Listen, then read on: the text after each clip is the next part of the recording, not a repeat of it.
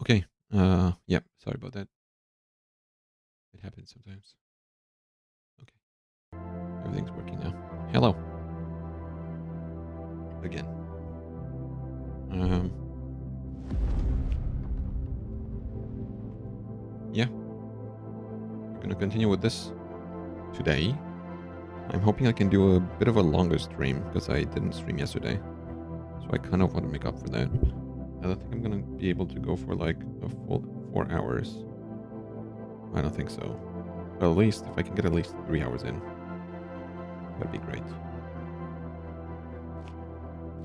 Okay.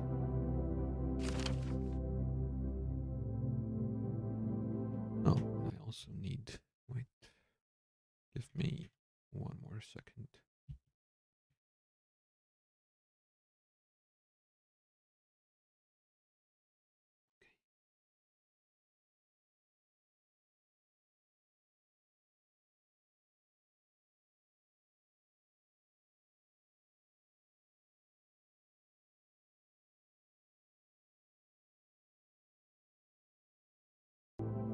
Okay.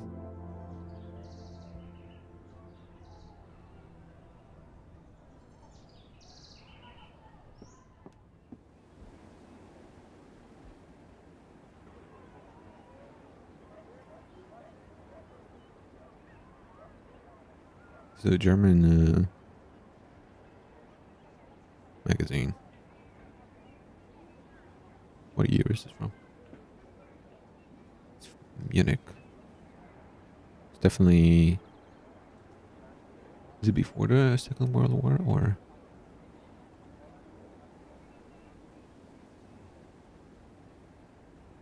I'm not sure. I was like a huge connoisseur. I could maybe tell by the price. I don't know.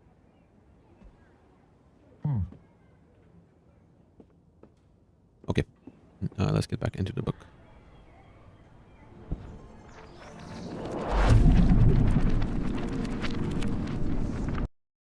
So we managed to get into the factory. Yeah.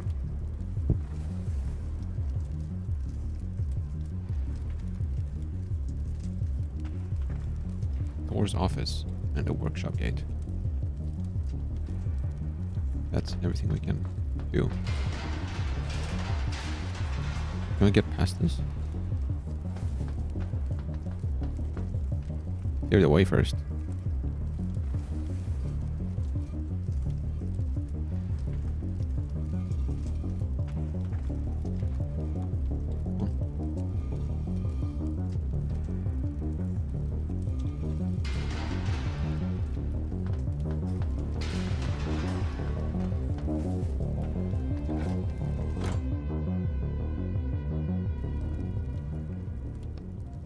Damn, the whole place is on fire. We should hurry up with our search before the fire spreads. I forgot what we're searching for. There's an old letter here. Oh, the hammer. That's right. Anything interesting? It hasn't been sent. It's from Thor Watson's son to President Odin Bor's son. Let's see. Part of the text is burnt and illegible.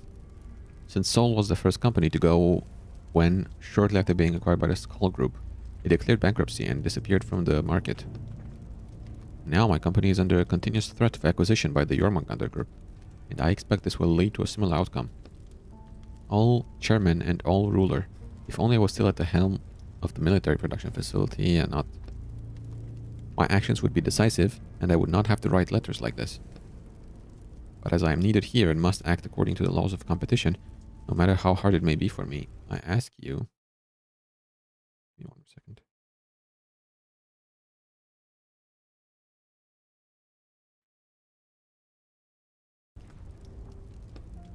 The rest is illegible. I wonder why he never sent this letter. Who knows?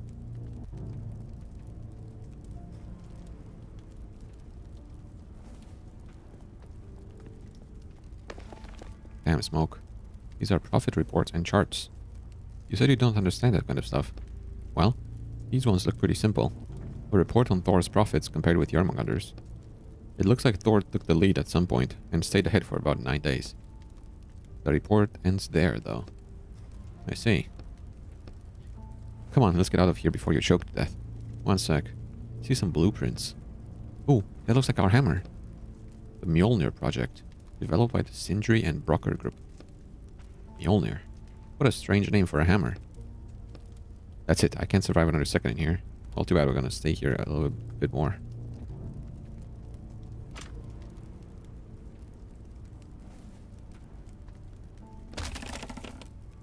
Blindly break open the lockers.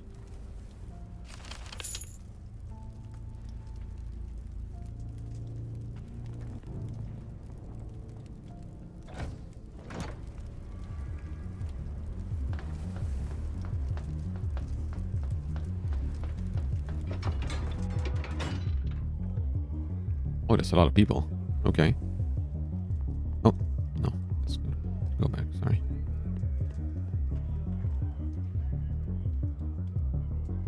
I can't seem to be able to interact with anyone right now, so let's just walk over there. Some men are unsuccessfully trying to break down the door, while the rest of them stand off to the side, exhausted. Our plan will not be complete until we can be sure we've destroyed the entire factory. Okay. There must be something important in there. Why else would they have hidden it like this? 10 or so pissed off men turn to face you.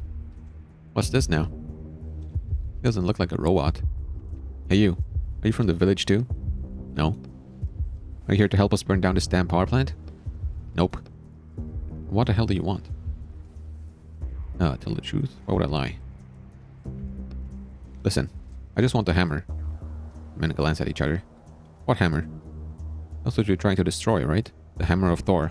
It's behind this door you're trying to break down. Ah, so it's the hammer making those sounds. That makes sense.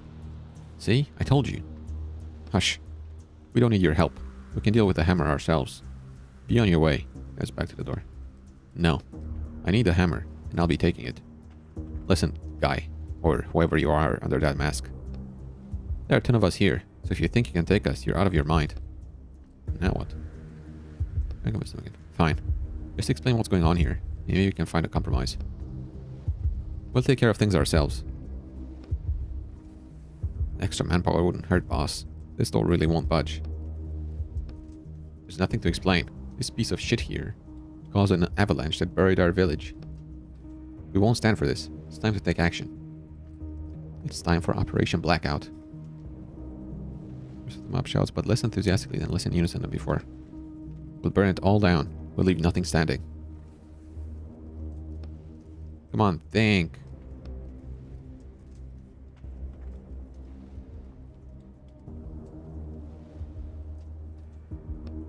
Let's make a deal.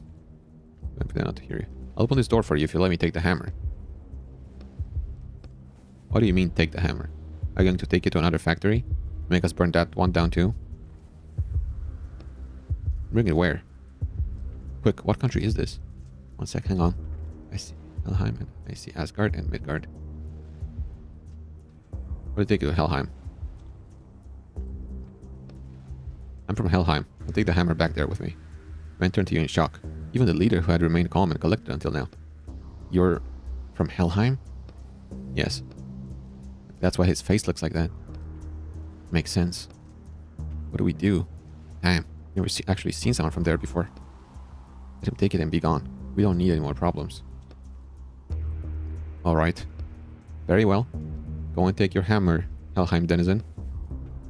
What has him so scared? Something special about that country, I guess.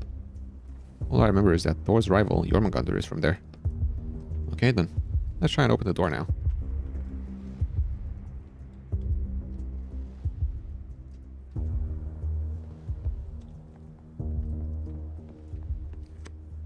As you examine the door, you can feel the writer's piercing stares on your back. There's a panel here. Looks like we need an alphabetic code. So we need to guess the word? Yeah, something like that. Any ideas? Thor. What word would he have used? Mjolnir? What kind of word is that? It's the hammer's name. We saw it in the papers in Thor's office, remember? Alright. The door opens. Great. Men behind you look at it in shock. I'll be damned. He wasn't lying. Just like I said, no trouble at all.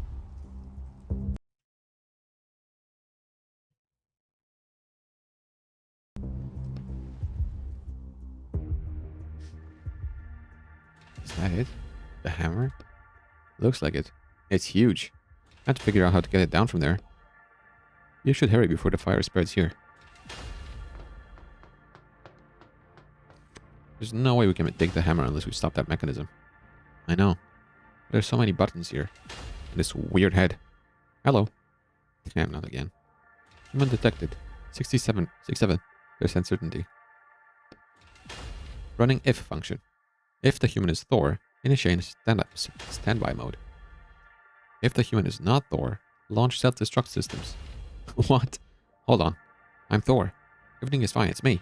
I just came to check on my hammer. What's it called again? What? No, Mjolnir. Mjolnir is the hammer. Right, Mjolnir. I just put in the name. Analyzing similarity. Similarity to Thor is 14%. That's not much. Additional testing required. Try to see 2 cables attached to the robot's head. First question. Bzz. Ouch, that hurt. My sensors have gone offline. Now, first question. Oh, that hurts. Ow. My god. The robot's head starts shuddering. The robot shuts down. I bet. Poor robot. I thought he just shut down, and that'd be it. Oh, that was easy. Okay. Looks like your hammer stopped moving. Okay, I'm going.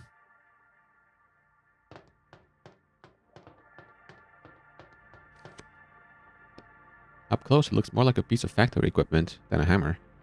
But I guess there's some resemblance, right? Listen. Right, why even bother? It's only a robot, just a character. Not this again. Nothing changed after all. We're ending this book on the same note we started on. First it was the alchemist, now the robot. I don't have an answer for you. I know.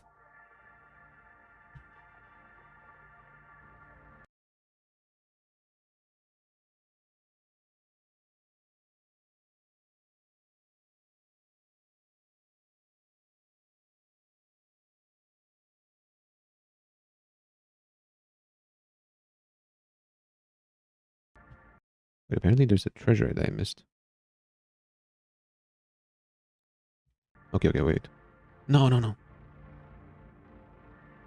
Okay, wait. I'm gonna Alt F4 after this. I'm gonna Alt F4 after this, and then I'll go in again. Because there's some treasure that I might not be able to get, but I'll try. I don't know if it's an achievement thing, but there is something.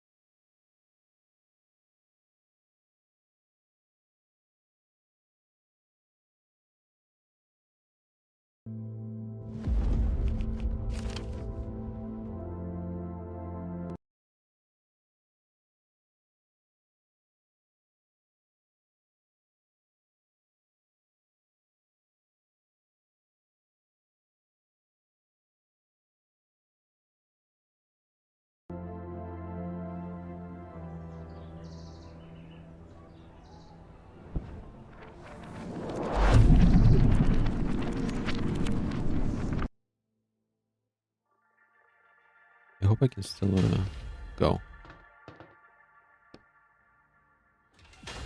Can I not? I cannot. Oh no. That sucks ass, bro. Is there a way?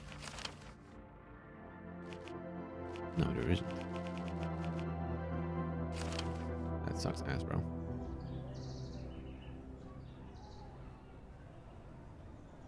Okay. It is what it is. I'll have to redo the chapter on my own anyway, so might as well.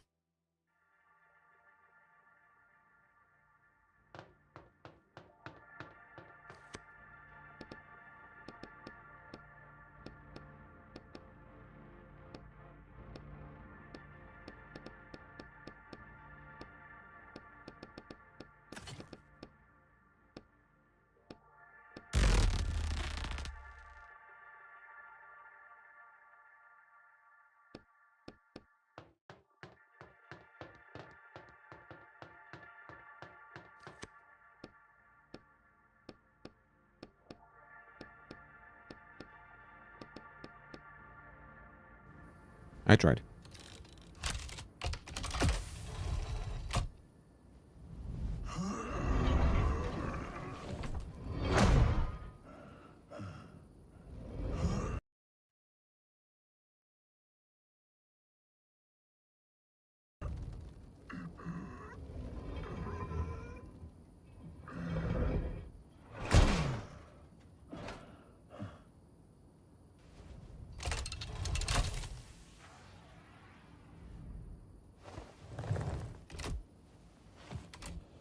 Now I have to carry this thing, right? It should be even heavier. Nope. I guess I can just carry it, no problem.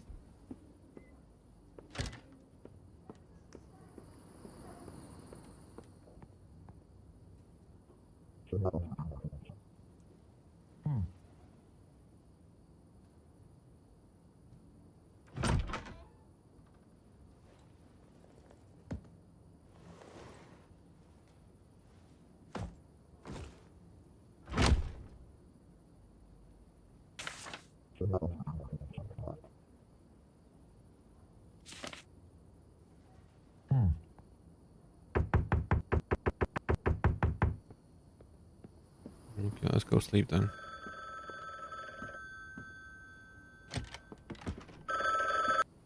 Hello? I got your case. Good work out there. You're slowly starting to be my favorite walker. Don't call me that. Don't you like your new line of work? That's too bad.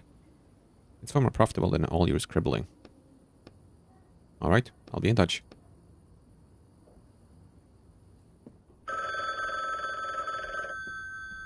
Hello? Etienne? Is that you? Who's this? Don't you recognize my voice?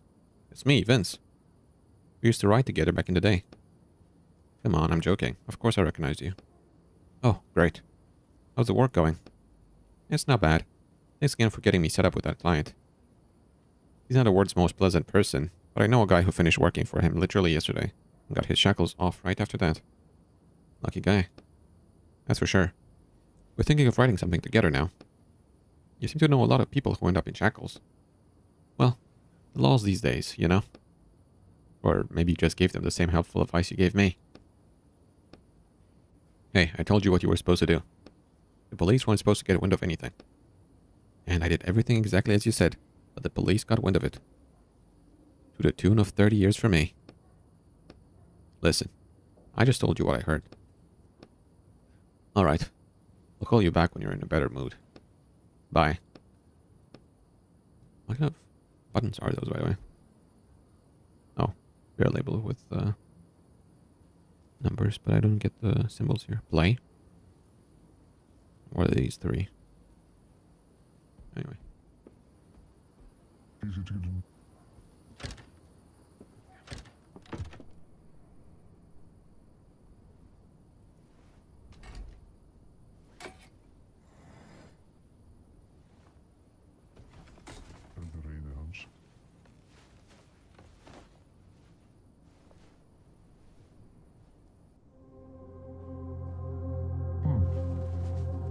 Okay, enough lying around. It's another week later.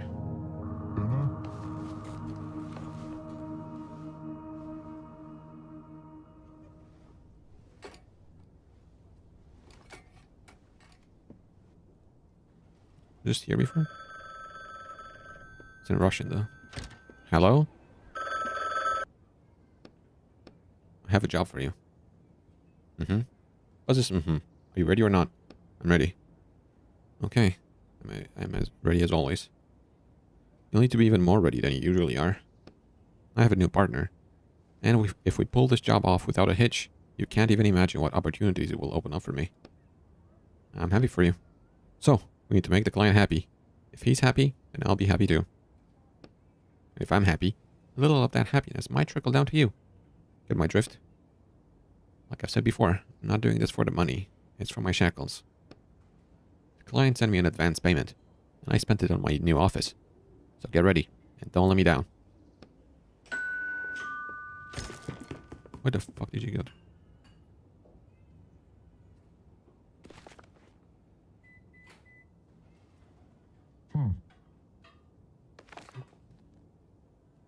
This letter confirms that you have repaid your water bill debt.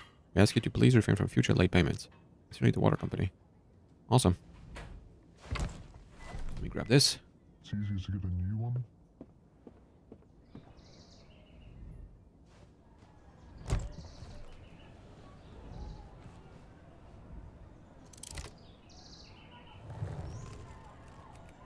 Cornelius Paradox. Okay. I'll go around. Oh, choose an upgrade. Increase damage or additional damage to all enemies. This would be nice because it hits all enemies, right? Oh, 1 damage to others. It's still good though. Still good. I like that. Okay. We don't have the newspaper anymore. Oh, it's here. Several readers reported the incident to the writer's police, who immediately began investigating the situation. All copies of Torben's and Kid's keys that spark of a hammer have now been taken off the shelves. Easy to get a Seems like we made it out at the right time. This wasn't open before. Interesting. It's the same bottle. I think it says Zinerit. Zinerit. Not sure what that is. The toothpaste. That's also Russian. Or some Slavic language. Cleaning heads. And clean something. Ideal. Either what? Oh, but it's also Russian underneath. Interesting. tool later. Water's back on. I can finally wash my clothes. In the bathtub? Easy to get a Not now.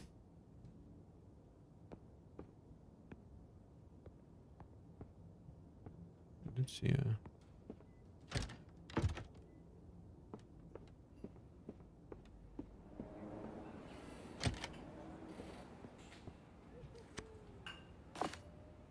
Don't mind if I do.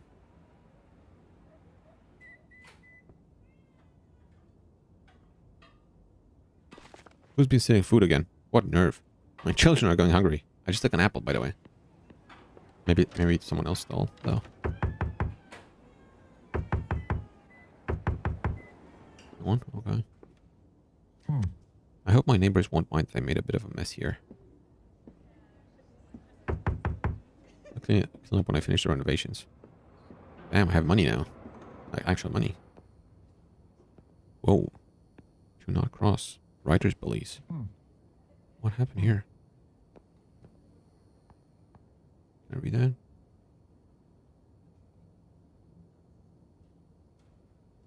Forced entry. Force open the door. Domestic violence, no.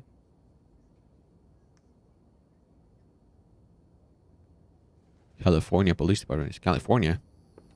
easy to get a Why is everything? I mean, not everything, but a lot of things are in Russian. Maybe just me. My name isn't Russian. Okay. Maybe now that I've been there, I can talk to someone. No.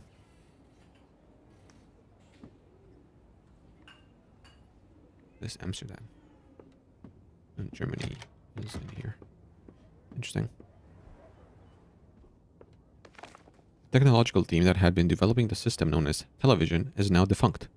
This motion picture system was developed by Steve Drurick, who died last month. High development costs and complexity of use forced the board of directors to abandon the project. Interesting. Okay. The contractor agrees to infiltrate the Cornelius paradox by Oleg Sergeyev and extract an item. Cornelius's magic wand.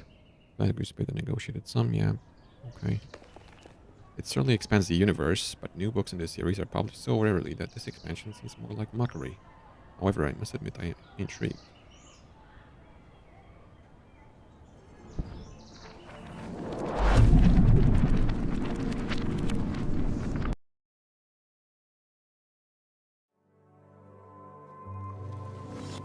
Oof. Damn. People. I don't think that lady over there noticed me. But this guy definitely saw me land. You there, Roderick? Like always.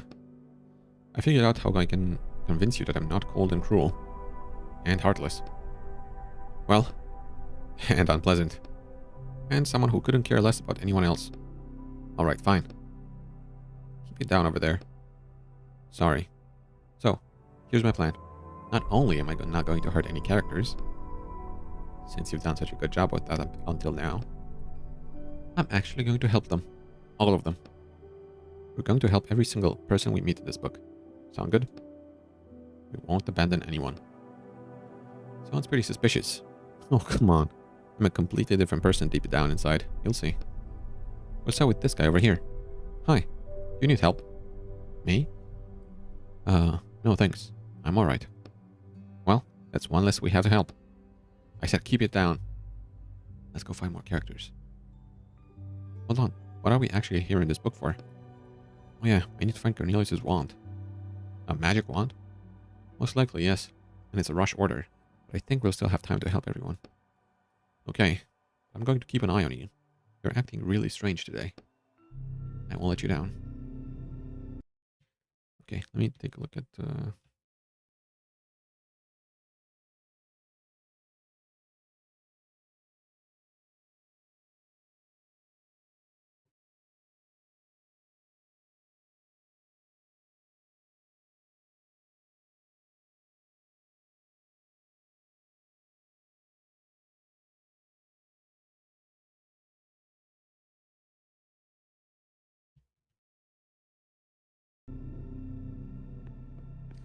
A man dressed in a classic modern suit sits expectantly on the bench.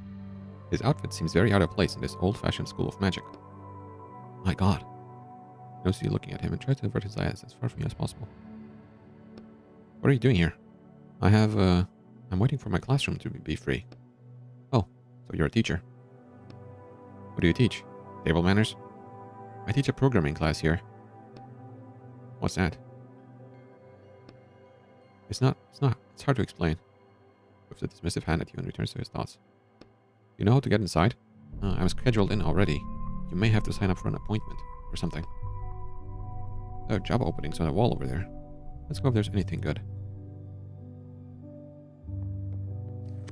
Who are you? What do you want? The receptionist doesn't look at you. Her attention is fixed on a small TV set on her desk. Is there anything I can help you with? You? Help me? She raises her eyebrows in surprise. But your words are still not enough to draw her attention away from the TV. That's right. I've decided to try and help everyone I meet today. Well, isn't that nice? Now, I asked you. Who are you and why are you here? I came here to help all the characters in this book. Then I'm going to steal Cornelius's wand. Right. I have urgent business with the headmaster. Did you make an appointment? Yes. Without taking her eyes off the TV, she pulls a long notebook out from under the desk. Your name? Look around for inspiration. Now you need to come up with something authentic sounding. My name is Amadeus Varporius III. Wow. With much resistance, the receptionist's eyes unglue themselves from the TV screen and scan the notebook. It only takes a second before her eyes snap back to the screen. You don't have an appointment. You can hear the irritation on her voice, but you don't know if it's because of you or because a theme in the football game on TV just missed the goal.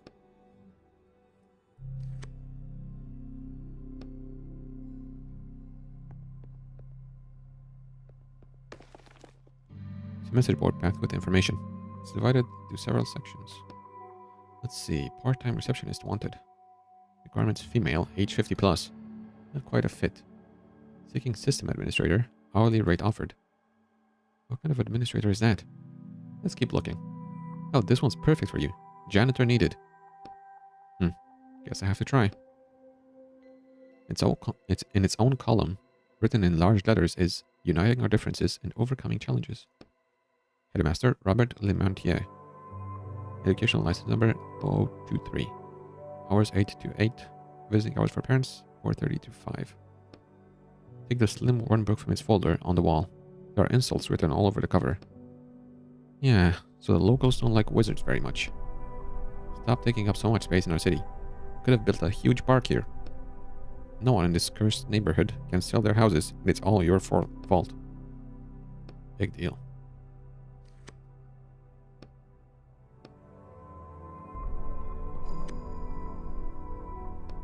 You're looking for a janitor, and I'm looking for work. Yes, yes, we've been looking.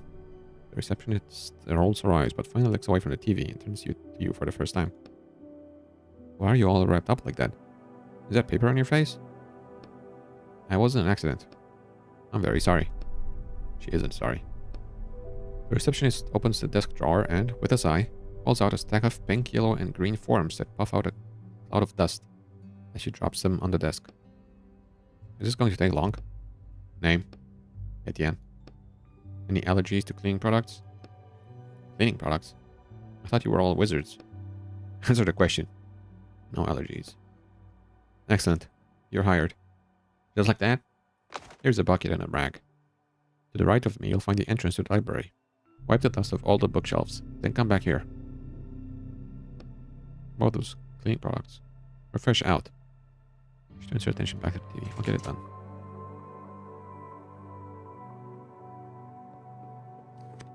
Three crests. These must be the school's guilds.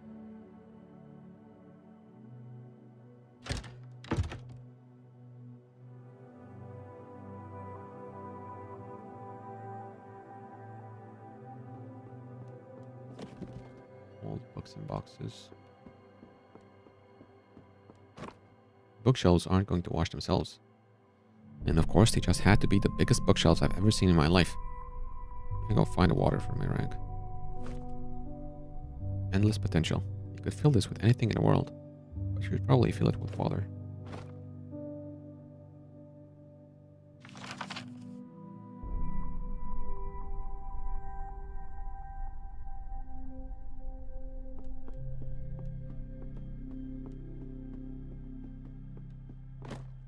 It looks like they forgot to put these books up for sale. Maybe there's something interesting here. You open the first book your hand falls on, clenching instinctively, waiting for the jump. Nothing happens. Dampness has made the text completely illegible. Aw. This is a shady part of the building. Too damp for a library. I hate to see books treated badly like this. You put the ruined book back on the shelf.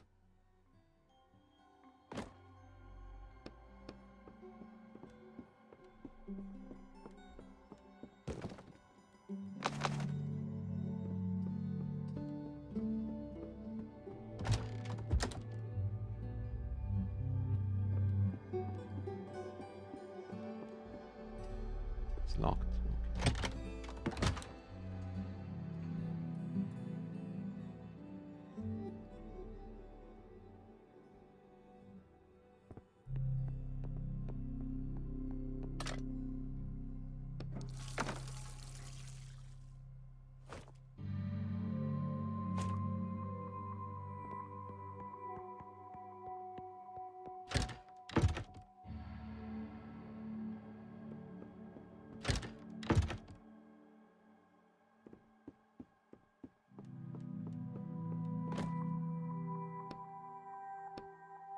Is this really the only way to get inside the school? They don't let just anyone passing by go into the main hall. That's where Cornelius's wand is. And the wand isn't the only thing in there. What else? All those characters you said you were going to help? Oh yes, right. I'd advise you to keep pretending to be a janitor, even once we get inside. You sigh and wipe a layer of dust off the first shelf. This isn't exactly how I imagined an adventure in the School of Magic. On the second shelf you notice an old piece of paper that must have fallen out of a book. Looks like someone's notes, probably a student's. There's a barrier that exists around our solar system, a wall covered in symbols. Each symbol allows us to use one spell. It is believed that the wall protects us from external threats due to the fact that it is constantly being assaulted from the outside, causing the gradual destruction of the symbols on it. What will happen to us when all the symbols are destroyed? Well, what will happen once they are destroyed? You crumple up the paper and toss it aside. Don't worry, you won't be around to see it. Turn your attention back to the rag, bucket, and dust on the shelves. 10 minutes later. Well, I think this bookshelf is clean now. I should get the other bookshelves done then. Clean, empty bookshelf. This is the biggest bookshelf in the room, and it's covered in a thick layer of dust. Find yourself unconsciously squeezing the rag in your hand. It's boring work, and your eyes start wandering over the shelves, coming to rest on an old-looking folder. You brush the dust off the folder, which is decorated with a man's head crest and an inscription, the Baratos Guild. There's nothing but dull documents in the folder, and nothing catches your eye at first. But then you find a handwritten letter at the very back. Dear Maricus, I'm asking you to please accept another guild into your ranks. I know you will protest, but I am unwilling to discuss that. I assume you've read the report already. However, there is a religious aspect to it that I left out, because I wanted to tell you about it off the record. They use wizards solely for military purposes. According to their beliefs, wizards must use their powers to destroy the armies of the enemy, which, of course, in this day and age is quite difficult. But all I'm asking you to do is to pay attention to each of these students, because once they finish their studies, they will be going straight to the battlefield. The Baratos Guild. Okay.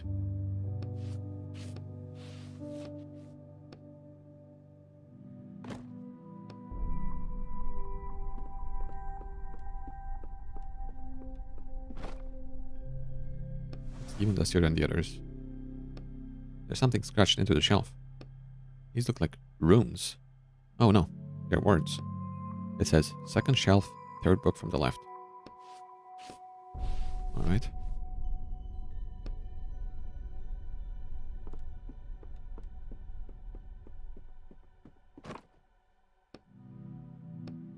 Pull out the book, you hear a click.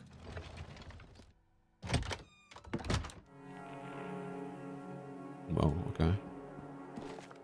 You were given 5 years to prove the theory that the appearance of magic in our world was due to divine intervention. The theory was eventually discarded.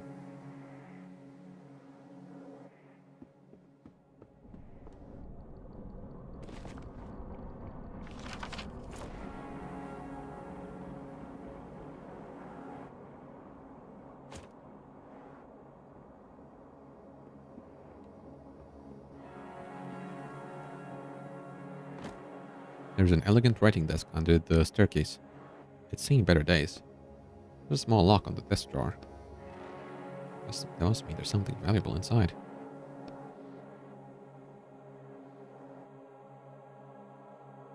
At least some kind of tool for this. Okay.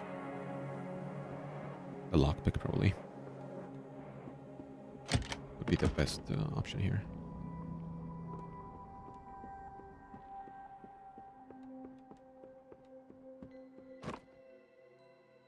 Okay, tools and ranks I need. Okay.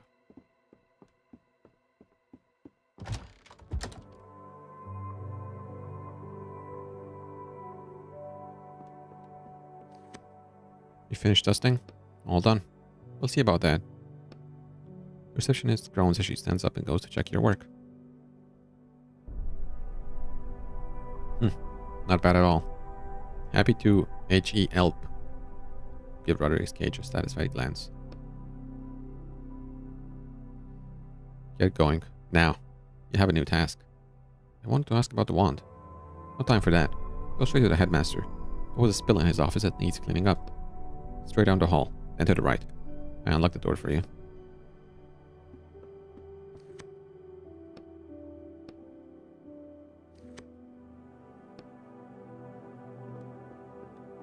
That's the Baratos Guild.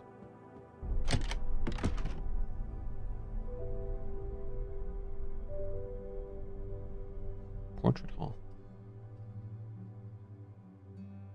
I know that portrait, but I'm not sure who it is.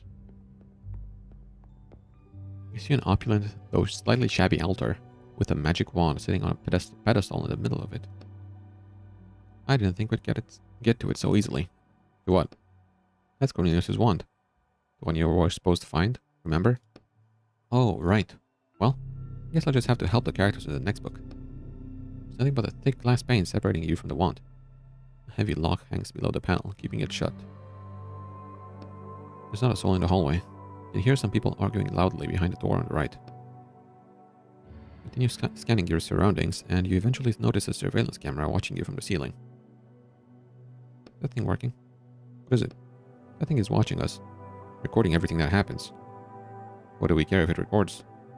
I think you should break the glass, grab the wand, and get out of the book already. What's the holdup? The wand looks old, and the paint on it has started to peel in places, giving off a slight glow and a low hum. I've never seen a lock like this before. The hole looks more like a spiral. I don't think a lockpick will work on it. Just break the glass. I don't want to make a lot of noise. What's gotten into you today? You're being so cautious. I told you, I'm not really a bad person. Hey, are you our new janitor? See a middle-aged man in the doorway. Yes, I'm the janitor. I'm the one who called for you. Come into my office.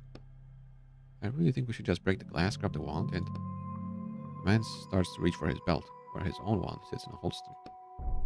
Come on, smash the case. Can you not hear me? Sorry, I was lost in thought. Your wand is just so gorgeous. The man slowly lowers his wand and silently waits for you to walk over to him. Well, I tried. Come in, come in. An old man who is also in the office nods briefly at you. You found us through the job posting? Yes, I always dreamed of seeing a school of magic. Really? It's not very often you hear something like that from a non-wizard. But you don't really look like an ordinary person either. No offense. Anyways, we have a few stains to clean up here. Our former headmaster spilled a potion. He slightly accentuates the word former. I only spilled it because you distracted me. Don't pretend it was my fault. It doesn't matter. In any case, clean it up, please. What kind of potion? Maricus, what kind of potion was it? Magic retention potion. I don't want to lose everything my ancestors passed down to me. I see. It's just herbal Beloza tea. Okay. We started wiping out the first stain with the rag. The potion doesn't really budge. I heard you plan to sell everything from the geomancy department too. Geomancy symbols were shattered last year. Why would we bother keeping all that? Why indeed? That's our history. Let history stay in the past. The stain is finally gone. You can start on the next one. The second stain is bigger than the first. Someone has already stepped in it, spreading the potion over the floor. First cleaning bookshelves, now cleaning the floor. What's next, the toilets? Just keep going and get it done. Once you finish, we'll go back for the wand in the hallway. That wand you have out in the hall is so interesting. The old man starts breathing angrily and sends a vicious stare your way. Indeed. Enjoy it while it's here. What do you mean while it's here? The headmaster tenses up. It seems like he's about to make a very painful decision. Oh yes, by the way, I wanted to warn you, Maricus. We found a buyer for the wand. Is he talking about your client? I don't think so. The old man dropped his teacup on the floor, and it shatters, splashing more potion onto the floor under the desk. You must be joking. You put the symbol of our school up for sale? I actually put everything in the school up for sale. No one wants to buy most of the old junk, but a few people from the capital expressed interest in the wand. How could you? Hold on, you should probably sit down. The wand. Cornelius's wand. Are you listening to me? We'll get enough money for it that we can go another 6 months without government support. Bang. You're going to regret this. I'll call a meeting of the school council to challenge it. The old man hurries off. He's going to go take the wand. We need to stop him. Don't worry. He's gone crazy like that about 10 times this week already. Besides, only I have the key to that case. He paused for a second, clearly regretting telling you that. While you were busy with the conversation, you seemed to have finished wiping up the stains. Looks like I'm done here. Can I go? Yes. Thank you. Turns to the door. You can hear voices coming from the other side, getting louder and louder. And what's going on out there? Let me go see. All sorts of junk with tea spilled on it.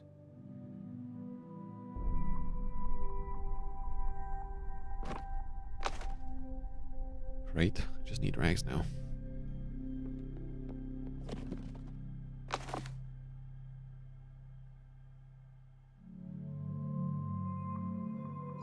Anything else?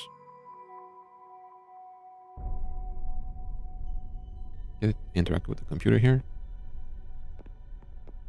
Okay.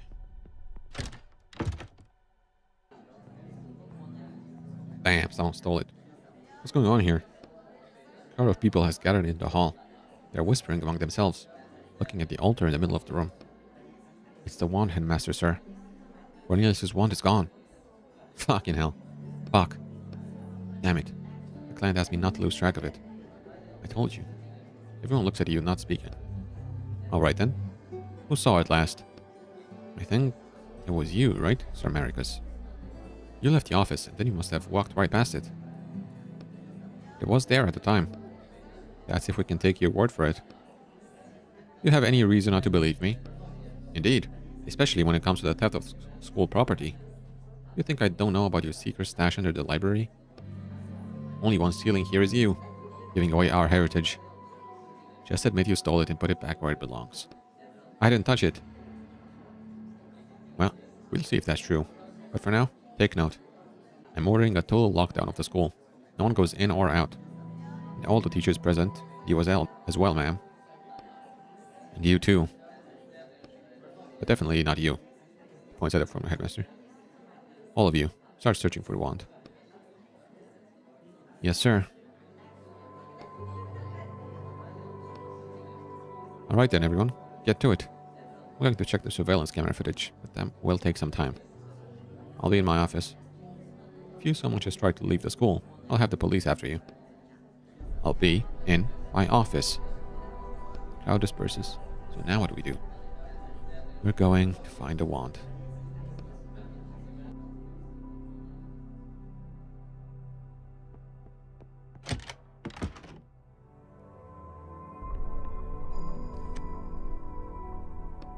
On the screen you see a processing video window. A small progress bar below it that says 0.02%. There we go. Look at the screen. See that the number has changed to 0.021%.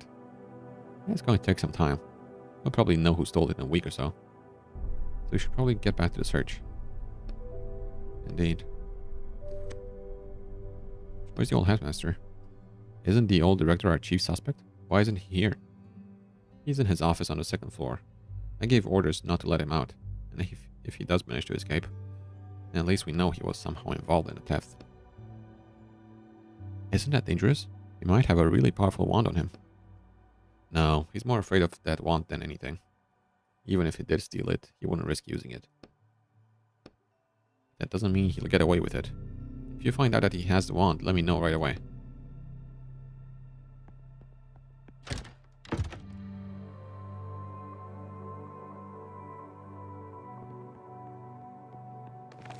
You see a portrait of a man with bandaged hands. Or rather, what's left of his mangled Wait, what? That's not what I'm seeing. How awful. That's one of the old headmasters. Back in his day, wizards didn't wield wands. They held the spells in their hands to cast them, like real men. Which, of course, didn't protect them from the consequences of a spell gone wrong. I can talk to them? That sucks.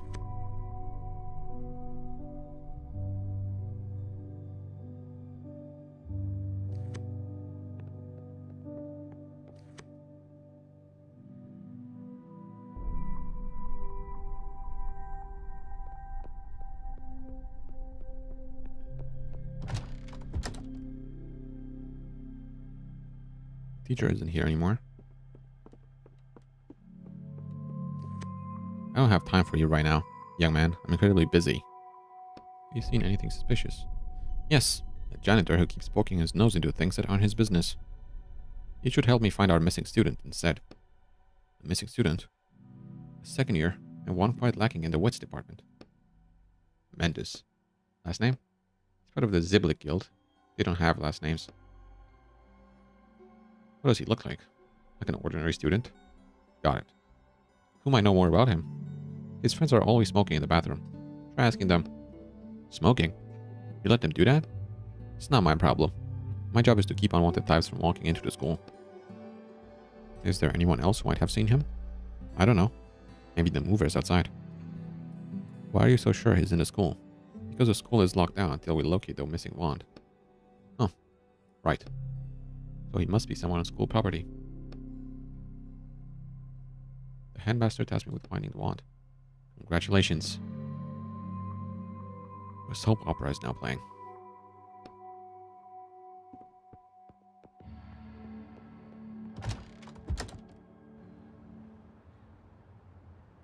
thought I couldn't go outside. Not even a child would fit in these boxes. Okay. The boxes are taped shut and have clearly been here for a while. Look at the movers. They won't see you here. Try to adhere to the plastic ties with your hands. But you're unsuccessful and they just slice your fingers.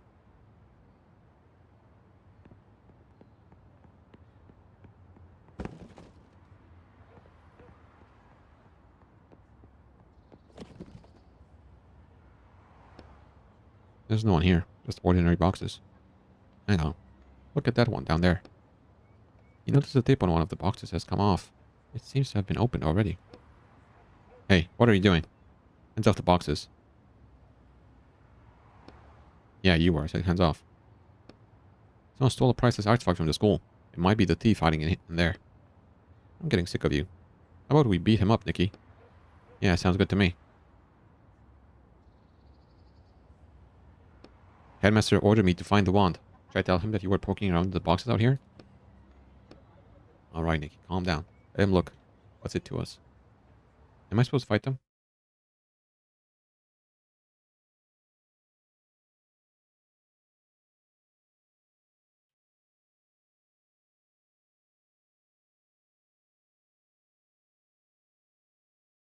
I think I am supposed to fight them.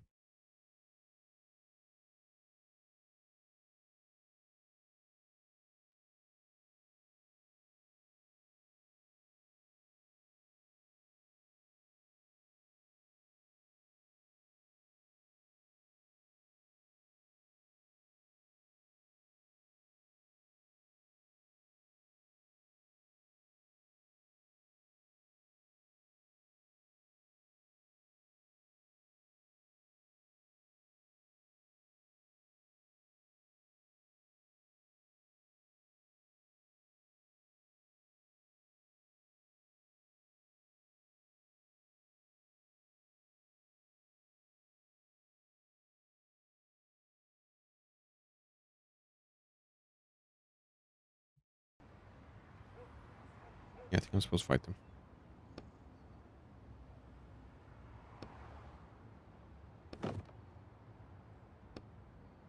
Shh, don't give me away.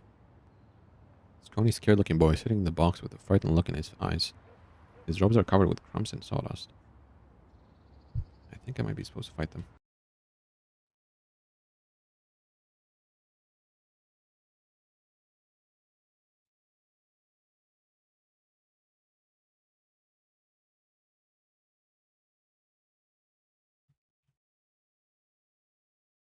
Let me see if I can check the achievement list.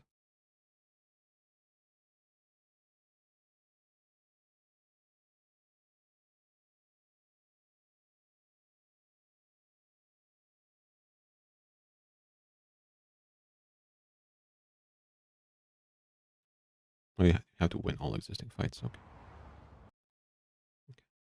Just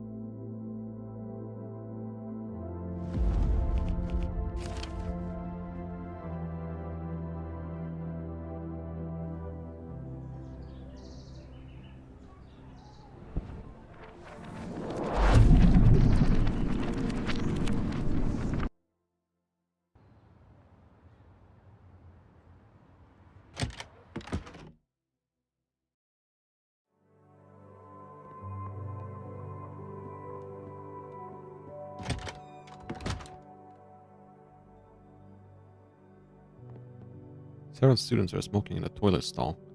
They lean against the wall to eavesdrop on their conversation.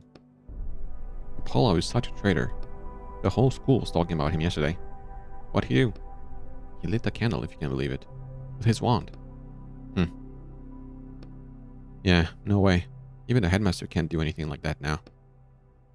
The new one? Definitely not. Or he tied a match to his wand, more likely. Just like Mendes did, remember? Where'd he go, anyway? Mendes? He was in the infirmary, last I heard. Yeah, sure, all cozy under a blanket. I bet he got the hell out of here like he planned. Haven't seen him since morning. I thought he was all talk, but I guess not. The hiss of cigarette butts being put out marks the end of the conversation. The voices fall silent and the door opens. You press yourself against the wall and they don't notice you. Someone named Mendes who ran away from school. You think he took our wand? We'll need to check. Hopefully he hasn't gone far yet. Okay, so according to what I read, I'm supposed to do another fight first.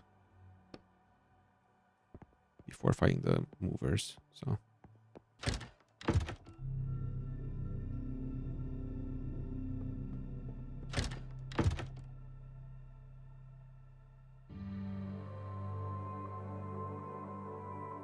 I'm just gonna go back here just in case something happened.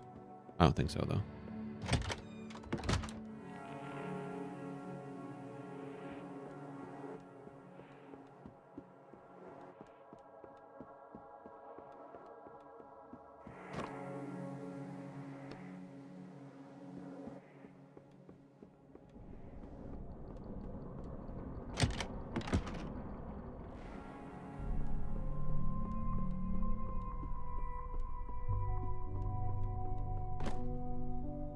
Oh.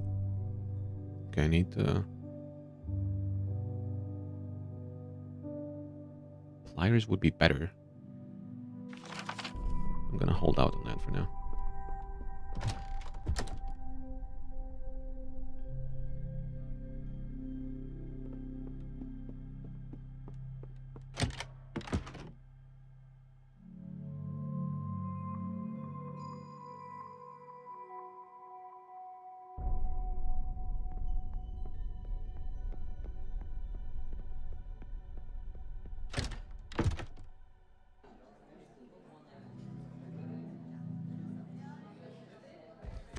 Stop right there. I'm just a janitor. I'm just a janitor. Who are you? I'm just a janitor. I'm just a janitor. I guess the school really is out of money. Can't even hire normal people. See that teacher over there with the glasses? Go tell him they moved his class to the room downstairs. You need to be a genius to realize that the students are plotting something. They're giggling and glancing around, and one of them is holding a padlock. Oh, come on. Help us play a trick on him. It's just a fun little tradition. What do I do? He's asking for help, and we promise to help everyone. I don't think this counts. You're clearly up to no good. Why are you thinking so hard? Just a harmless prank. We're going to lock him in the basement for like 10 minutes, then let him out. I mean, just look at him. Coming in here all full of himself. He's planning to teach wizards, but he's not even a wizard. You don't think the man in the cheap suit looks particularly arrogant? Maybe it's more obvious to the students. I'll think about it. Okay. Excuse me. Could you help me, sir? Manderson Classic. Yeah, I already know this. I met him earlier out by the reception desk. Who are you? I teach a programming class here. Programming class at a school of magic? The city administration wants to start converting the school of magic, since the symbols are going out. Right. My class is supposed to start any minute now, but I can't find my classroom. Everyone I ask keeps pointing me in a different direction. Take the stairs down, and then it's a small door on the right. Oh my, are you sure? I was promised a big, bright room. You're just in the basement temporarily. They're doing some repairs in your classroom. I see. Thanks for your help then. I have to run. Your eyes are fixed on the new teacher's back as he leaves. The students follow him like a pack of jackals. You said you were going to help everyone. I chose to help the students. Mikhail. See a tall, smiling boy in front of you. What a day. What the fuck? Why do you look like that, bro? The boy seems entertained by everything that's happening. He extends a hand to you. It's a long-ass neck, bro. My name's Mikhail. Etienne. Nice to meet you. You're a new janitor, right? More like janitor/detective. The headmaster tasked me with finding the lost wand. You and the whole rest of the school, yeah. But I wouldn't expect the teachers to be in any sort of hurry to find it. Isn't the wand dangerous? It's hard to say. We have no idea what spell was being held inside it. There was a spell inside it too? I can explain it to you if you want. When we want to summon a spell, he pulls out his wooden wand. We speak the name of a sign, which draws out the spell into our wand. Beritos. His wand starts glowing very faintly. Now I can use this spell at any time by just flicking my wand. He swipes his wand gently, almost like a paintbrush, and the slightest wisp of steam rises from the tip. Whoa. The problem is, no one knows what spell was being held inside Cornelius' wand. He puts his wand back in his belt. And since Cornelius has studied the most powerful spells and experimented with combining them, it could be something incredibly dangerous. Thanks for explaining it to me. But hey, maybe he just had a spell to chill his drinks in there. You know who might have stolen the wand? I don't. But to be honest, there's been a lot of weird stuff happening in the school lately. One of the old teachers is acting strange.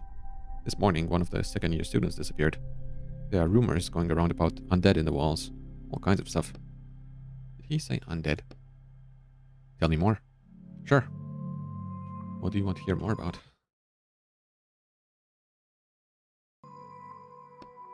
About the old teacher. Hold on. I never said I suspected anyone of stealing the wand. Although... Mikhail rubs his chin. I don't know if it's Mikhail or Mikhail. Rubs his chin thoughtfully. You're probably right. When there are no good leads, you have to look into everyone. Did you ask me about? The teacher? I haven't seen that teacher in a long time myself. But they say he stopped showing up for lectures and spends his time hiding in abandoned classrooms. Sounds suspicious. He has a daughter, by the way, who usually works down in the laboratory. She might be able to tell you more. Thanks. I'll check it out. I'm afraid I don't know anything else about him. What's going on with the missing student? That's nothing, really. Just some bad student no one can find. I think he probably ran away. It happens every semester. School of Magic isn't really all that prestigious nowadays. You could be studying to be lawyers or going to military school instead. I don't know him, but I saw the receptionist putting up some flyers about the search. You should ask her. I think it's just a school legend. Mikhail pauses, gathering his thoughts, then continues. But now that I think about it, people have been talking about them a lot lately. You should ask the students in the dorms. They might know more. Okay, did you find out anything else?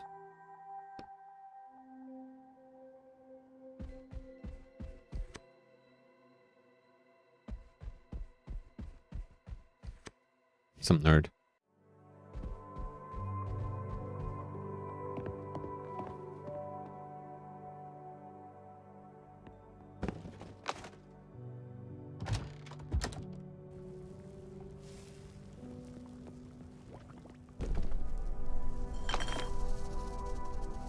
I can make the lockpick now.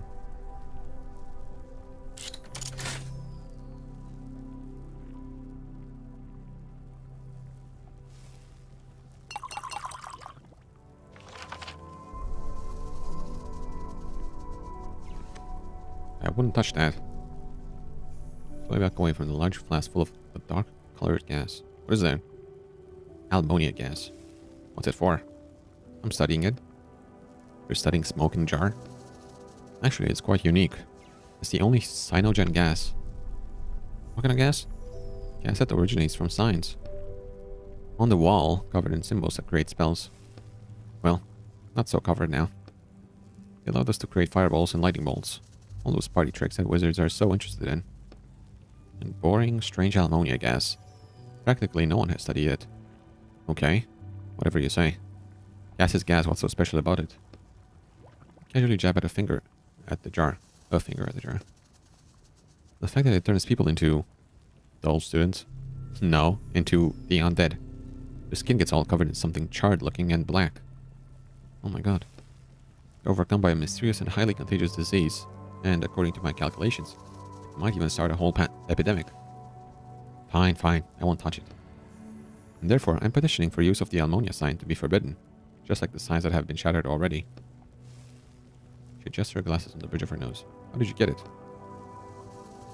Maybe you shouldn't, haven't you heard enough reasons not to touch the jar? Yeah.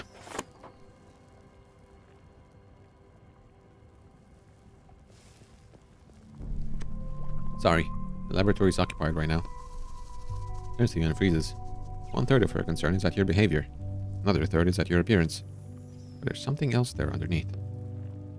I've been tasked with finding Cornelius's wand, and I wanted to look around in here. Am I the only one who comes down here? Well, laboratory isn't all that popular. Why is that? Oh, you're not a wizard. It's all because of the gradual dilution of magical blood. Herbs and potions have no effect on wizards nowadays. So there's not really much point in making anything in here. Even the losers kids who want to get loopy off mint don't come here anymore. Are you alright? Sorry if I scared you. No, it's fine. She turns around and pretends to be busy with work, but her hands are shaking slightly. Do you know anything about the missing wand? About what? Cornelius's wand. It was stolen today. Oh, no, I don't know anything. Her hands start shaking even harder. Stop pushing her. Fine. Listen, I can see something's worrying you. Maybe I can help. I won't tell anyone. You can trust me. The girl turns around and looks at you. Her eyes are full of doubt. Oh, the teacher here is my father. He's been acting really strange recently. I'm worried that he got caught up in something bad. I'd be grateful if you could find out what's happening with him. Got it. I'll go look for the strange teacher. What do you know about maid wizards? They're the dumbest people imaginable. Why are you asking? You should live with what you're given. Why mess with magic if it's not meant for you? I don't understand those people. Not yet. There's a lot of stuff happening in this book. Two students giggle as they place the lock on the door. That's better. Sit in there and think about who you are and what you're planning to teach. Oh, it's you. Thanks for your help, Paperhead. Are you happy now? I promise to help everyone. I won't back down now.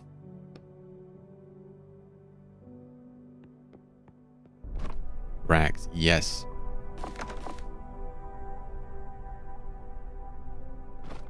Someone is calling for help from behind the door. I recognize the voice of the new lecturer. Why can't I use my locker here? I should really do something. Hey, are you alive in there? It's you? Help me. There's someone else in here with me. And they're growling. Oh, it's the... Okay. I can make the pliers now.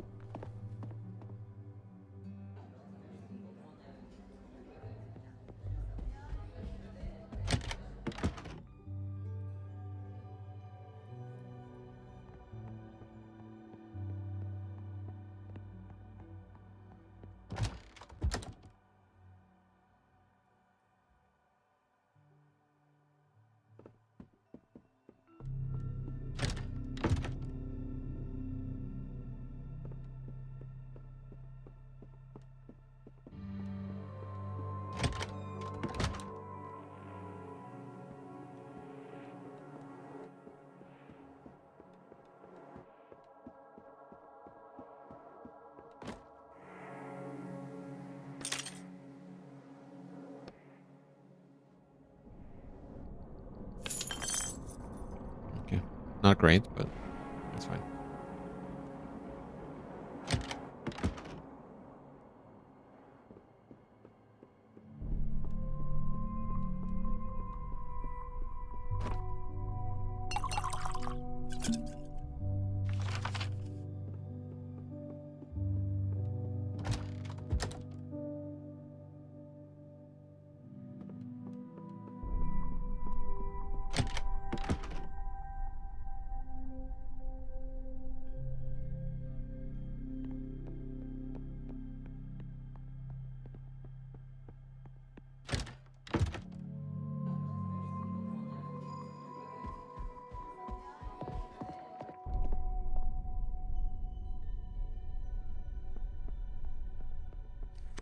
No, teacher is late for his lecture.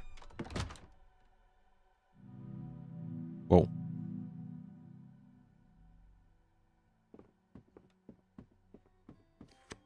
Late to the very first lecture.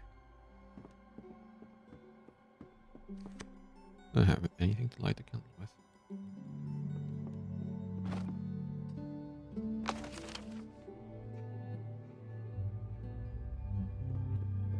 So where's the new teacher?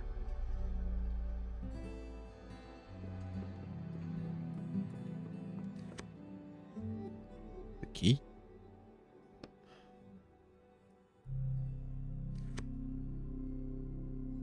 Just use ink.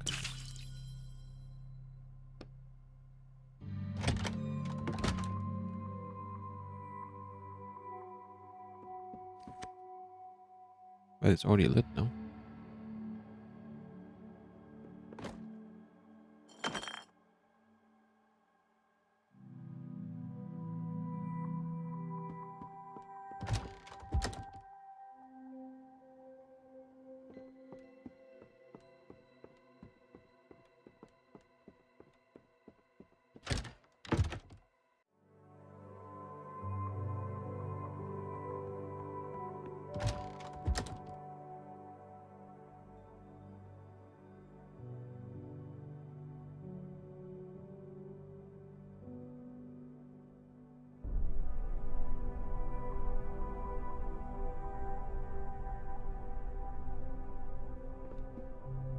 Excuse me. Teacher appears at your ID badge. No one called for the janitor. Students start to look at you and start giggling. You sit down on the nearest empty desk. The lecturer stares at you in the eye, trying to figure out what you're up to. Spend a few minutes under the teacher's stern eye, but eventually she looks away. Fine, let's continue. Now, time to check your homework, Mirush. Yes. List the great wizards of the Bronze Era. Dorimori, Rebus Nemus, and Chetus Medus. Barely holds back his laughter. Excellent. Fortunately, the popularity of those names passed along with the Bronze Era itself. And what is meant by the Bronze Era? The period after the first sign came to fruition. The first through seventh generation of wizards. The period when wizards had immense power, but only knew a handful of spells that they deciphered from the wall. Very good. Sit down. The most significant events of those years? Royana? The creation of the Great Canal? The 40-kilometer wide river canal that separates the left and right sides of New Riverland. Dorimori created it with splitting magic, which sign is now shattered. At these words, everyone in the classroom, including the teacher, nods their head briefly and respectfully. Sit down. Next we have the Silver Era, or the Knights of Bright Lights. Leonard. That's when wizards attempted to seize power. First was the Third. Then there was a second attempt by Volox the Fourth, who was successful and stayed in power for 3 years. The light-haired boy recites these words quickly, almost automatically. And you can also tell us about the Golden Era, please. That was the period when relations between wizards and ordinary people started to be regulated, when magic clinics, Baratus' combat magic institutes, and other magic institutions, including our school, were built. Good. I'm glad I didn't need to pull the answers out of you word by word this time. That's all for today. Are we going to sit here all day? Okay, I'll move on. Oh, awesome. Everyone left. There's a lot of crafting tables in here.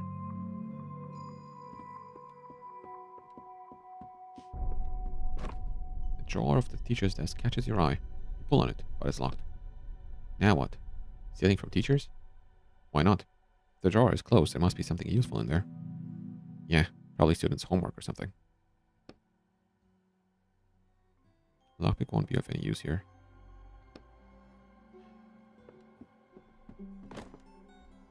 I need 2 more combat parts.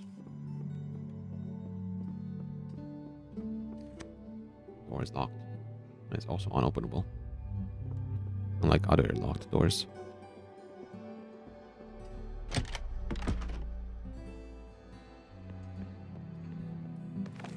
Class schedules. The Imperials have less than the others. Secretive teacher. A hunched man in a teacher's uniform stands motionless by the door. 1 extinguished, 2 extinguished, 3 extinguished, 4 extinguished, 5. 1 extinguished, 2 extinguished, 3 extinguished. Just be careful. As soon as you touch the man's shoulder, he pushes you away and quickly hides behind the door. How rude. You hear the locks closing on the other side. First one click, then a second, a third, a fourth, and a fifth. Each click, the emblems depicting candles on your side of the door turn. On the spot where the teacher was standing, you found a small gold-plated lighter. It's beautiful. You should take it. Might come in handy. The lighter's weight is pleasant in your hand. You flick the wheel and the spark it gives off glows into a green flame. The door looks more like a work of art, with interwoven metal strips on it. In the middle of the door, you see 5 emblems depicting candles. They're upside down now. It's locked. Well, you might be in trouble. You did say you wanted to help everyone here. Could he possibly have the wand? I haven't found that in the text yet, so we should check.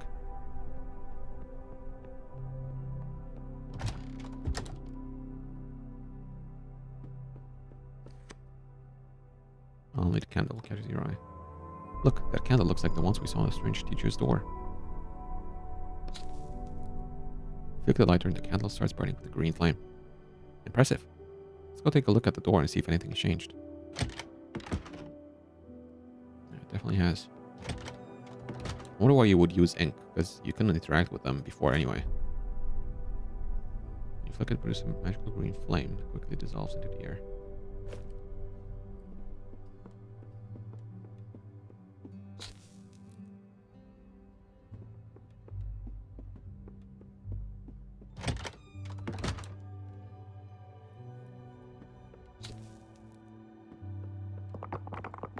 Wait, what?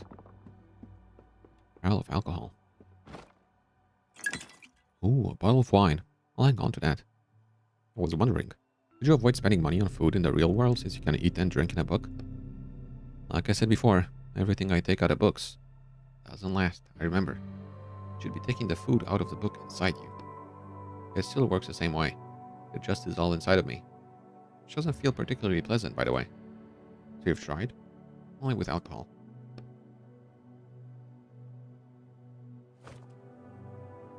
Smells like alcohol and fermentation.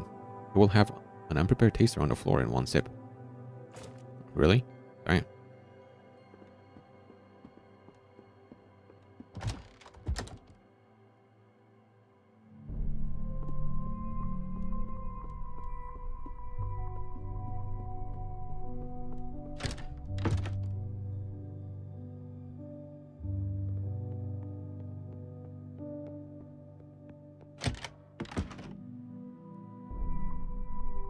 Headmaster's quarters. Okay, there he is.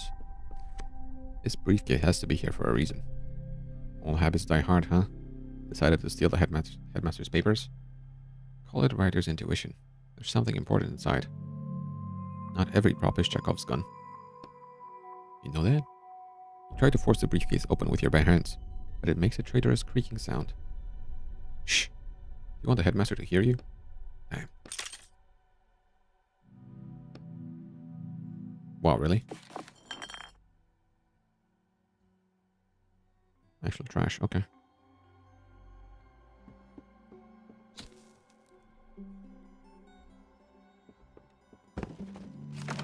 Nice, I can build a crowbar now. The old headmaster is digging through papers on his desk and he doesn't pay any attention to you. Did you steal the wand? Nonsense. Why would I do such a thing? You didn't want the wand to be sold. So you decided that was the best way to protect it. Look out there. You see a densely populated city, full of tall buildings that almost block out the sky. High up in the sky above you can just barely make out lines that look like symbols. So those are the signs? Yes, and they're written there for us. Not for them. Huge letters in the sky that shine for us. But now, they're trying to bring us down to the level of ordinary humans, to their level. It doesn't matter if it's the wand, or the books, or even our damn quill pens.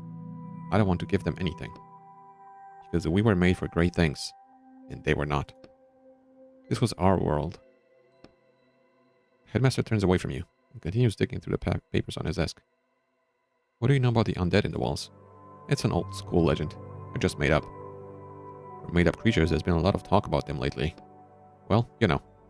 On certain times, rumors start flying. Pay them no mind.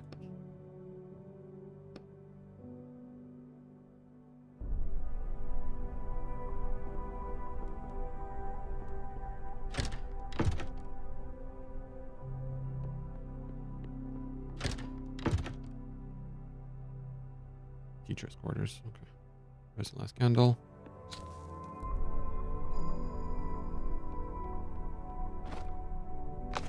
Chalk. Used by cheerful children and gloomy builders alike to bring fantasy to life. Hello. The wizard glances up at you quickly.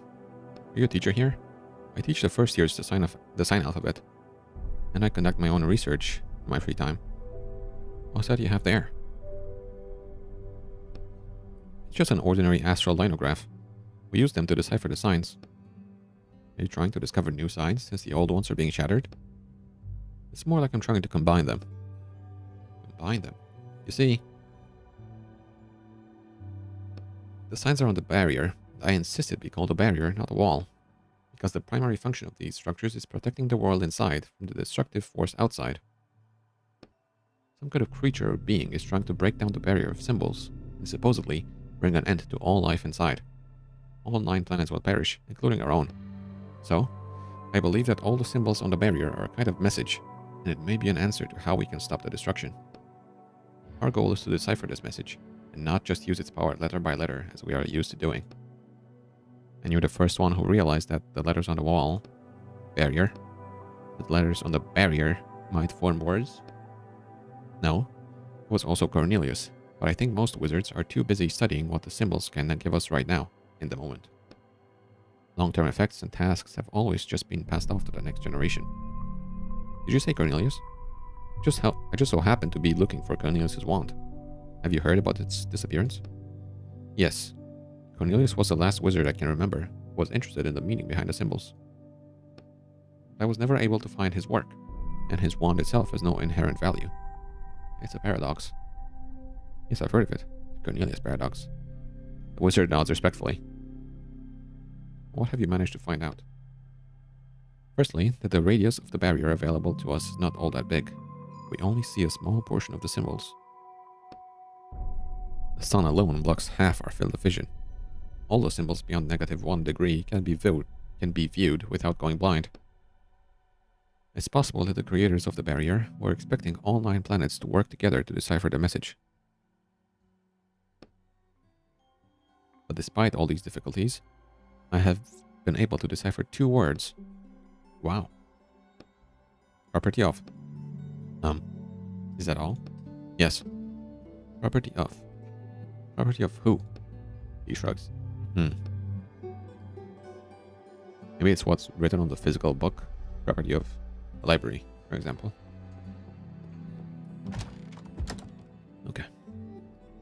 I am gonna get the crowbar here.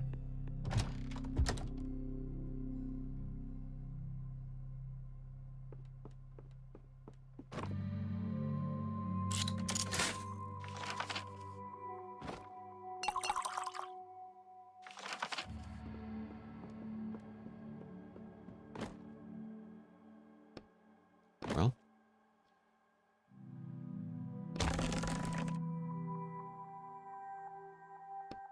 Wow, you really smashed it up. Just imagine what kind of treasure we'll find inside. Awesome.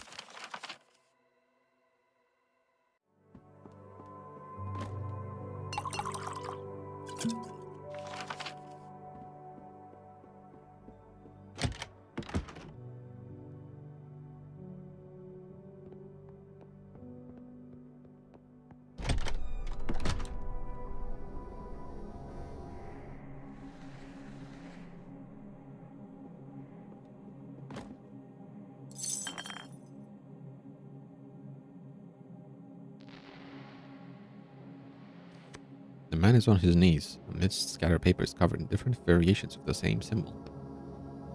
That's the healing magic symbol. I knew right away that you were from the Inquisition. Do with me what you will. I no longer care. I tried everything. He sits down heavily on the floor and starts slowly balling up sheets of paper with scribbled writing all over them. I tried shifting the coordinates of the symbol by the lowest possible degree. That's 3 years in wizard jail. I tried using regeneration magic on the symbol. That was stupid. I admit, I have no idea what I hoped would happen. That's 1 year of community service. Damn it. I even tried to buy a wand with a healing spell inside it. But you can't find them anymore. That's 2 years of hard labor. The man raises his eyes to you. You see that his face is literally covered in strange, painful-looking cracks.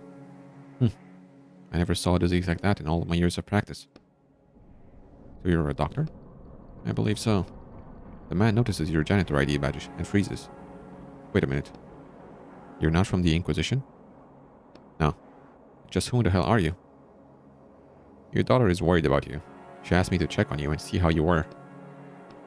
And judging by all this, you're not great. Yes, you're right. Out of all the damn symbols out there, the one that was keeping me alive was shattered. Did you steal Cornelius's wand? The wizard looks at you in surprise. What? Cornelius's wand? Why would I steal that? I don't know. Maybe it would help you? What if there's a healing magic bag being held inside of it? Even if there was, one spell would only last me a week. Then the sickness would come back. I finally found this chapter in the text. He has nothing to do with the wand. He's a maid wizard who dies at the end of the book. The timing. You need help? There's no use. He clenches his teeth. Convulsions pass through his body. What should I tell your daughter? It's best if she doesn't see me like this. Tell her I left the school, and nothing else.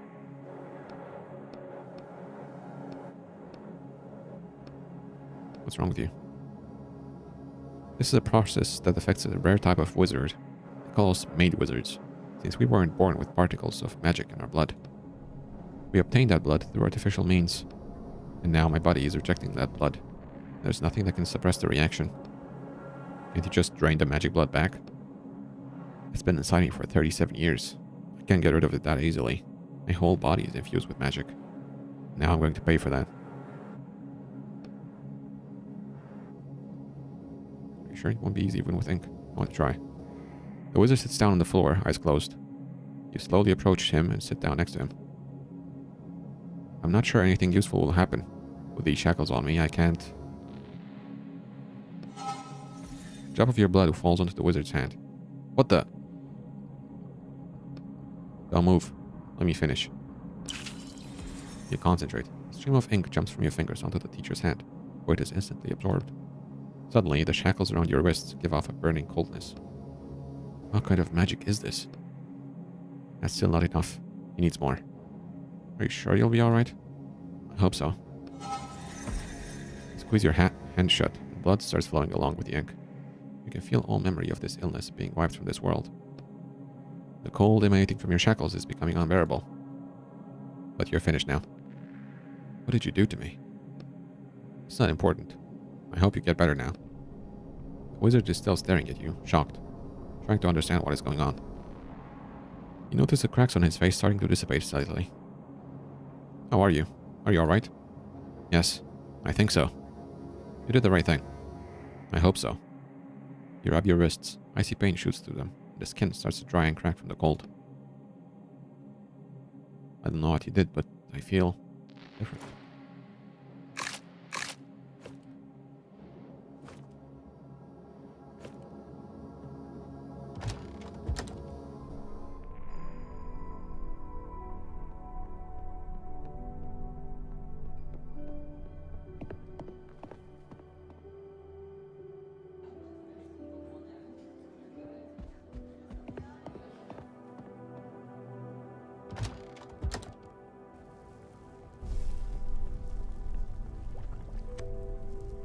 I found him, and he's going to be fine.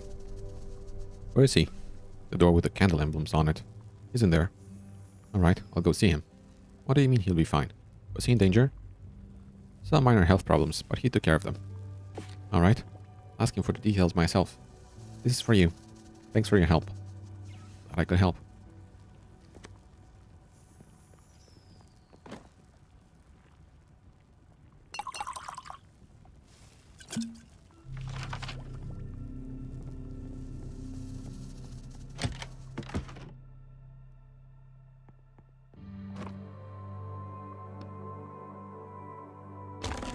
A huge but incredibly rusty lock gives in after just one yank of the crowbar. Let's see what's going on in there. What the fuck? Help me. What are those things? I don't know. They crawled out of an opening in the wall. We'll deal with them.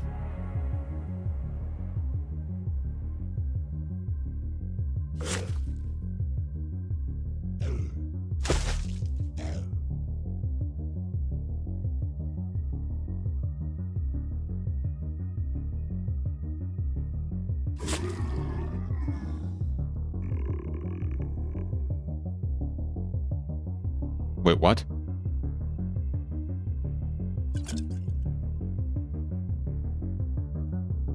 Oh, he heals them. I thought he would heal himself.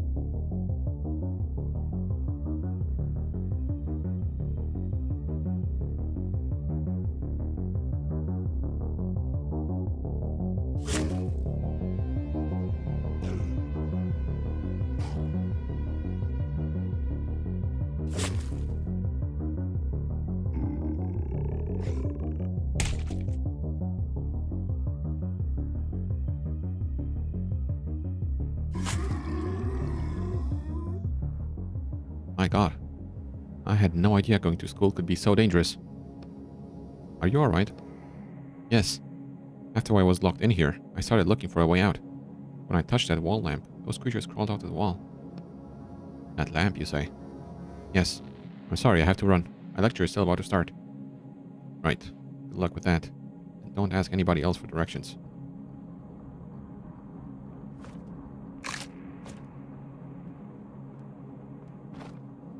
Attention is drawn to some sealed barrels over by the wall.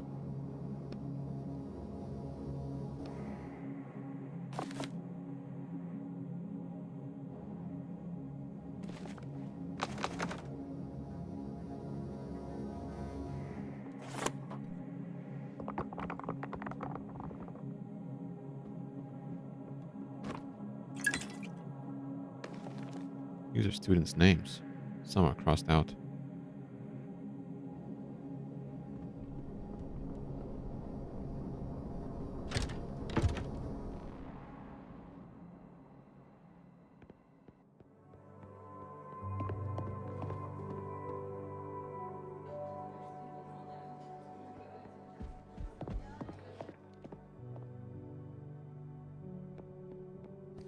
Let's see. I think this is the room.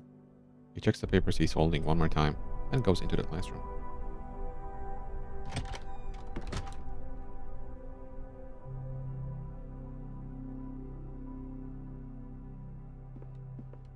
Pardon me. Are you here for the lecture too? Oh, it's you. You're the janitor, right? Have a seat if you'd like. We just started. Let's continue. Where did we leave off? You said that there's huge potential inside us, and we need to realize that potential by becoming programmers. And I argued that there's no way for you to know what kind of potential is inside of us. Right. And you said it's like the Cornelius paradox. I'm not familiar with the concept. Cornelius' wand, the one that was stolen today. It's charged with...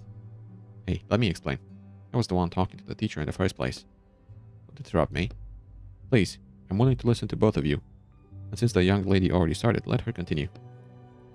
The wand is charged with a spell, but no one knows what spell it is. Maybe it heals every illness, or makes everyone immortal. Or kills everyone. The wand is incredibly powerful, but also entirely useless at the same time, since no one dares try it out to see what magic is held inside it. That's the Cornelius paradox. That may be relevant to our topic today, too. If I was in your position, I would be more optimistic. If one of you turns out to be charged with a spell that's not quite as useful as the other spells, many doors will still be open for that person in the outside world. Programming is a new language that we'll all be speaking soon, and those who don't know it will feel like outsiders in society. That's nothing new for us. A few other students chime in, agreeing with him.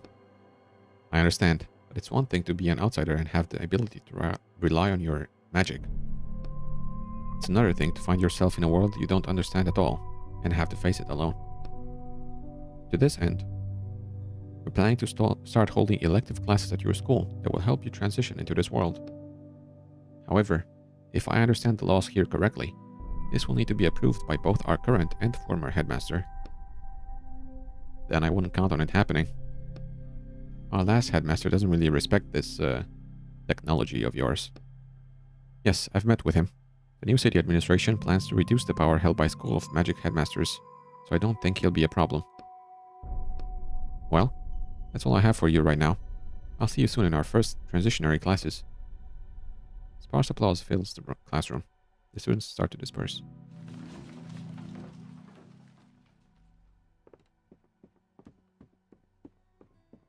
I'm not so sure about this programming thing.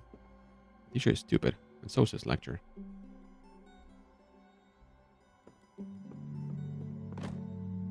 Candy. With berry flavored filling. Tastes great, but terrible for your figure. The teacher thumbs through his folder of documents. You again. Enjoy the lecture? I didn't listen. Oh, that's a shame. I shared a little teaser about what we have in store for the school in the near future. What would that be? We're holding transitionary classes to help the students learn more useful skills. I, for example, will be teaching programming. I love programming. Really? Odd that you work as a janitor if you're interested in things like that. I'm still just learning, in my free time after work. I see. Did you steal the wand? You, someone who hates wizards, showed up at the school, and the wand went missing the very same day. Pretty suspicious. Hold on just 1 second now. First things first. Why should I have to explain myself to the janitor anyways? The headmaster put me personally in charge of the search. Is that so? And why do you think I hate wizards? You're not a wizard. Everyone who's not a wizard hates wizards. For your information, my grandfather was a wizard. He studied here and was in the Imperial Guild. My family's magical heritage stopped there. My father didn't inherit any abilities. And that's why you hate wizards and want to ruin their lives. Not at all. In fact, that's the reason why I decided to do something far more important than study programming. I'll be watching you. Odd that the janitor doesn't have his own keys. He reaches into the endlessly deep pockets of his jacket and searches around, and finally hands you a brass key. Here you go. Gave it to me today. Thanks. Okay. I already opened that door, but fine.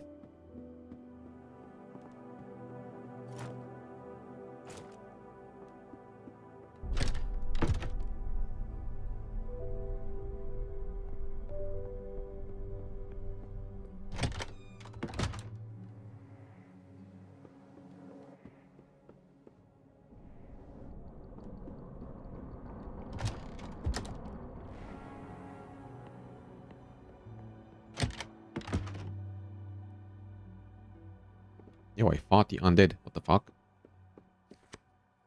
I found undead in the basement. What? Yep. Seems like they're real. I had to immobilize them, but they're still down in the basement. This will require immediate investigation. I'll send someone to look at them. Do you think they're somehow connected to the missing wand? Possibly. But I have another theory. It's too early to say anything now, though. I need to examine everything myself first.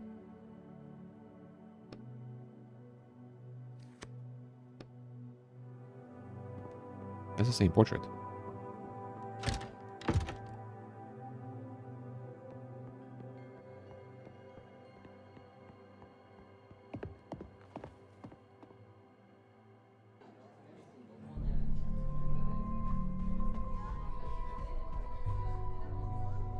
Have you found anything yet? The teacher didn't do it. Oh, you found him? What was wrong with him? He was sick, but he didn't touch the wand. Mikhail sighs in relief. Glad to hear it. That's one less suspect, right?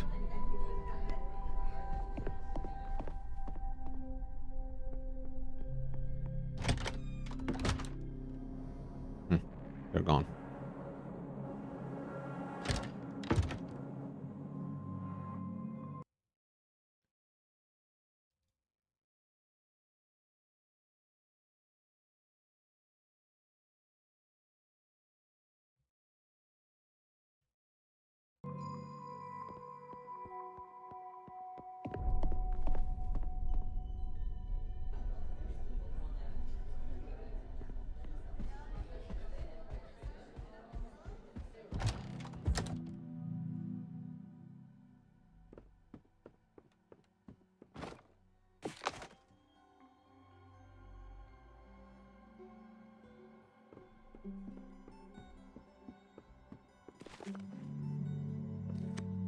The other girl should be back by now.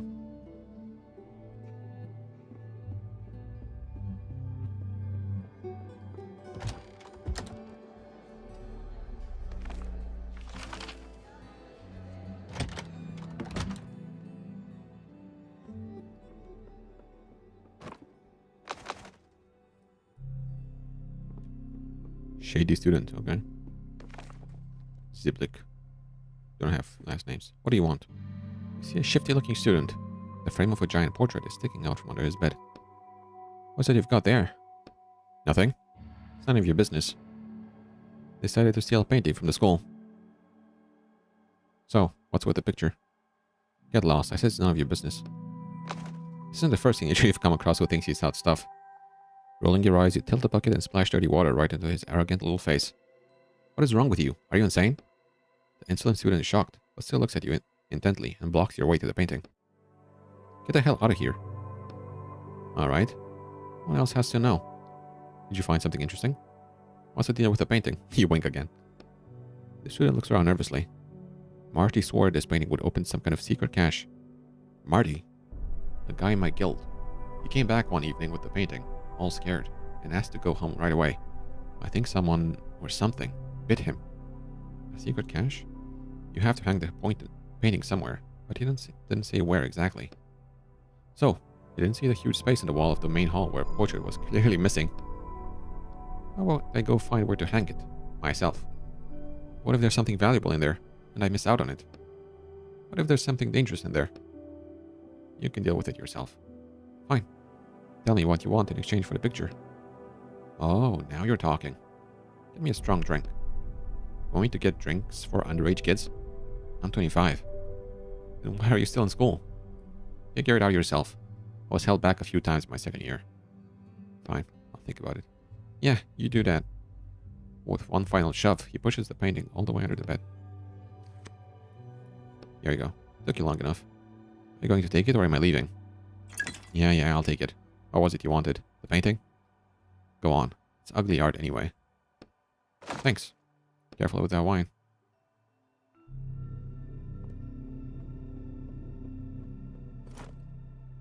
Portrait of a man.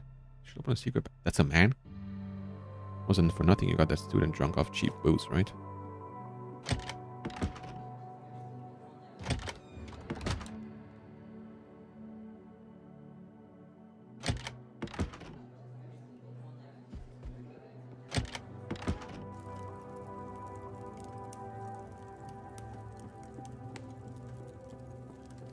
The heat from the fireplace assaults your face.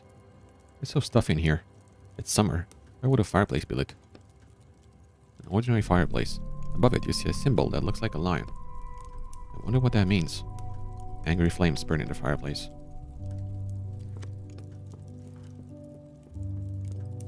The girl shrinks back into her bed. Your appearance seems to frighten her. Boo. She shrinks back even further into her bed. Hey, that's enough. You're planning to help characters, not scare them. Don't be afraid. I'm just a new janitor. I look like this because I never ate my porridge as a child. The girl lets out a tense giggle. Have you heard any rumors about undead in the walls? No. There are no friends in the walls. She whirls around to look at the fireplace, then turns back to you. Friends? The heck was that? Why did you look at the fireplace? Is there something there? The girl shakes her head frantically. There's definitely something there.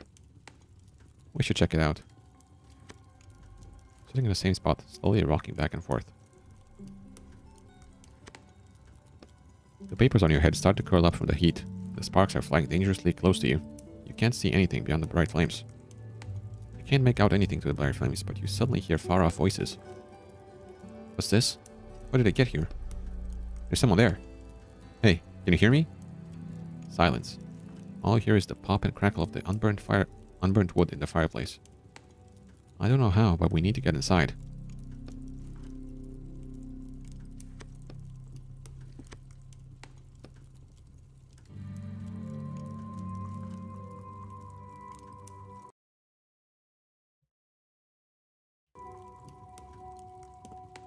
I'm supposed to leave the book to stop the fireplace somehow.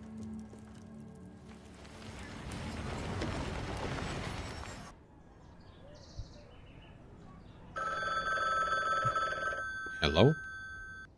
Yes? Well, do you have the wand yet? I only just started the book. Well, snap to it.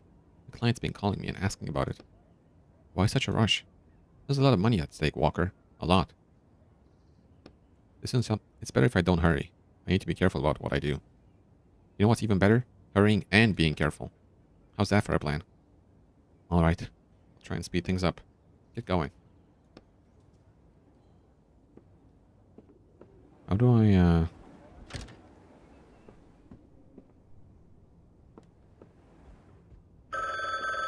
Hello? I'll get you your wand. Just leave me alone. Dean Quist? Oh. Yes, that's me. Mr. Quist, I'm calling from the Writers Police Department. Were you notified that you would be contacted for questioning? Questioning? It's about your neighbor. Old Henry? We can't reveal his name over the phone. But it's not anyone named Henry. I'm talking about the man who lived on your on the first floor of your building. What do I have to do with it? Or the Writers Police, for that matter. Didn't you know? Your neighbor was a writer. What? So you never talked to him? No. All this time he was a writer? He recently finished working off his sentence and became a free writer once again. However, a few days ago he was found, I think it would be more appropriate to discuss these details in person. When are you available for a visit? I don't really have time for that right now. About noon tomorrow. That works. We'll see you then.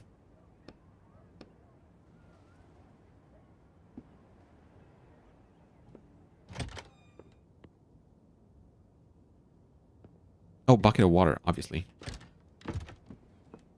I don't even have to leave the book.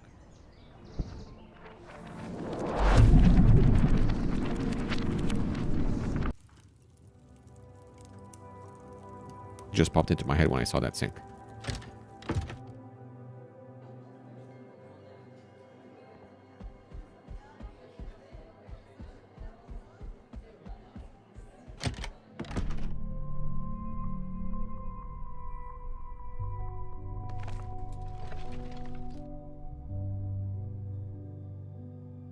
What the fuck? Suddenly stopped dead in your tracks. Uh-oh. Undead. Quiet. Don't make any noise. They haven't noticed us yet. Okay.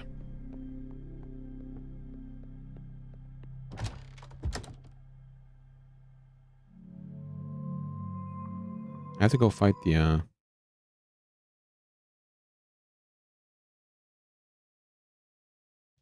No, I...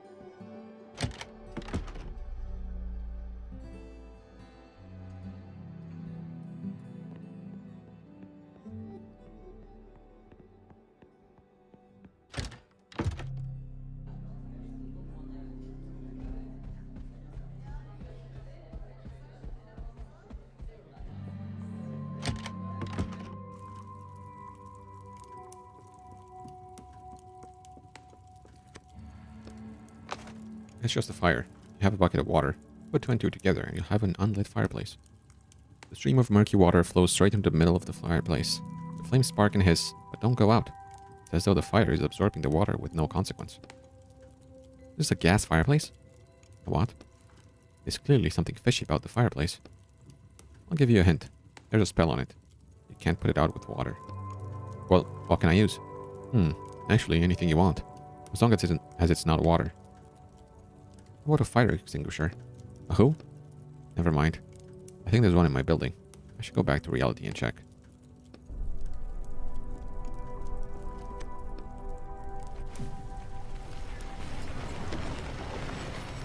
Okay. I was a bit too early there. There's one in my building.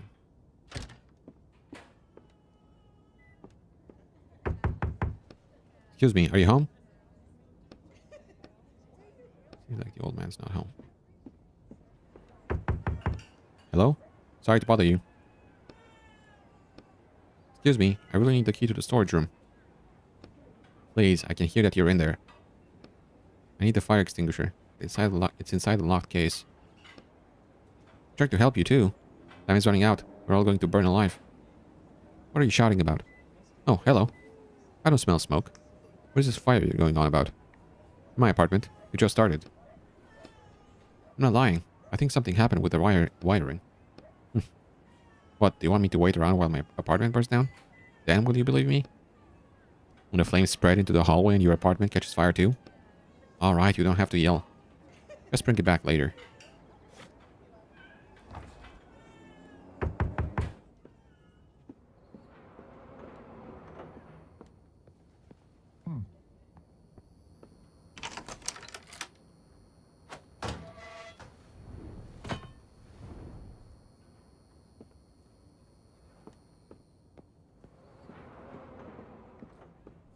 Okay, thank you for the key.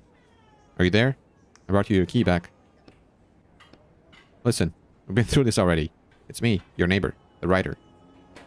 I hear you there. Just hold on a minute. You think I spent all day waiting for you by the door? You know what happened to your downstairs neighbor? His door is sealed off. My neighbor? Downstairs? No, I have no idea what's going on with him. I imagined it was just another drunkard living there, and that was that. I see. Those are the only kind of people who live around here anyways. I brought you your key. Did you put the fire out? Yes. It was much less threatening than it seemed. See? You are making such a fuss. Sorry for frightening you. Just give me the key and be gone. I'm watching my grandchildren. No problem. Thanks once again.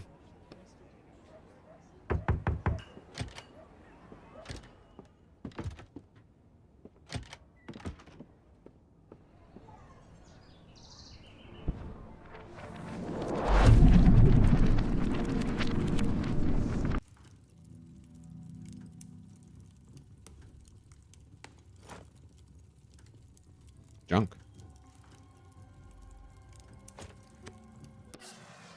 Shoot a fire extinguisher's foam right onto the flames. How's that for you, An enchanted fireplace.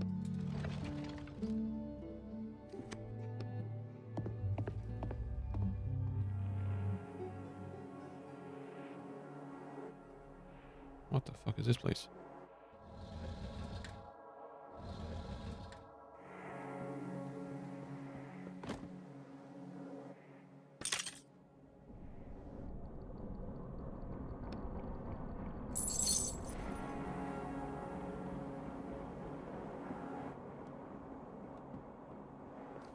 A group of girls stands by the way out, which is blocked off with stones. Their hands and robes are dirty and dusty. It looks like they were trying to clear the way. Hey, what are you doing here? The girls turn sharply to face you. Quiet. Did you steal the wand? Shut up. Suddenly you hear a noise behind you. Hell no. Let me see.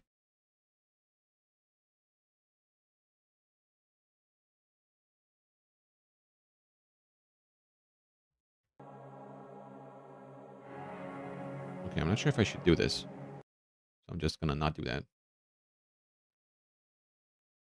I'm gonna do the thing in the order the guy tells me to. So I have to go to the movers now.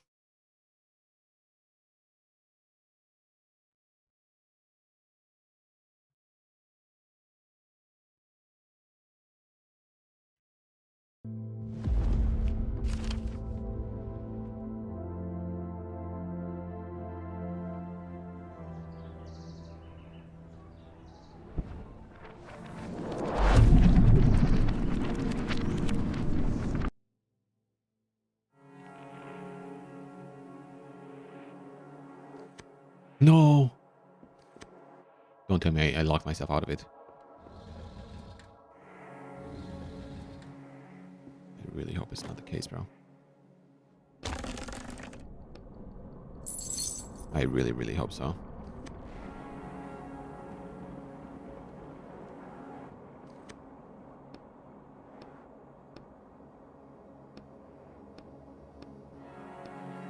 Great, they heard you. Now I have to fight. Are those the undead? In the walls that I've heard about? Yep. Stand back. I'll deal with them. Girl looks at your ID badge curiously. What a combat-ready janitor we have. We can take care of this ourselves. We're from Baratus. From where? We're combat wizards. Oh, I've heard something about you. Well, let me try and deal with them first. Girls, move aside. As our figures get closer, there's no retreating now.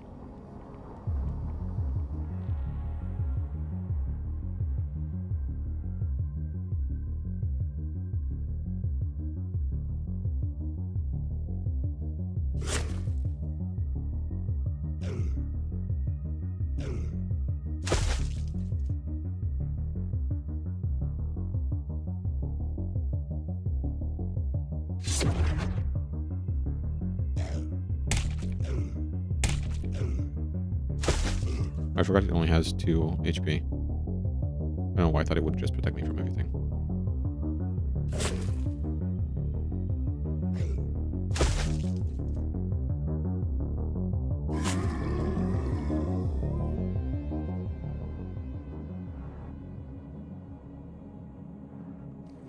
Oh my god, no. I feel like this is gonna progress the story. The crows look at you with interest. Not bad. But we would have been able to fight them ourselves. What happened here? That crazy girl brought us here to check out the abandoned classrooms, and then she locked us in. Then these undead started coming out. But we, unlike some people, know better than to go around yelling. And they didn't notice us. I think we need to have a serious talk with that girl upstairs. We do too. Did you steal the wand? The wand? Oh, of course something interesting happens while we're stuck down here. So someone finally nabbed Cornelius's wand? Yeah, someone nabbed it. We've been here since this morning. There's literally no way we could have taken it. Makes sense. That's one less suspect for us. I mean, 4. Yes, so. Are you alright? We're totally fine. Just going to catch our breath, then head back upstairs. Don't hang around here, there might be more of those things. Right then. Need to get back to searching for the wand. Okay.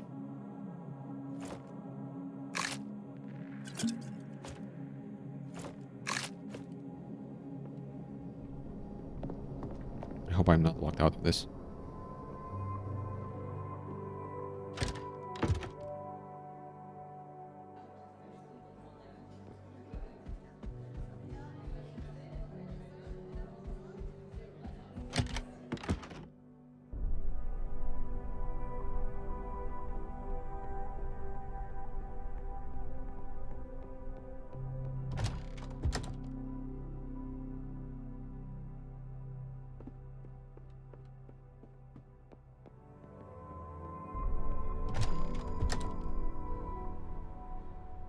It looks fine for now.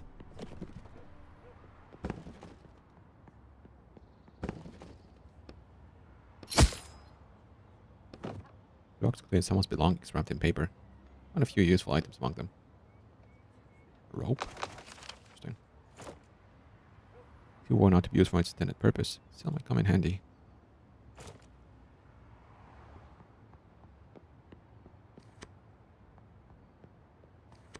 Two movers are sitting on cardboard boxes and smoking. Boxes are bowing under their weight. My back's about to give out from unlogging all this junk around. I told you to wear a belt, didn't I? The lanky mover flicks his lighter lazily and brings a flame close to a tiny metal seal holding the cardboard box closed. In an instant, the metal seal falls to the ground. What do we have here? Oh yeah. Filling it made of glass. The hell do you want with that piece of crap? I don't know. I'll keep it as a souvenir. I'll light at my house. Right. A souvenir from magical idiots. Real valuable. But I'll be the only one around who has something as wild as this. Maybe I'll even sell it. Sell it to who? A useless scrap collector? Movers are digging around in the boxes of magical items, laughing at what they find in there. Have you seen a kid around here?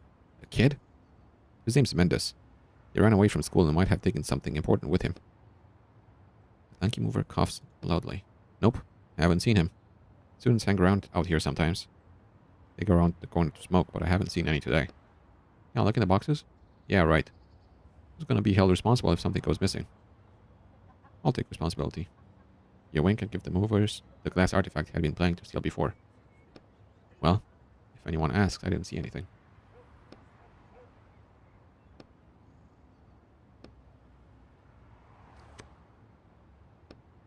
Put that back. Who the hell are you, ugly? I take what I want. Spend the whole day dealing with these boxes of yours here. I deserve a little present. Put it back. This is your last warning. Let's show him, Nikki. All right.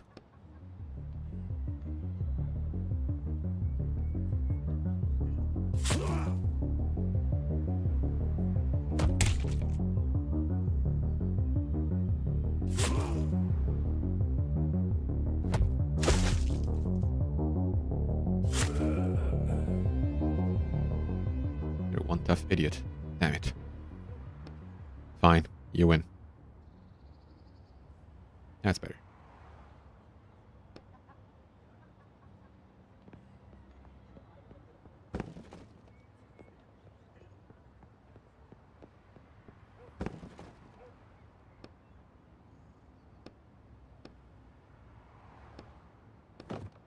Move all the junk in your way so I don't open the box with no tape.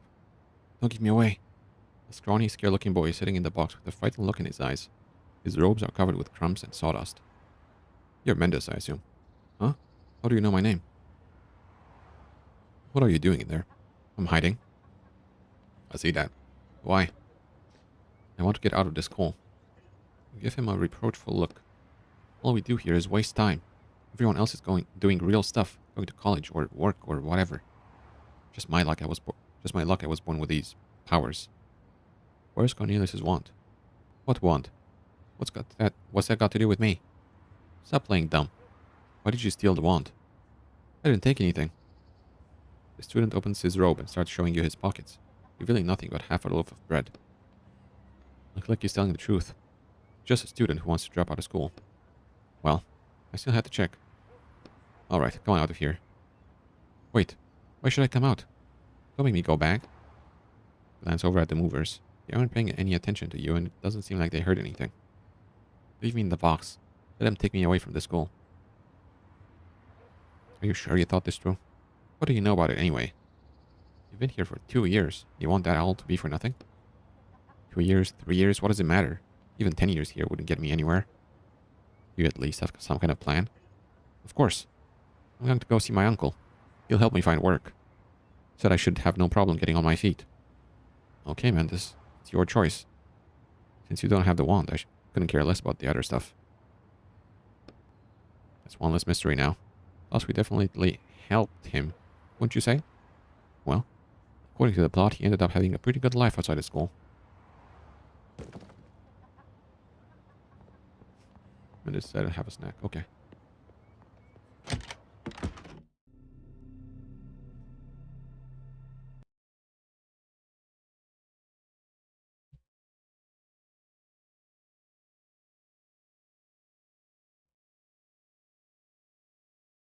No, never mind. I was supposed to do that fight there.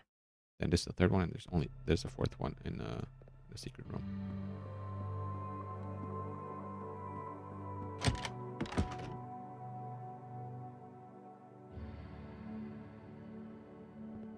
I'm gonna go talk to the quiet girl first.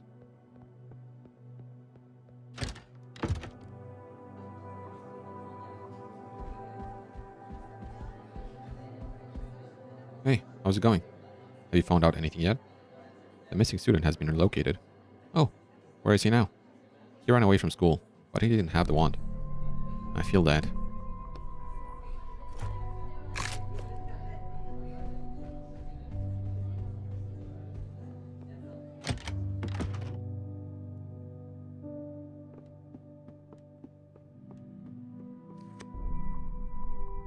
Tell me what happened. The girl instantly burst into tears. I just wanted to feed my friends. Feed? Friends? Did I hear that right? She wanted to feed the other girls to those creatures? I found them in an abandoned dormitory. They didn't do anything bad to me. I just wanted to do something to help them. Help? Wait, hold on. These definitely are the characters we should be helping now. Did you use Cornelius's wand to raise the dead? What wand? What are you talking about? What do you mean no one knows what Cornelius's wand is? Yeah, the girl looks at you in confusion. Another bad student who doesn't even know anything about her own school. That's what I said. Never mind. Seems like she's not our client. Let's keep looking. I think the girl will be fine. Where are you going? And what happened to the girls downstairs? They're alive and really angry. If I were you, I would hide. Girl doesn't answer. Oh, they're not here anymore.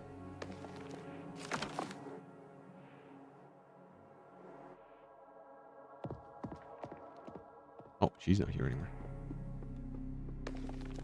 Imperial.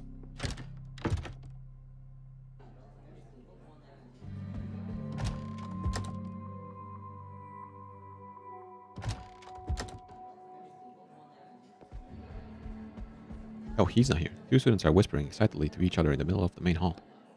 Did you hear? We found a wand thief up in the attic. Who was it? I don't know.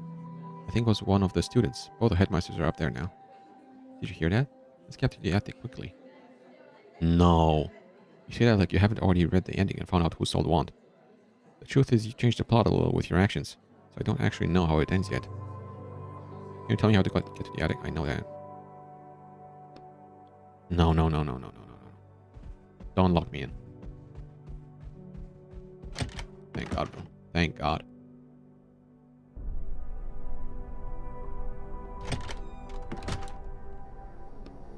Damn.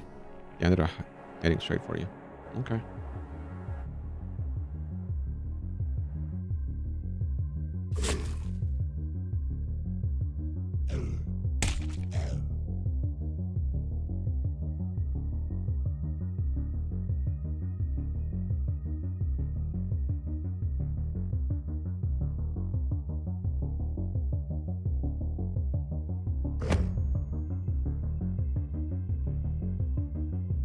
Okay, that's just not great.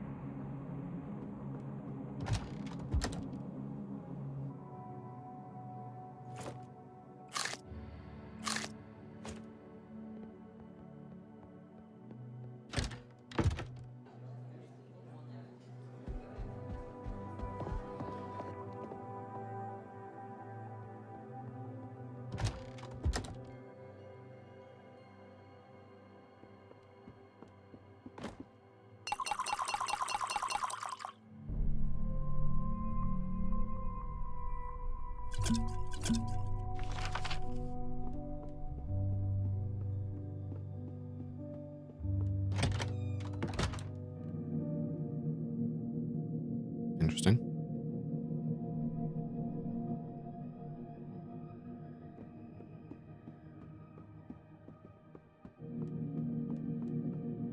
What on earth were you thinking, you little idiot? Give me the wand. I'll deal with him myself. Mikhail, yeah, obviously. Just calm down for a second. If any of you take even a step in my direction, I'll break your stupid wand in half. You'll both get a piece. Except for you, Scarecrow. Hey, I thought we were pals. You don't know me. What's the janitor doing here? I heard noises and came to see what was happening. You may go. Your help is not needed here. I think I'll stay. Fine then. Those boxes back there are quite dusty. Get to work. I'm not a janitor. Who are you then? A plumber? Oh yes. I hear about that clogged toilet. I'm a writer. Stand up straight and fix the hair on your head. Who? I'm here for Cornelius's wand. Another one. Why do you want it? Someone's going to pay me well for it. Hold on. When you say they'll pay you well, how much is that? Shut up. I have the wand. I'm the one who decides what will happen to it. Alright, alright. I was planning on deciding its fate quietly, by myself. But now you're involved. Hang on.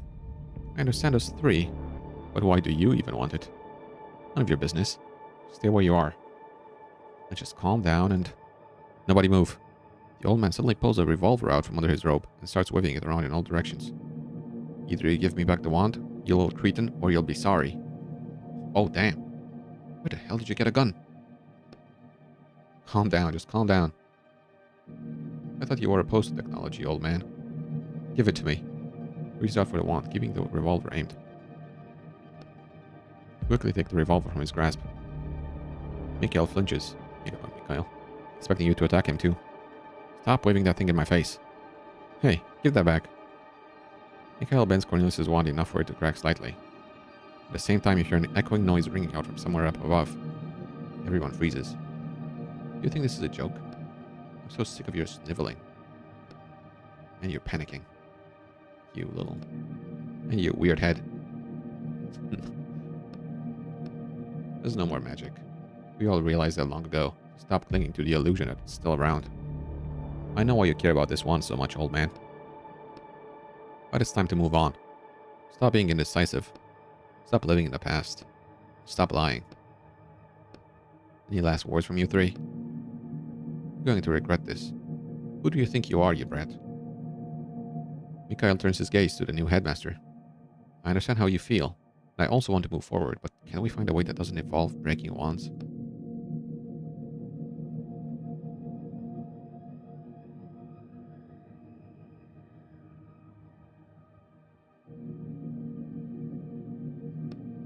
I agree with the headmaster. You should give it back. If magic is dying, then everything will happen on its own anyways.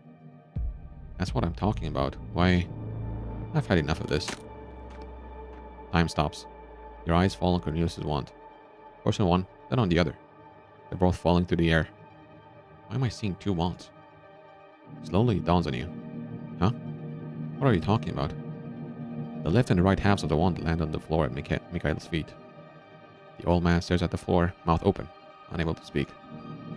The new headmaster sighs softly. Mikhail looks at his hands, where a few slivers of wood still remain. The wand is gone. So does this mean we failed the order? Let me check if I fucked up something. I don't think so. I think I'm fine. Probably.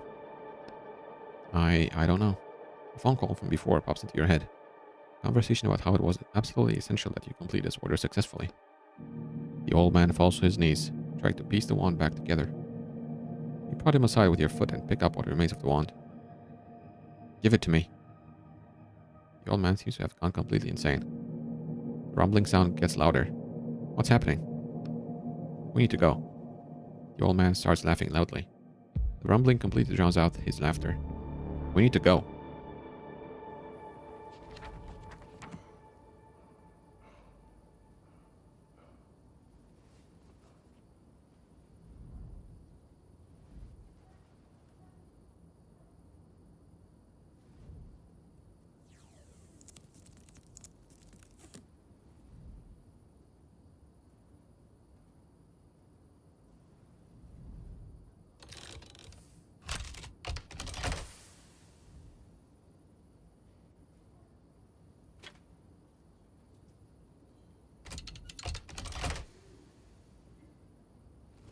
Oh, the wand is not in the book anymore.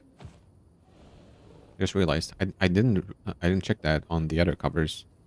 I'm assuming the hammer was gone as well and stuff.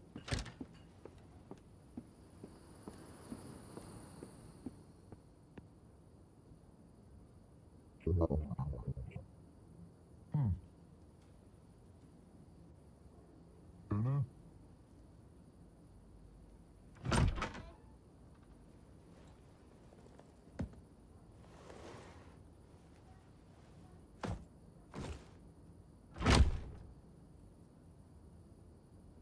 I had the revolver though, so I could have shot him. Not sure why I didn't do that. Well, here we go. Hello? What the hell were you thinking?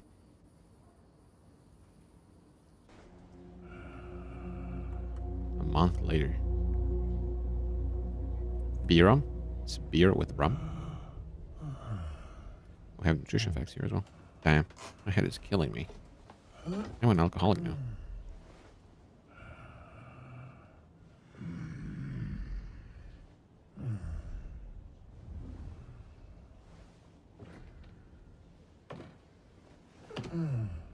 Clean tongue. Okay.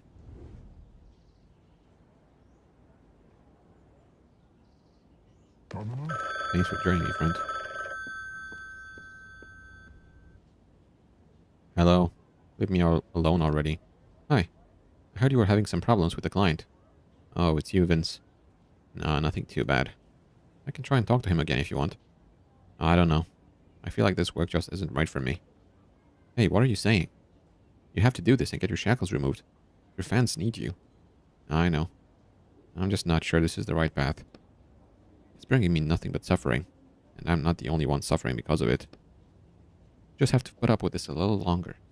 3 more orders and you're done. Yeah. Hold on.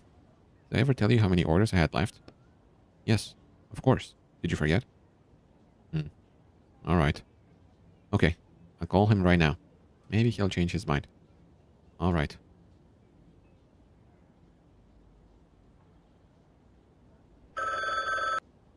Hello. Fine. Hmm? I want to give you one more chance. You? I'm ready. Of course you're ready, you absolute moron. You're always ready. You failed me before. It's most unlike me to give you another chance. I still haven't gotten over your mishap with the wand. But I think we can come to a compromise. A compromise? It's not an easy job. Several of my guys ran into trouble there. I had to pull them out. You're not expendable, but you'd be perfect for this job. Judging by what you do in your spare time, you don't have much of a choice. So get going. The order is at your door. Just try not to die. How do you know what I do in my spare time? Fine. Okay, I can run away. I don't care. Hmm. It's not time to take a shower.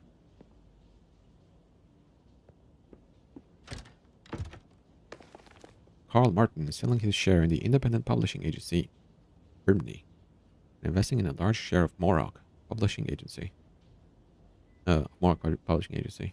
Initial information says that Mr. Martin is entertaining the possibility of joining a more major and stable player with successful and high potential projects. It was reported that the entrepreneur met with the Morog board of directors today.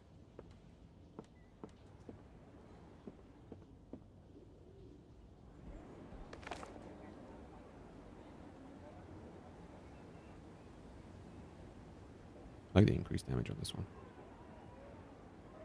I don't really need more ink. I haven't really found myself running out of ink so far. I think I'll be fine. Most likely. Easy to get in.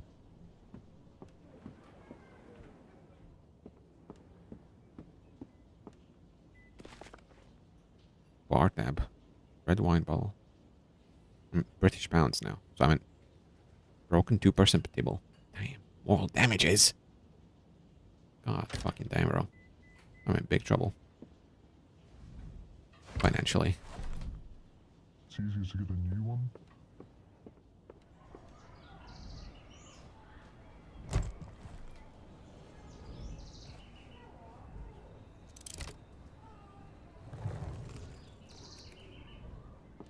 It's an actual photo of someone.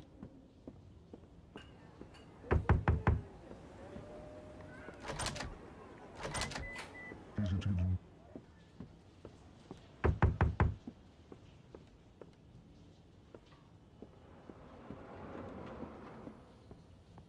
Oh.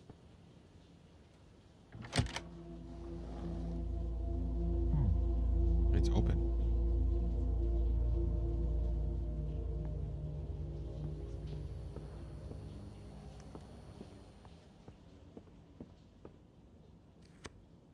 Bathroom is boarded up. Blank book. My neighbor tried to start writing it.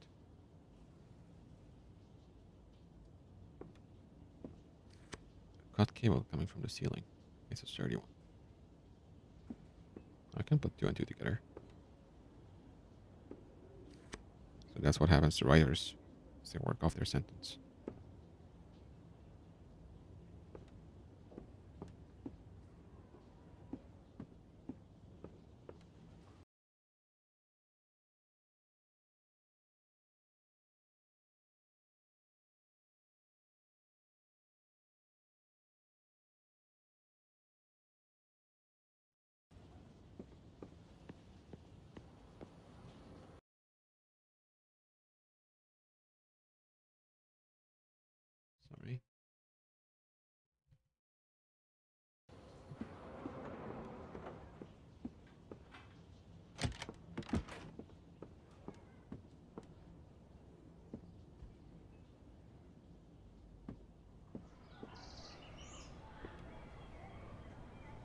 read that. Contractor agrees to infiltrate Black River drifters by Elena von Bellero and extract an item, the sword Excalibur. Client agrees to pay the... Yeah. However, drawing parallels between dogmatic faith and programmed AI commands is certainly an interesting exercise, especially for a subject that's already been done to death. Sans Magazine gives it 3 out of 5 stars.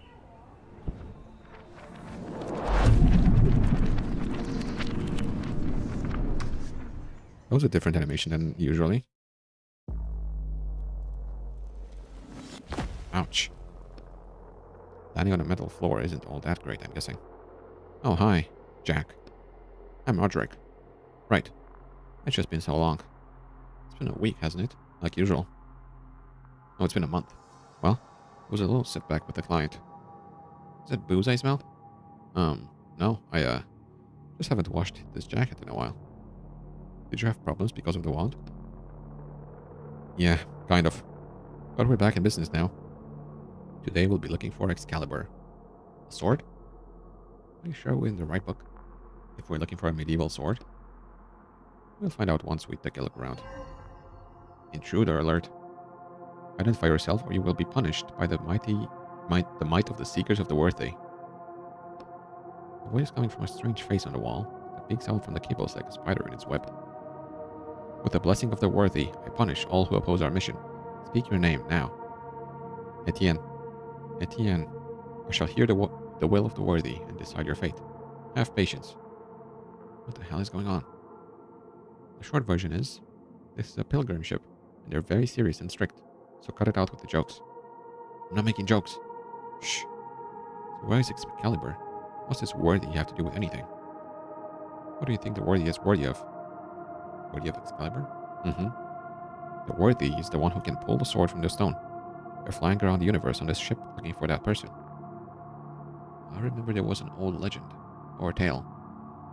I think the new author was also working with the walkers to get the sword. And now it's our turn. The Worthy has spoken to me. Finally. Tell me, Etienne, are you prepared to join us pilgrims, sailing this black river in search of the Worthy, and give your life in the pursuit of our goal? Yes. I, the navigator, greet you, Acolyte Etienne. Welcome to our temple and home. Now, get to work, as our ship requires constant inspection. The ship's navigator greets you, Acolyte. Can I see Excalibur? We cannot even discuss the sacred sword on the lower level of the ship. It is the most unholy part of our vessel. So how do I get up higher? Simple. You will ascend once you prove you are worthy of it. Where's the ship headed? We are exploring the vast reaches of the Black River in search of the Worthy. Do you have any clues about where they might be? The sacred sword will lead us to them.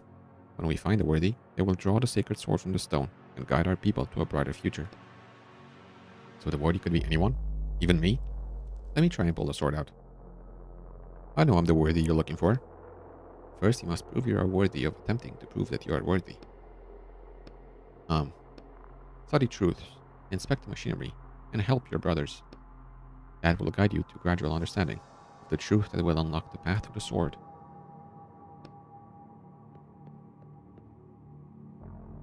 You see 2 sliding doors with a control panel to the right of them.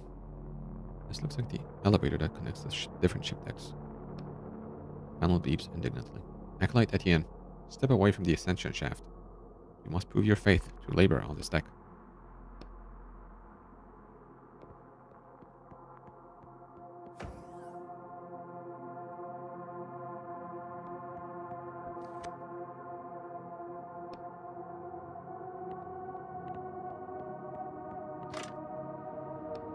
The message appears on the screen. Brother, place a broken object in the slot and will be restored to its former appearance.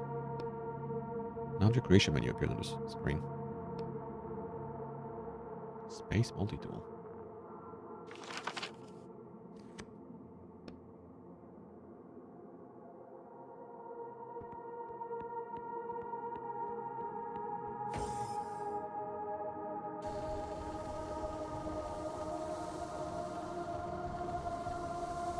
Well, I don't see anyone here. It says dead engineer. Hang on. What's that sound? What sound? Oh. Watch out! Damn. Acolyte Samsa, begin repairs immediately, in the name of the worthy. Oh, elder brother, I cannot. What is your reason, Acolyte Samsa? I need help. You still have your limbs. That means you are able to do the repairs. I cannot stand. Is something pinning you down, Acolyte Samsa? I must have internal injuries. My ribs. I understand. You have lost faith in the worthy. May you not fear the disillusioned on your path. Remove them from your brotherhood. No, I cannot. My ribs. Hold on, let me do it. Damn. A bright red beam shoots out of nowhere, leaving a glowing glare on your retinas. You manage to blink it away. You see Acolyte Samsa's unmoving body has a clean hole burned through the back of his head. What the hell? Acolyte Etienne, begin repairs immediately, in the name of the worthy. What was that? An acolyte who loses faith in the worthy and in our mission can no longer be part of the crew. You look at the panel by the ceiling that the beam came from, and your hands instinctively reach for the back of your head. Yeah, we should probably hurry with those repairs.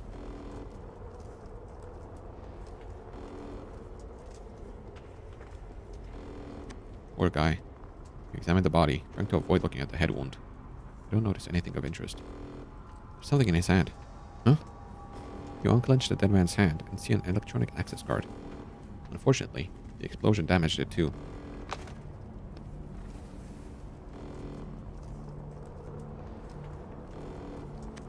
Why is all the equipment decorated with these patterns? Look at the glow inside the engine. Through a dense wave of heat, it's molten metal. Should hurry before the core melts. So what's the problem? I don't know. The author was very vague in his description of the engine. Lean forward and look into the engine's dark opening. Rubber hoses, metal pipes, pistons and belts. Surprisingly, it all seems to be in good shape. Everything inside looks intact. So why is it heating up so much? You reach for the closest moving part of the engine. As soon as your hand touches the metal, you pull your fingers back sharply and step away. Damn, that's hot. Maybe it's supposed not to be molten hot. It's a spaceship engine, right? Yeah, that alarm is normal too. These lights are flashing just for the fun of it. Acolyte Etienne, was it your hand that caused the engine temperature to increase? No, in the name of the worthy. It seems that the cooling system is out of order. Follow the lower hallway to the cooling center and try to determine the problem. It will be done.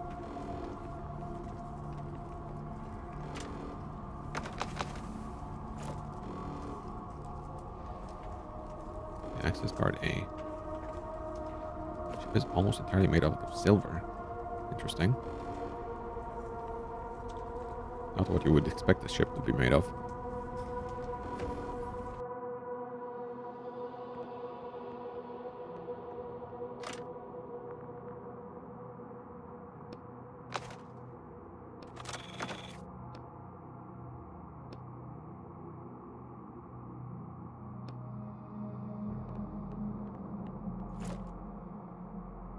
An emblem on the back that shows a sword stuck through something that looks like wings crossed with a plant.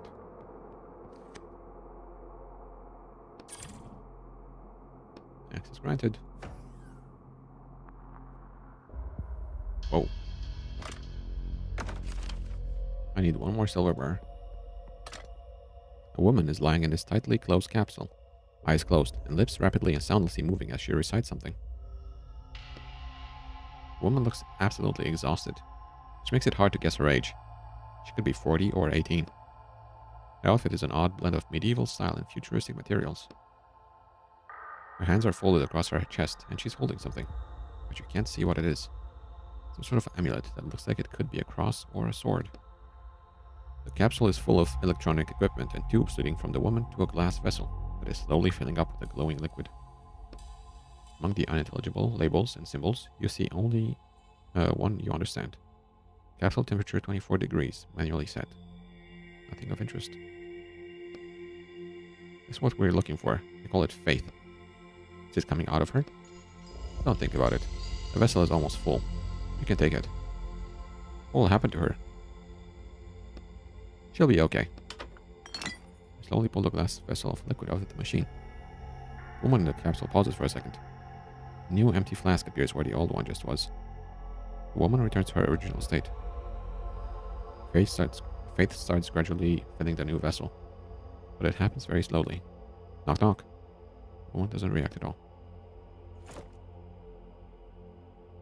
Surely faith takes many forms.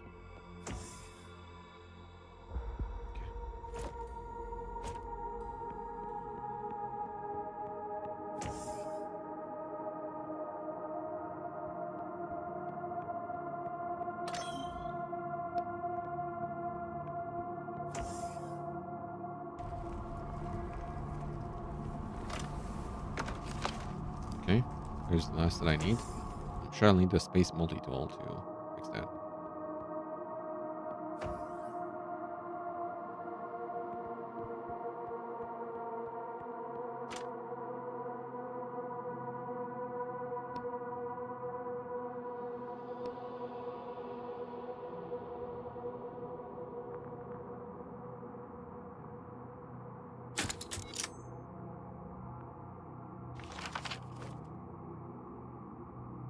I have absolutely no idea how this is supposed to work.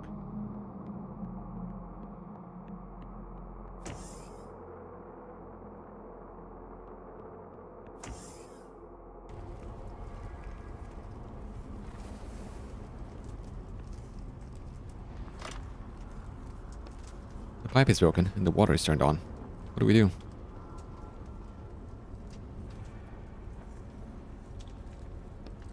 Try to disconnect the broken pipe, but the strong flow of water makes it impossible. It's shut. Disconnect the broken pipe. Pulls down fairly quickly. You put it in your coat pocket. You have to replace it with a new one. Okay.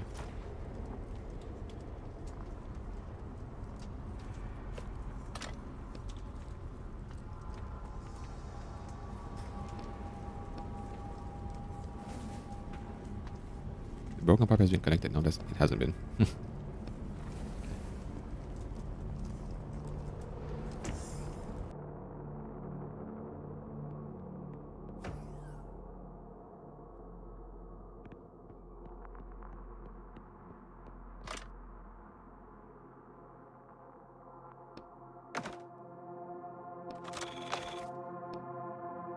Wow, it even recreated the rust on it.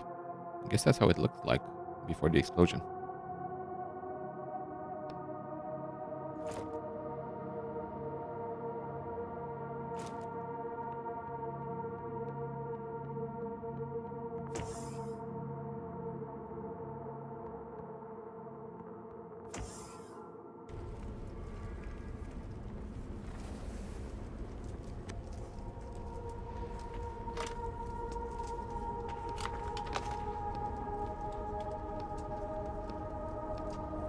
It worked. Let's go take another look at the engine now. Well, where did the fire go?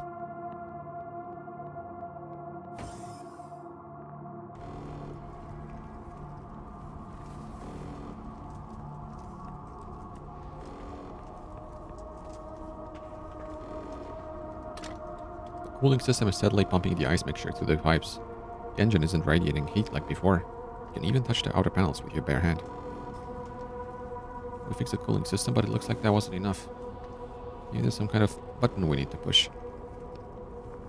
Inspect the device with an experienced eye. You don't see anything that even looks like control panel, button, or level, or ignition keyhole. In the name of the worthy, I ask you to start the engine. It is not me you should direct your prayers, Acolyte, Etienne, but to the worthy. I am just their servant.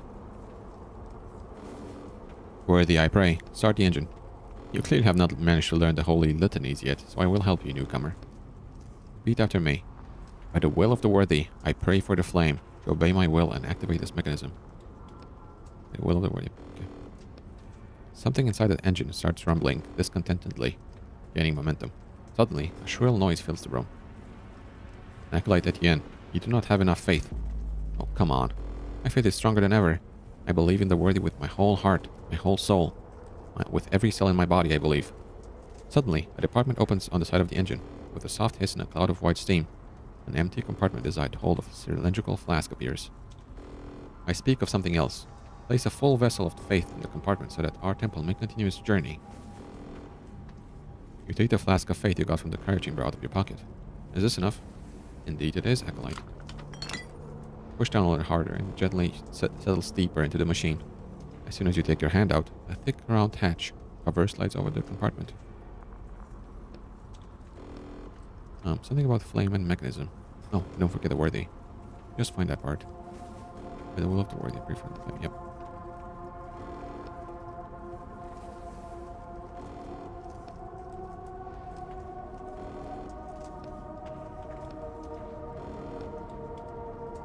Obey my will. Okay, obey my will.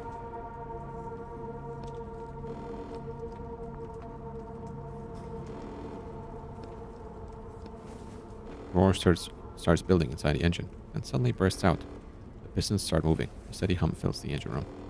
May the worthy bless you, Acolyte Etienne. The engine is working correctly again. Your work here is done. It is time for you to ascend. You start looking around nervously, bowing your head slightly. Ascension is the right to climb higher, the middle level of the ship. Ah, of course. You may use the elevator to ascend. And the sword, Excalibur, the location of the secret sword will be made known only to those who have proven themselves worthy of that knowledge. Navigator's voice is always cold and mechanical, but he says this phrase in an even colder voice.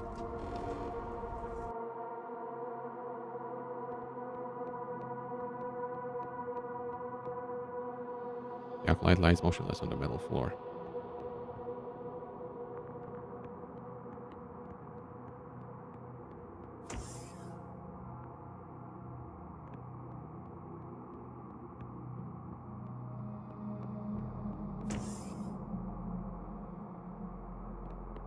You have anything new to say?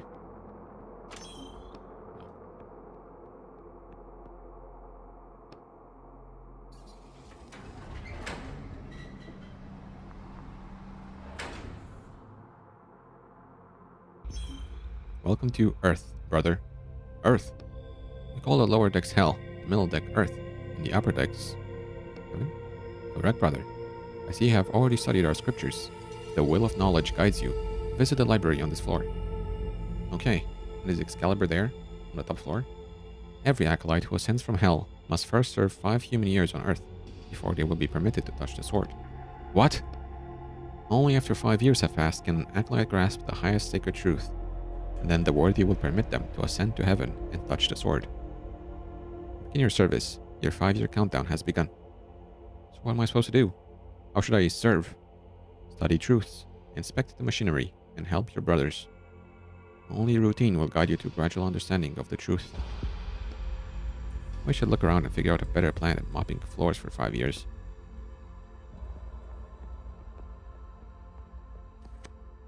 Someone drop this?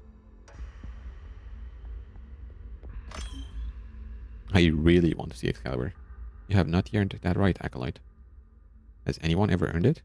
Acolyte Remar proved his faith in the worthy and rose to heaven. But unfortunately, he is no longer with us. Right.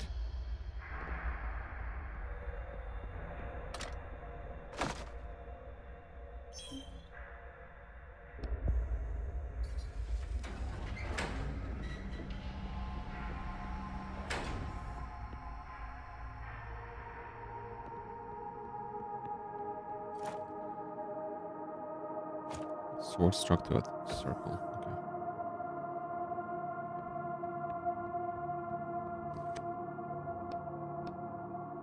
Unknown error.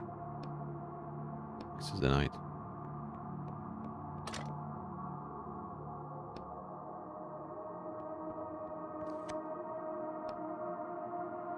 Okay.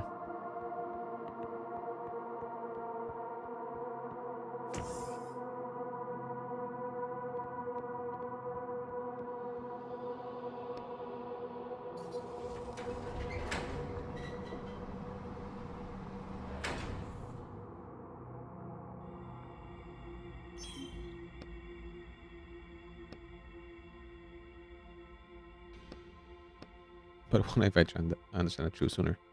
You'll be permitted to ascend and touch the sword. Now that sounds like a plan.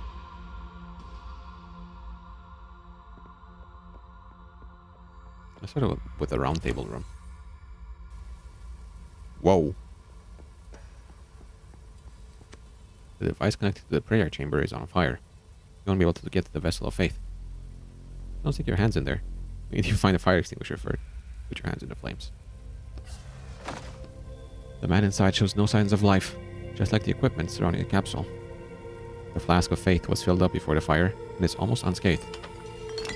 You take it from the compartment. It really is a miracle that it's intact. Try not to look into the capsule. Why not? We already looked inside. The youngest crew member you've seen so far is writhing in pain inside the chamber. The panel showing his vitals is blinking red, and this is the panel showing the temperature inside the capsule.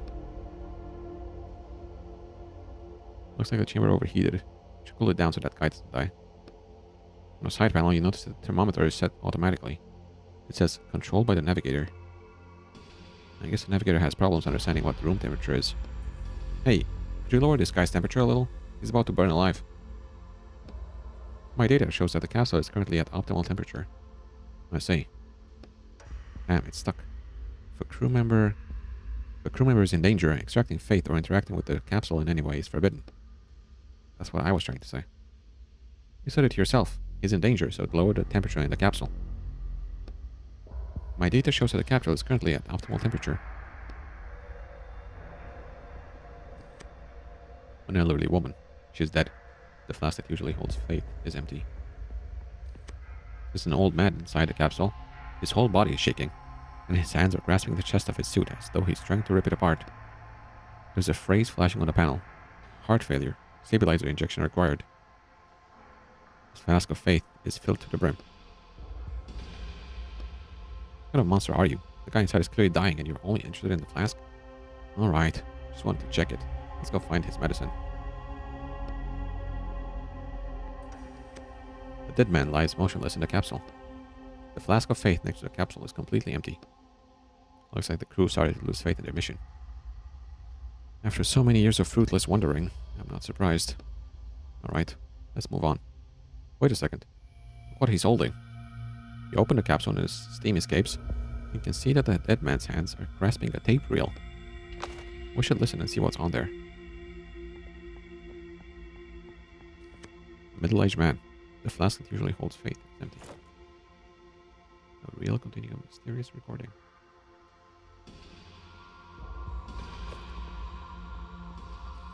Does one of them happen to be... No. These swords belong to the ship's crew. Excalibur isn't here. It's supposed to be sticking out of a stone, remember? Oh, right.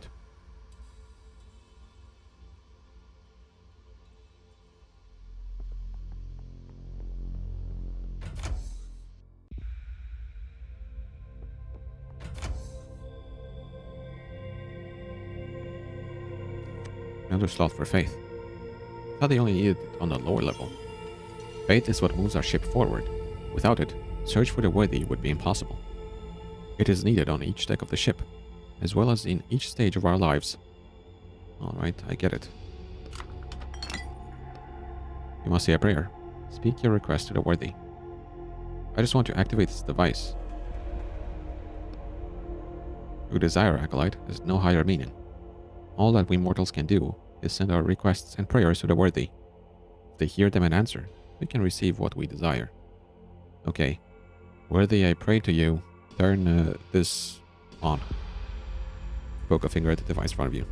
Icy steam sprays you from an opening in the floor. Ow! Enclose your request in the correct prayer. Only then will the worthy hear it. Do you know anything about this? There's a bunch of different prayers here. I saw some on the walls, so we should go find the right one and open this device. Okay.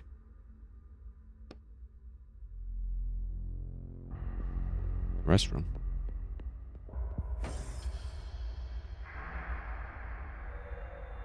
I'm assuming the rest will be locked.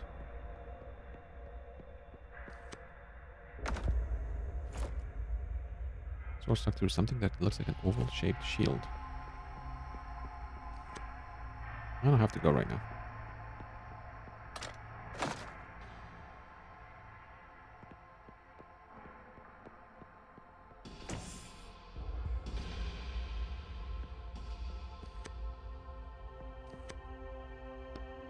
May strength fill the part of my body that you require most of all, O worthy. Okay, that should be easy to remember. I'll write it down. I'll call it the Spirit Prayer.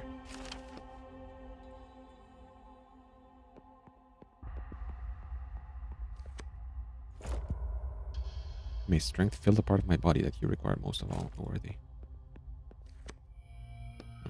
The worthy has heard your prayer. I will give you their answer soon. So the worthy only talks to you? Why can't I hear the answer straight from them? You asked the wrong questions, Acolyte. You must ask why you are not yet worthy of a direct conversation with the worthy. Worthy of the worthy. Does the author know what a tautology is? In any case, I specifically was created in the supposed image of the worthy, and therefore I receive signals from them. You were created? I thought you were human. The worthy has declared their will. You may activate the device. Indicators and messages start to light up. Thank you, O worthy. Insufficient energy, limited functionality available. These are the energy usage statistics. Looks like the navigator requires almost 70% of the total energy. Him needing so much is forcing them to fly slower than they had originally planned. I guess he's just that important. What compartment shall I activate for you, Acolyte?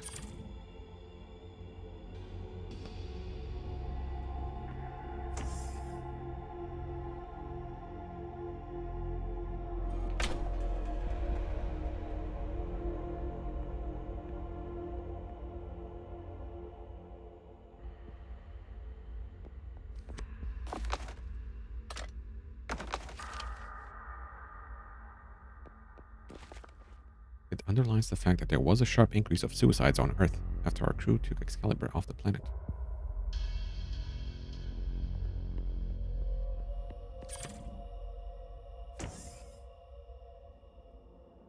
Oh, I see.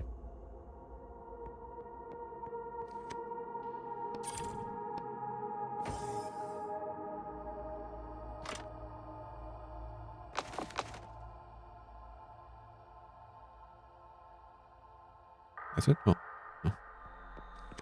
It's completely empty. I don't think anyone's lived here for a while.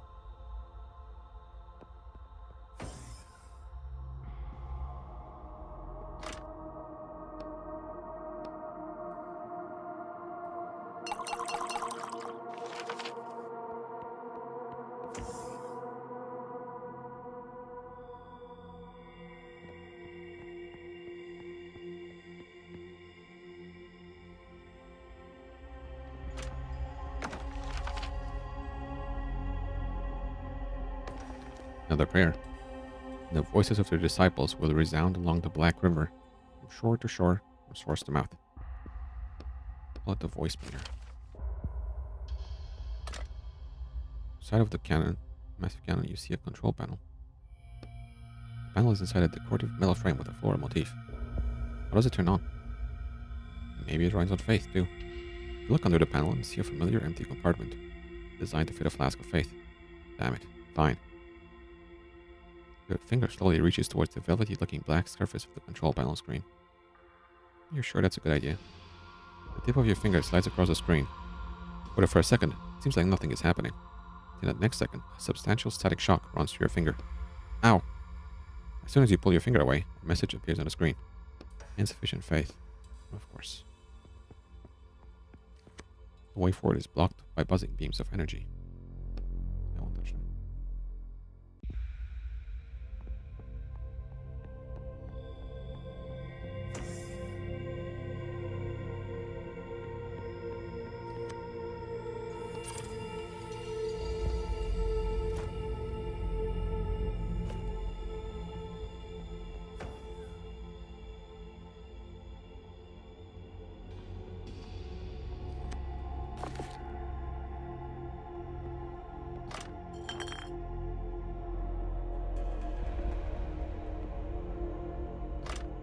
See a huge metal door frozen shut at floor level. It looks like a freezer. Pull on the cold handle with all your strength. No results. Yeah, that's not going to work. Maybe there's a knife somewhere in the kitchen. A knife? Are you joking? You need a sledgehammer and a chisel to break this ice. Or an ice pick. Sure, there must be an ice pick around here somewhere, right? For all that space ice climbing. They do. It doesn't have to be an actual ice pick. There must be some kind of similar tool here. I don't see anything in the text. Maybe you should ask your neighbor. I think my neighbors all hate me now. I'll try.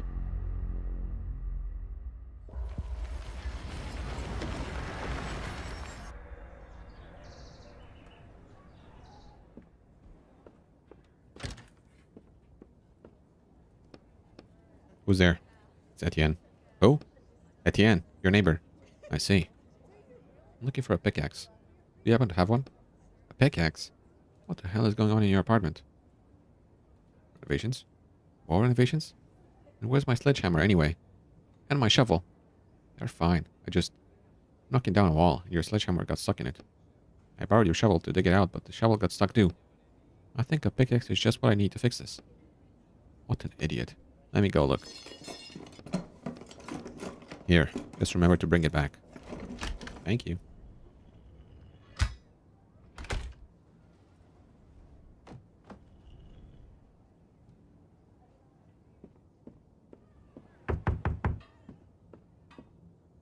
Oh, it's the portrait from the book.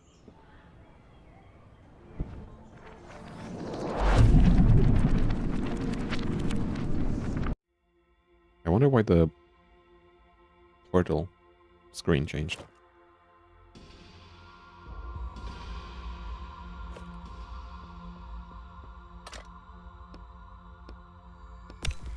Here goes.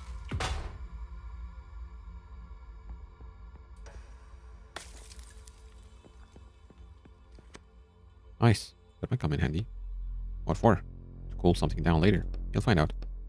Fine. A giant block of ice takes up the whole corner and glares unkindly at you. Well, do it.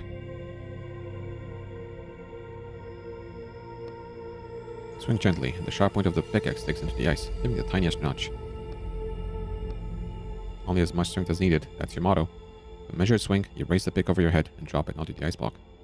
A thin crack appears along the edge. A large chunk of ice falls to the floor with a crash. Not bad.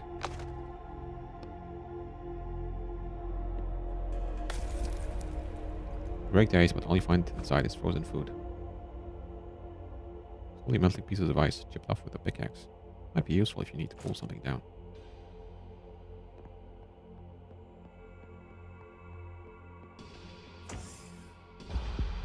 Okay, the infirmary is the last place that I need to go to. The infirmary compartment is not receiving the required amount of energy. No access. We need to reduce the ship's energy consumption. Let's go figure out how we can do that.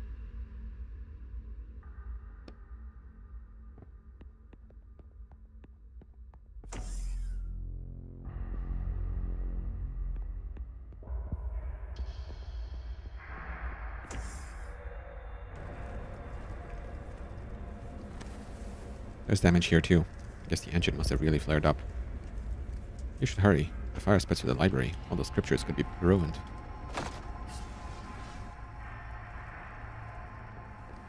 The hatch won't open.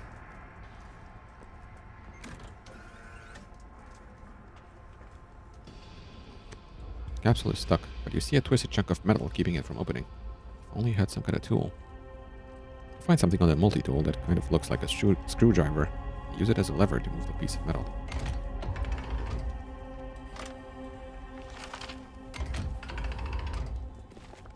To hear the words of the past, recite the voice prayer. To lower the righteous sword, recite the sacrifice prayer.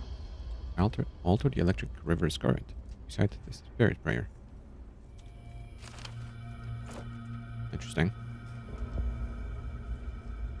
So I wasn't just giving those names out of my head. If my hand, O worthy, prevents me from serving you, I will cut it off like a withered root. Sure you won't get them mixed up with such strange names?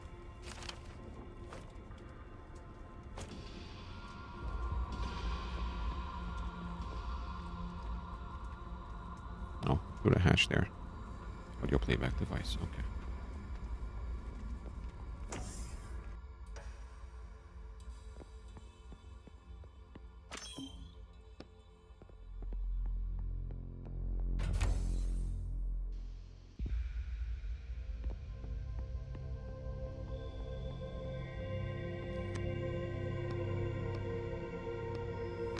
Pour ice on the capsule. The ice sizzles, then quickly starts melting. Temperature slowly starts to fall. As soon as it reaches a normal range, you open the capsule. The man's eyes are still closed, but at least you saved him from suffocating in that heat. Should we leave him like this? Yeah, let him get a little fresh air.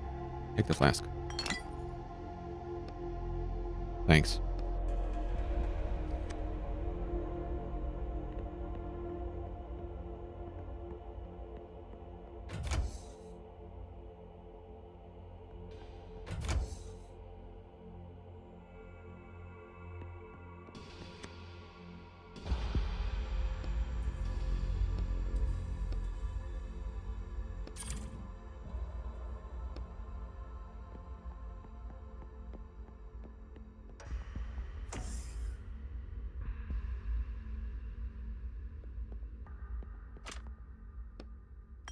With a hiss, the flask of face settles deep into the cannon.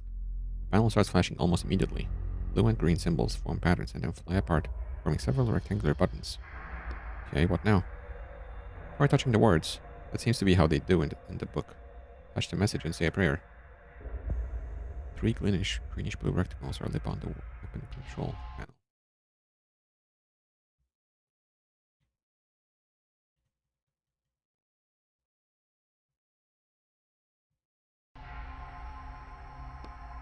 As you choose the first option, you see the buttons transform into a complex grid with several moving dots on it. Just don't shoot anyone. I have everything under control. Which one of the dots on the screen? Beep. Bang. Acolyte Etienne. Have the unfaithful been eliminated? They have. For the glory of the worthy. Peer out the window, trying to see what you hit. For the glory of the worthy. Hold on. But those dots. Are they ships? Planets? Did I destroy an entire planet? No, they're asteroids. Apparently, the system can't tell different bodies apart from each other and considers anything moving in space to be a threat. That's good. Phew. You can only find one button and quickly push it. Dots start to move across the screen, forming a list. It looks like this is a weapon for punishing the unworthy. The list of previous targets is pretty extensive. Yeah, the descriptions aren't great though. Race of infidels with scales. Race of infidels with tentacles. I choose the second option, the screen goes black for a moment, then a chart appears on it. This cannon uses more than 20% of all the ship's energy. That's why we're going to turn it off. What's that number mean? The weapon's firepower. If it's to be believed, this weapon can destroy planets. Shiver runs through your body. We should turn it off quickly. We need energy. When you choose the third option, you see a huge message that covers the whole screen. Prayer required. Okay, go ahead. Which one should I say?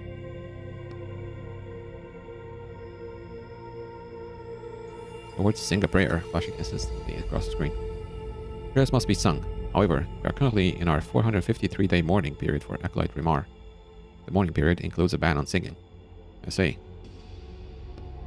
My hand already prevents me from savoring you. I will cut it off like a withered root. You hear a hiss, and the control panel goes dark. The cannon has been deactivated.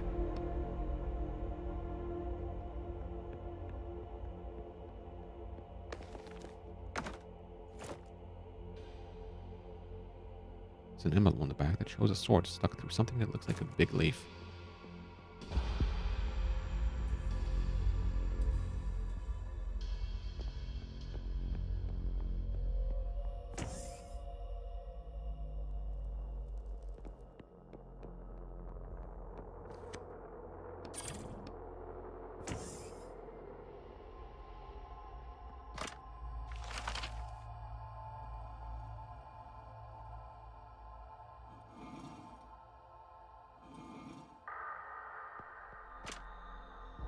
An elegant chest stands in the middle of the room. It looks as though the whole cell has been built around it. The red light starts growing on the device. Another one, exactly identical, lights up on the chest. How convenient. What's inside? A medkit.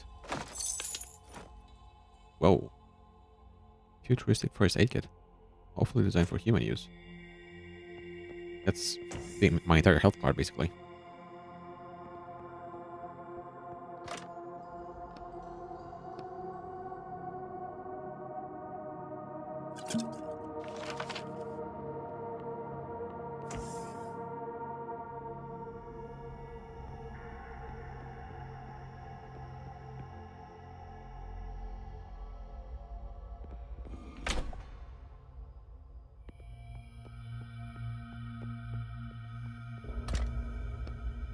Is it just me, or does it seem like there's something valuable in there?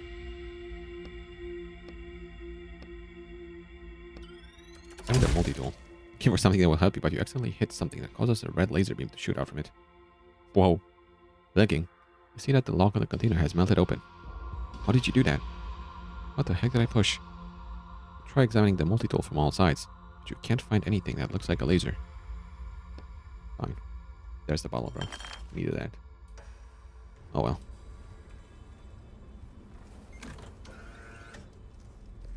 It's jammed.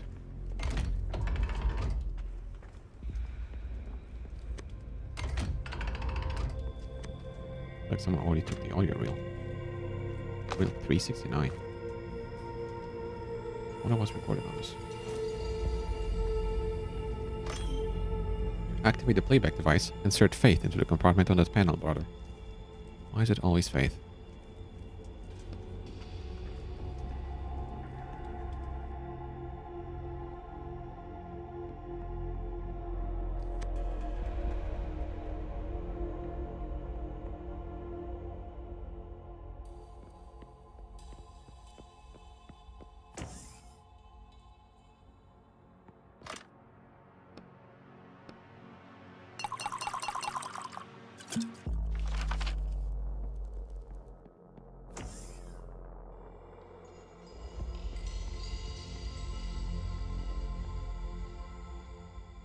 Oh, and the truth would be recorded on the reel, right? So I'll know it. I'll be able to leave.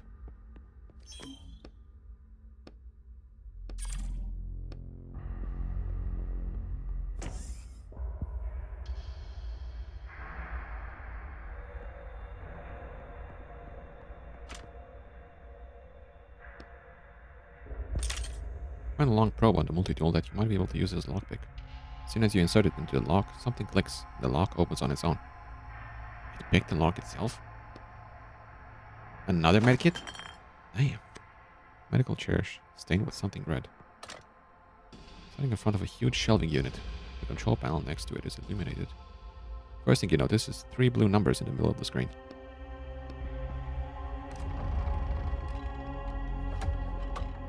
The inside is made of neat square compartments, with different types of bottles in each one.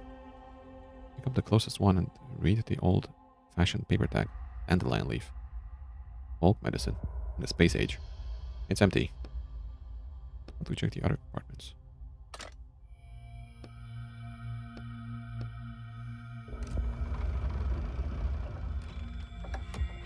In the middle of the shelf, you see a gilded box with an ornate inscription. Relics of the great martyr Remar. A melted audio reel is lying next to it. No way. I don't think it's a good idea to touch sacred relics on a ship where there's a crazy head that shoots lasers.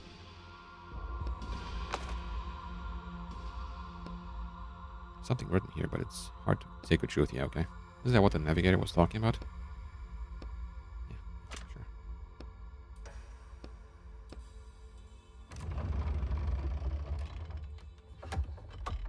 Dozens of mean-looking metal syringes stare up at you from under their glass caps.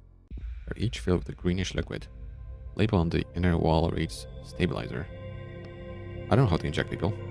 You're lucky, I'm a doctor. But actually, I guess you're not that lucky. Because I don't have hands here. Oh, you remembered something new about yourself? Yeah? Anyway, I'd feel more confident if it was some kind of spray or gel. Looks like you'll have to learn a new skill today. Fantastic. You carefully lift off one of the caps and take a syringe. It cools your skin, and fits comfortably in your hand. Let's go back to the old man in the capsule.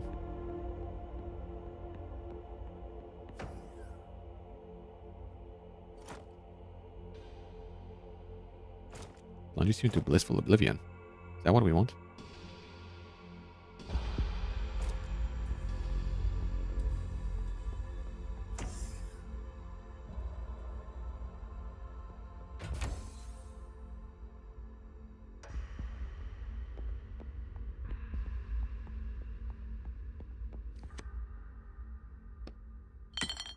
You have the syringe and you're all ready to save the old man. Eject him quickly. I've never done this before. I don't think the needle can pierce the capsule's glass. There's a catheter. There, to the left, under the panel. Just stick the needle in there and push out the medicine. A shiver of relief runs through your body as the medicine disappears into the capsule. The old man's condition starts improving before your very eyes. You cross your arms over your chest and wait. The old man's convulsions gradually stop. His breathing evens out, and his fingers stop tearing at his clothes. Hey, we saved his life. Yep. Now can I take the flask and move on? Alright, alright. We did well.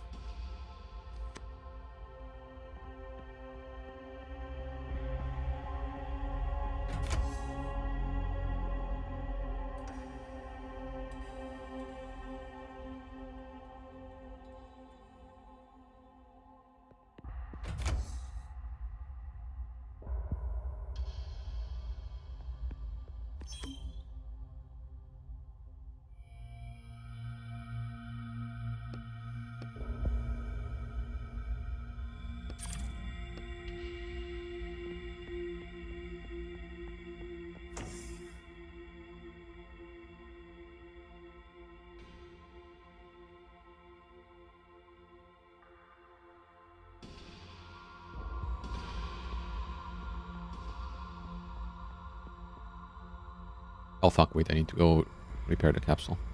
I forgot. Not the capsule, the reel.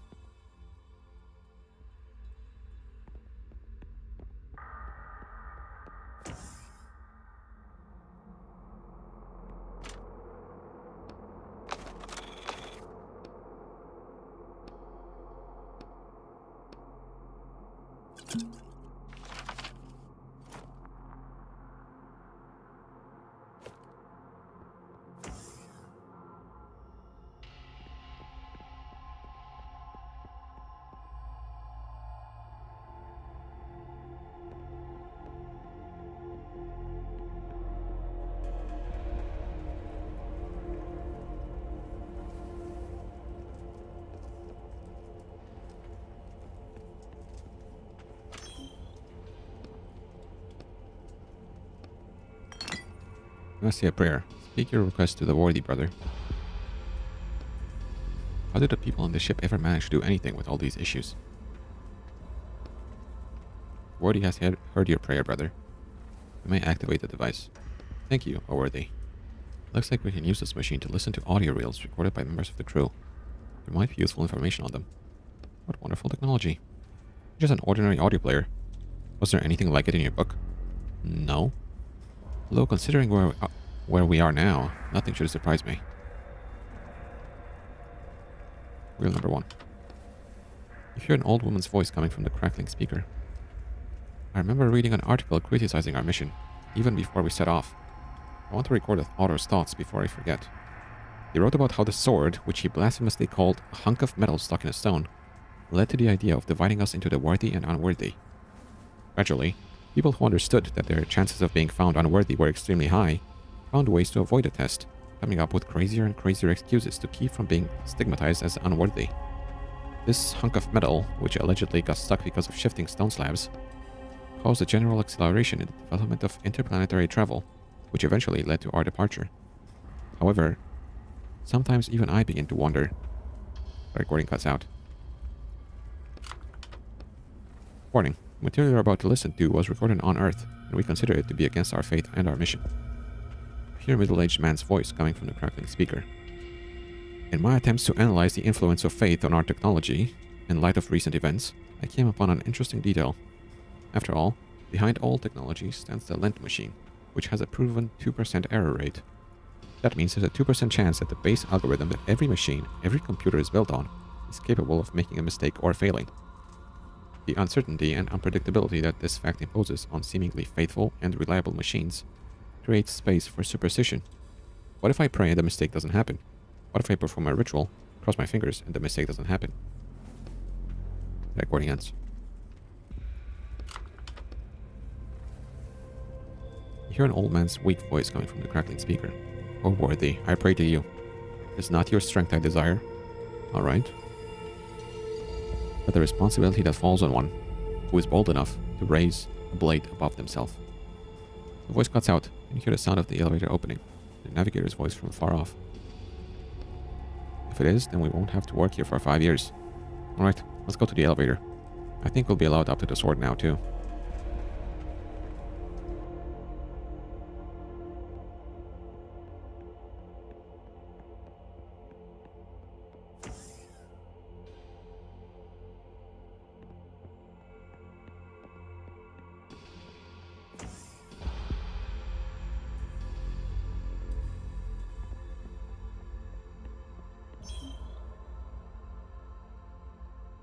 I believe I have grasped the sacred truth.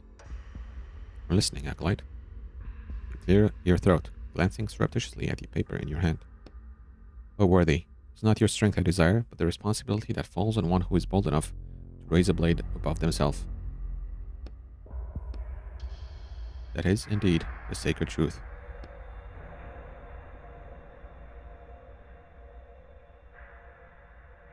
Must be understood by those who decide to touch the sword and be declared worthy. I am amazed that you were able to grasp it in such a short time. Well, I am prepared to uplift you. Are you sure you're ready? Nothing left undone here. Uplift me. It shall be done.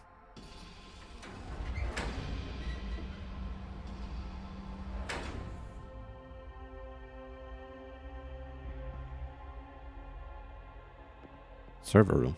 Okay. Door is locked. Sign on it says Supreme Navigator.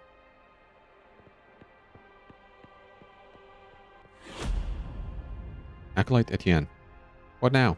You said you could touch the sword. That is true. But you have been given a more important task right now. Go to the navigator's cabin. First, can you just... Notice a panel sliding back on the wall to reveal a weapon hidden behind it. That looks familiar. I'm going.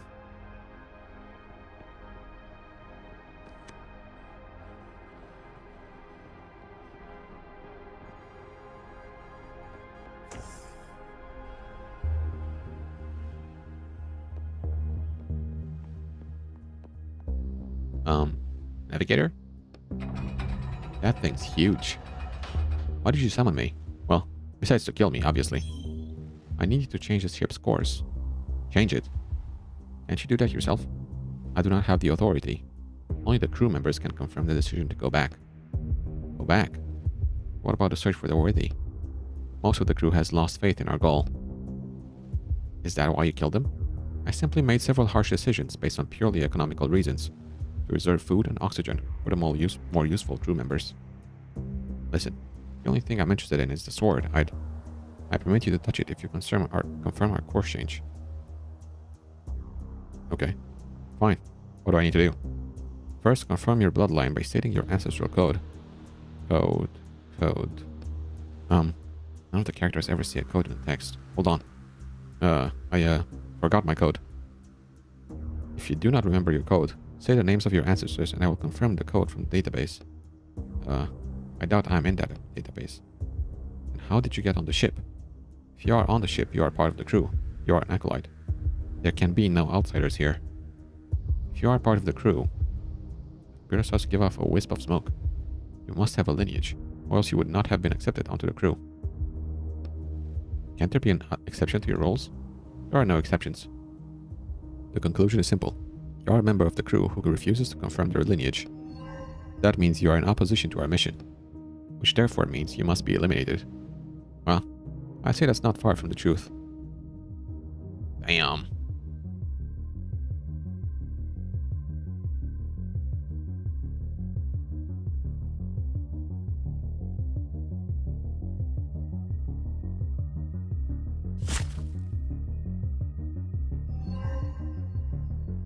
Hey, yo.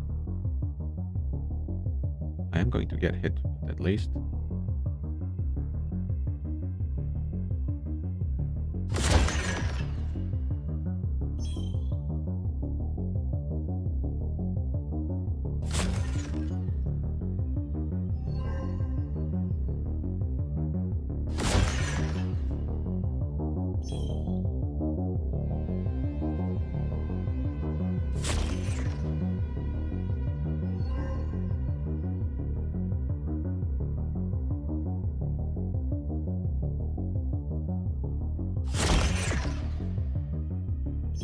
Nice.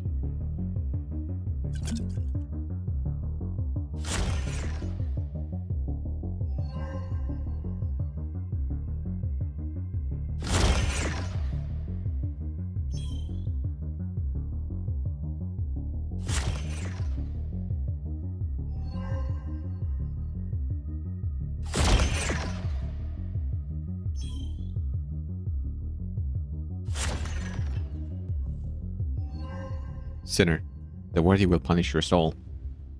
The navigator's core flares up from within. Sinner. Sinner? Sinner. Sin. Navigator's voice cuts out in the middle of the word. Suddenly, a siren starts sounding.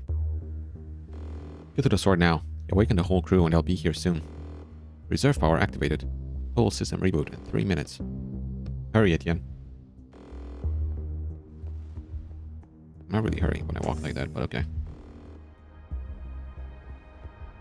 Warning, Sinner, on the upper deck. Is it already back up?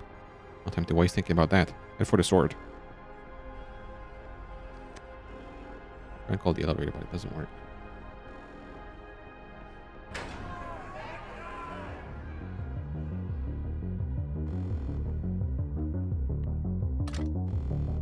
Locator system to find life in the universe.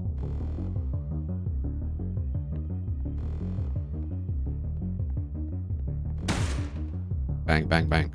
He'll break through any minute. The sword draws your full attention. Majestic hilt gleams in the light, and a sharp blade disappears into the thick stone. I'll try and use my hands to pull it out first. Right. Maybe out of all the people in the world, you're actually the worthy.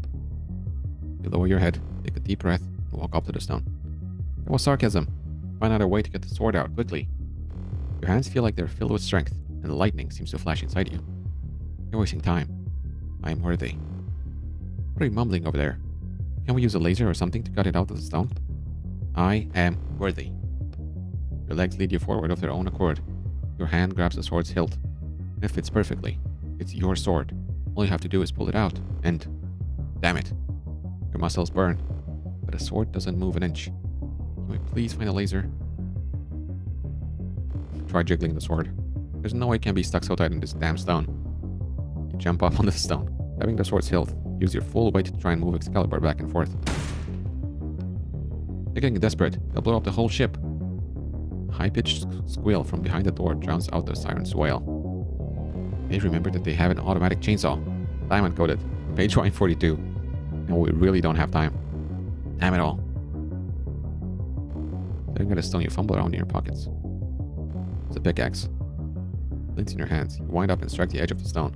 A big ragged chunk falls to the floor with a crash. That's kind of unfair, but pretty efficient.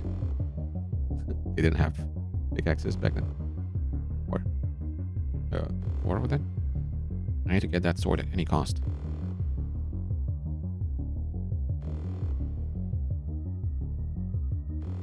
The shouting behind the door gets louder. The sword lurches forward.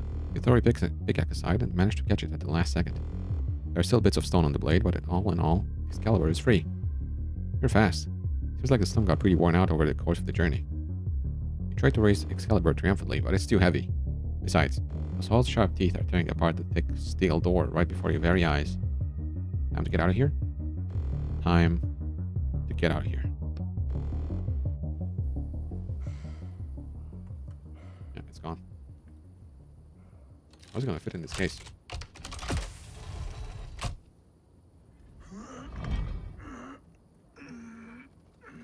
Wait, with a stone piece? Okay. Interesting. It looked that big to me, but maybe the briefcase is just huge. But that can't be, because then the book would be huge as well.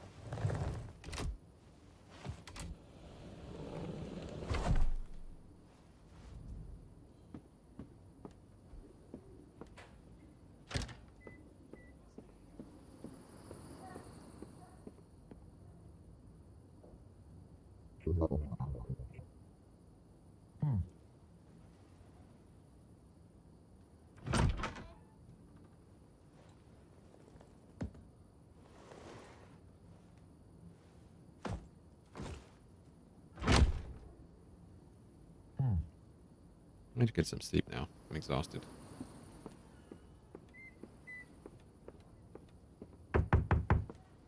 No? You won't take your pickaxe back? Hello? Etienne? You called. Did something happen? I called you? Yeah. I was away for the weekend, but when I came back, there were 15 missed calls on my machine. I figured something must have happened to you. Damn. Hey, I'm sorry.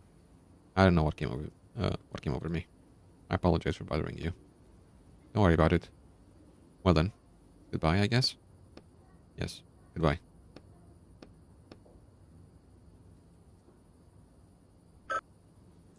Damn, I pressed before the ring.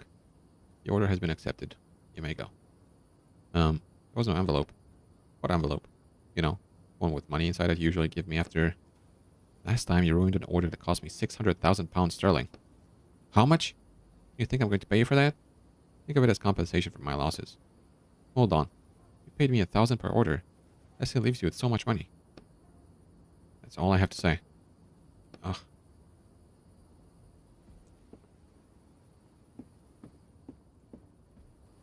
Only got 1,000 pounds? That doesn't feel like that much. And again, I don't know what the inflation is like here in this universe.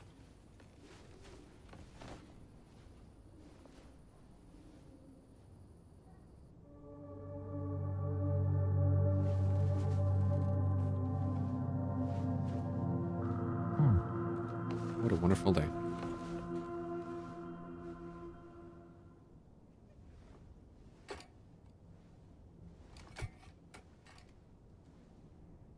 Easy to get a new. Hello? There's a job. I'm ready. Anything else? No. What is at your door? Sure, a strange day. Okay. It's easy to get a new one. I rearranged here a bit. No more beer bottles, which is nice.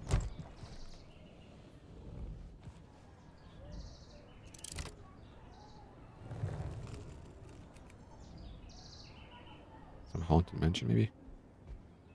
Let's see what we get here. Interrupt enemy action. That might be nice.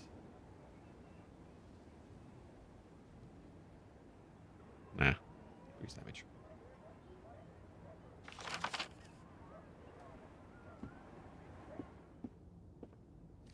Oh, I have a closet now. Not as spacious as I expected. Oh, that smells wonderful. Okay. A negative of a swan? I like that drawing, actually. No interaction with these. New book announcement. This battle will be the last.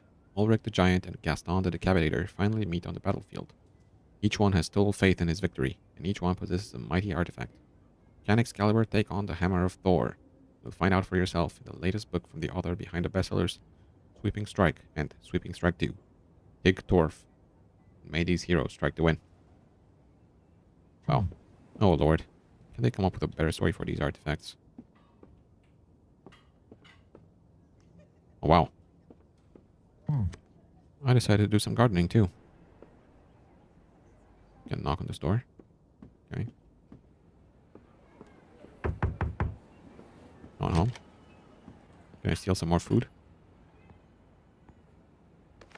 The fridge needs to be defrosted. Do not turn on. Okay. What's crossed out then?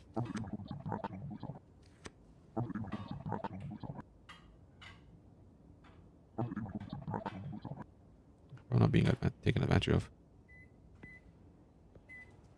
Did I miss cleaning the dishes on the previous days? I don't think so. Let's go check the apartment here. Someone moving in? Why is my voice gotten faster now? My speech, rather. Yeah.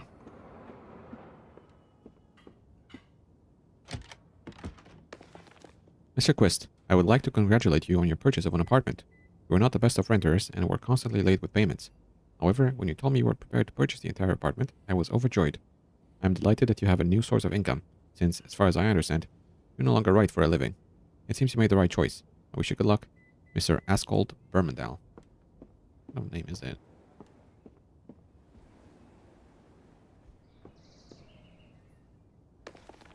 Contractor agrees to infiltrate the Timeless Mansion by Helena Roberty and extract an item, the Cursed Clock. Fresh and original as always. Nowadays there really aren't enough authors who are this original and can also release new books so fast. Okay.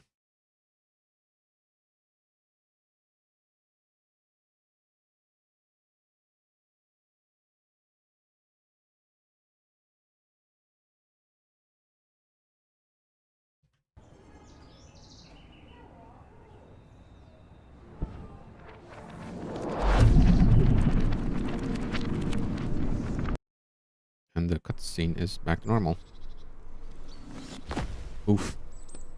Finally, I landed on something soft. Maybe too soft. Ew. How did it go? I think successfully nabbing Excalibur really redeemed me in the client's eyes. Now I'll get easier jobs? No more killer robots threatening us? I hope so. We're supposed to find a clock of some sort. That doesn't sound too complicated. Ready to get started? Let's do it. I have nothing here. What are we talking about?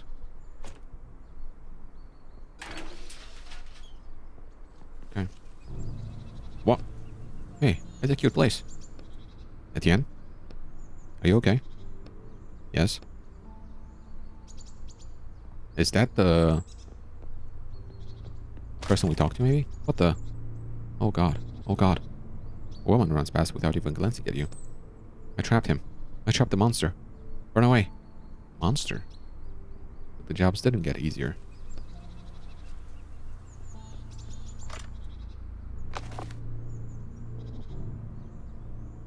Okay. The door is locked from the inside. Oh? There we go. Awesome. This looks great. The steps collapse under their own weight. Old rusted pipes run along the wall. One of the pipes is dripping. Actually, the water is full on flowing out of it. It's too late to save this pipe.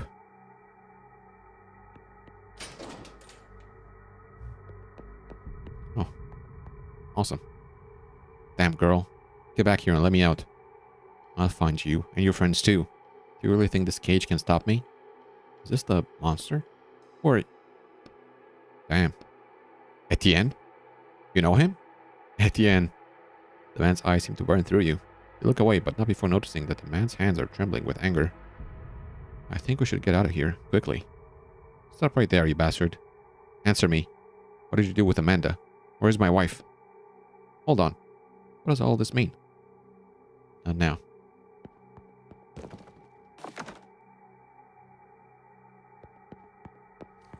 Best not to open that door.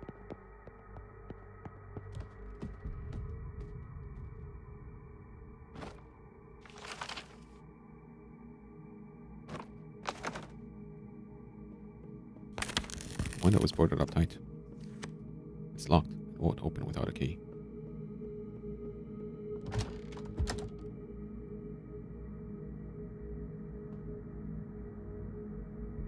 Yeah, there's a stairway that collapsed. Why does that fellow in the basement know you? This book. I wrote it. What? What do you mean?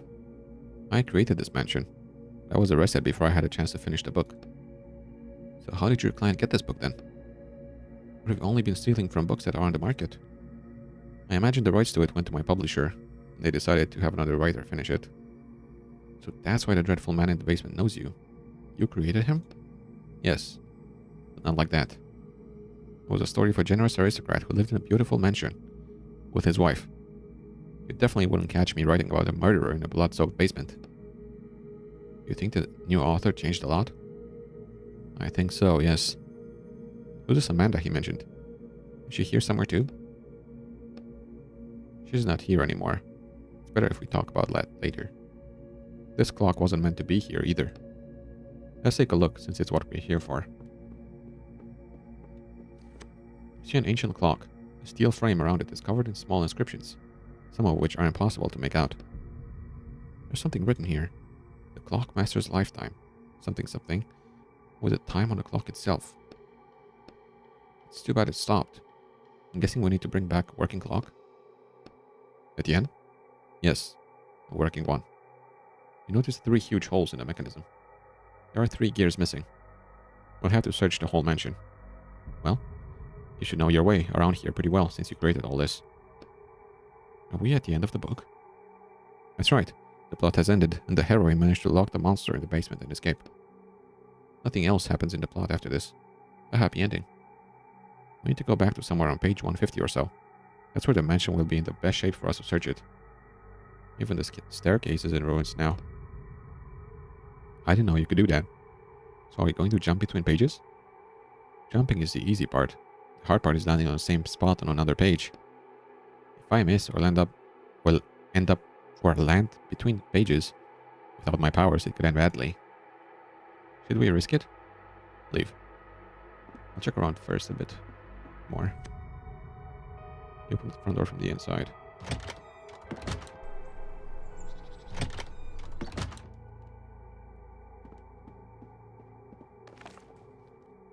Before he changed.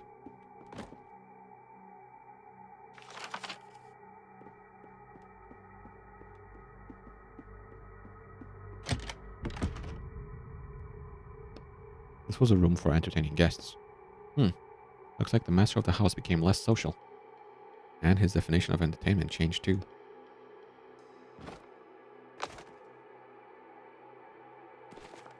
An old dusty parcel is lying on the table, tied tightly with twine.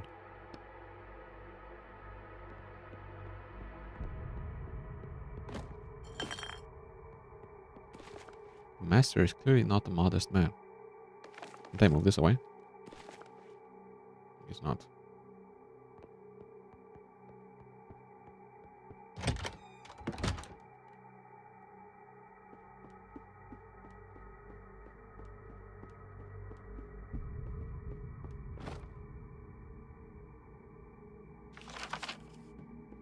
Okay, let's go back then. I think it worked. We're on page 120 now. It's a little more pleasant here, don't you think? Etienne, you don't want to keep doing this, do you? No, but I don't really have a choice. You think the client knew this was your book and sent you here on purpose? I don't think he cares either way. Help me. Let me out. Who's that? Another victim? Let's go find out.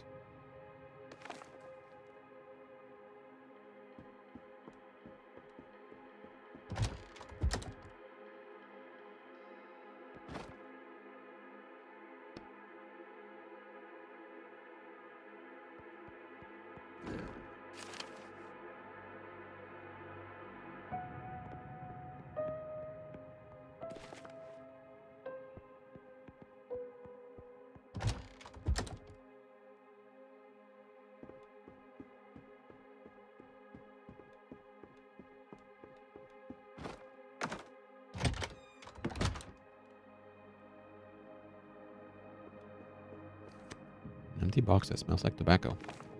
One of the master's letters. It's an invitation to a ball hosted at his mansion.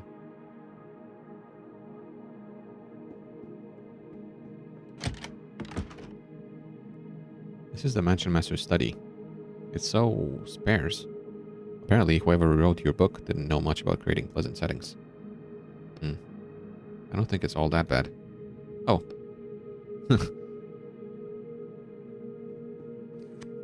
These gears won't fit in the clock.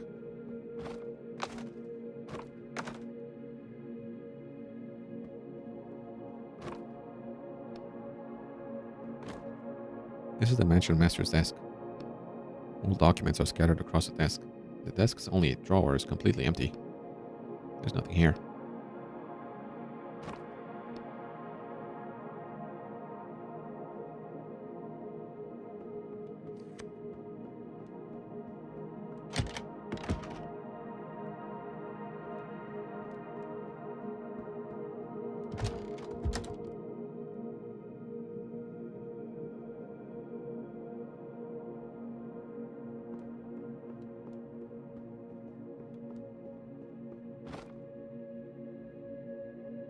I think the lockpick is more important right now.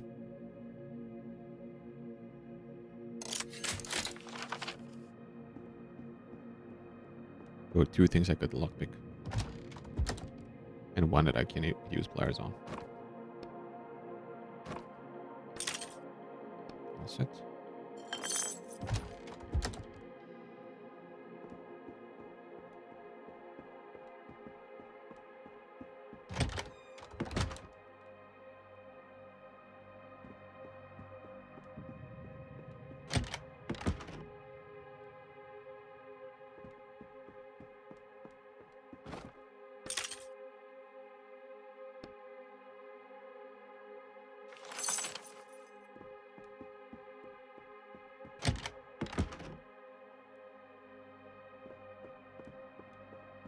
Not very rewarding.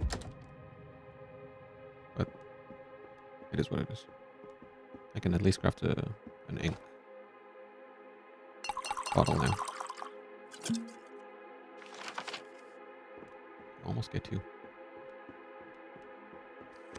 It's locked. The master didn't want to let anyone out.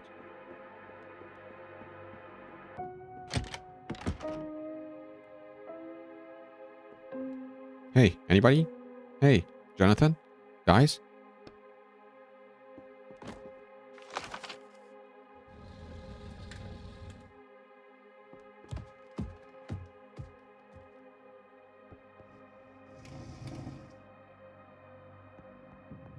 Look at the empty cell.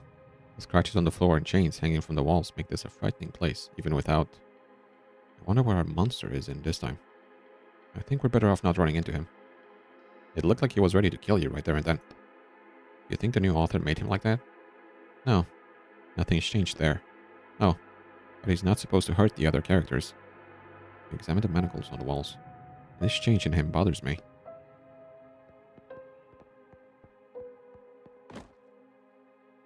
Well, awesome. This might have been more rewarding than the... Oh, I can craft it now.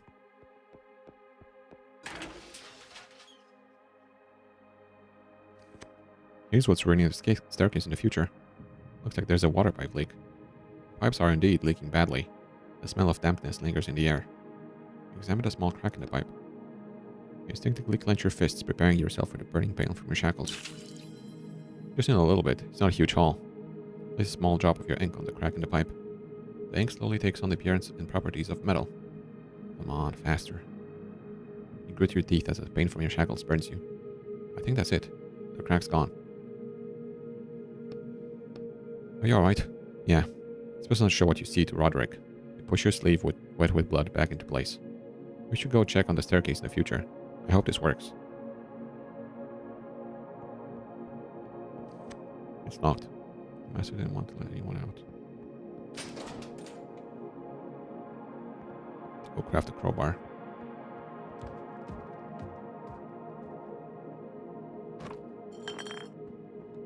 And another bottle. Or flask.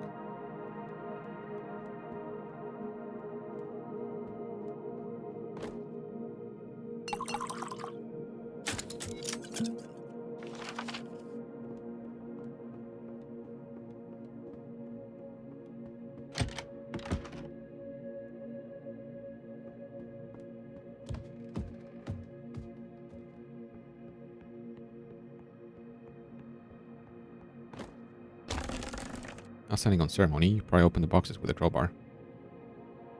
Okay. It wasn't that rewarding. I expected more. Honestly.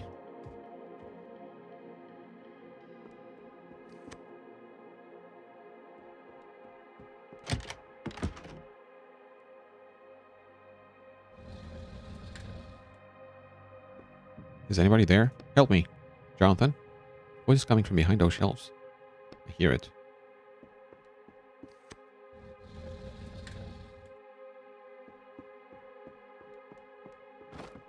Plain writing desk stands against the wall. There's nothing of interest on the desk or in the drawers. Not in this time, at least. Oh my god. Who are you?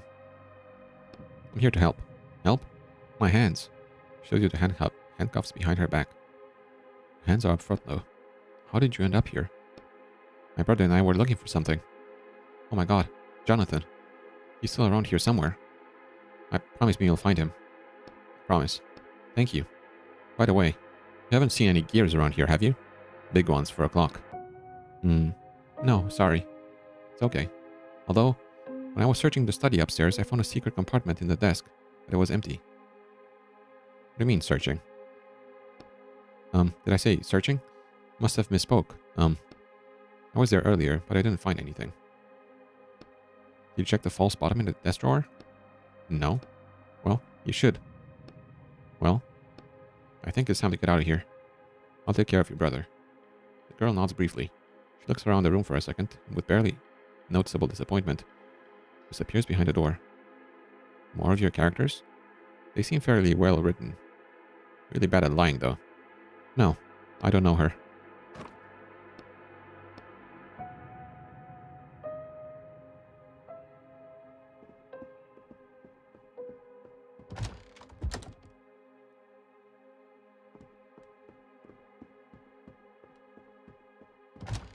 I'm assuming there won't be anything there, and this time I have to go back to the future.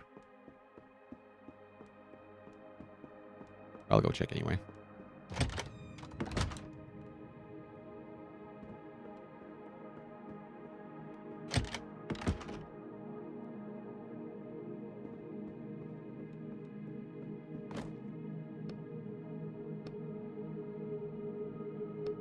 It's good for the whole gear. It could, if someone had put one in here. Hope so.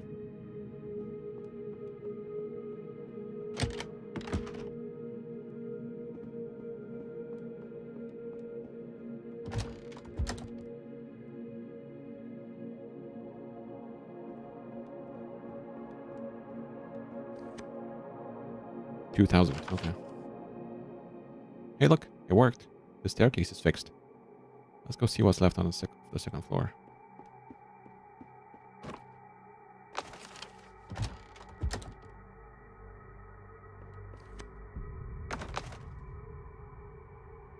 It looks like leather, but I guess it's not.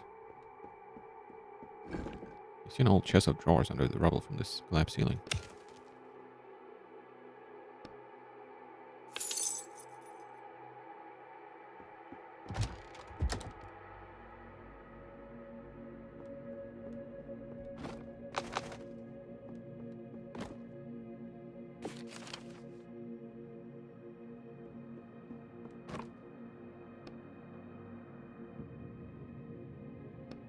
Notice the bottom of the drawer has a strange edge. Press lightly on the bottom and discover an impressively large secret compartment underneath. One of the gears you're looking for is inside. Too bad there's just the one. It's old and rusty, and has some kind of demonic face engraved on the surface. Let's go put it in the clock. Then we'll look for the rest. Also, we have to save that girl's brother, who should be somewhere in the past.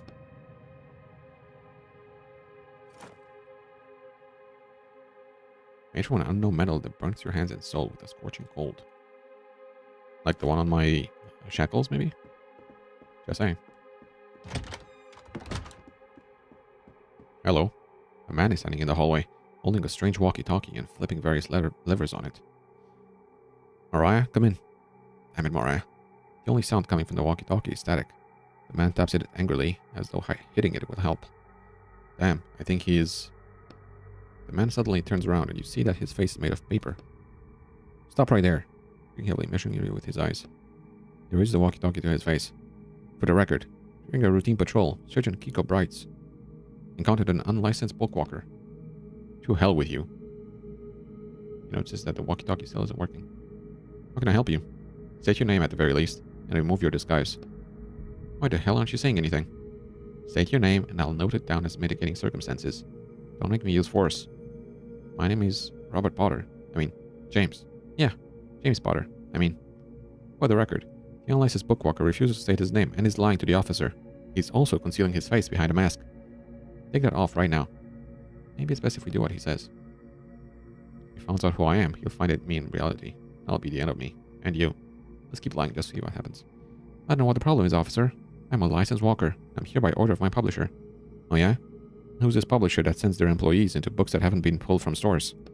Well, I have a special kind of publisher. The man starts striding towards you, unbuttoning his uniform jacket as he approaches. You raise your fists, preparing to defend yourself. That's too bad Mariah's not here. She really loves beating up thugs like you. For the record, commencing neutralization. Disable skill? Oh, I should have used that then. For this.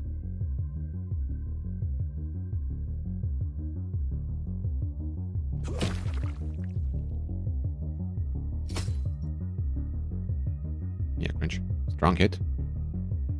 On this one, okay.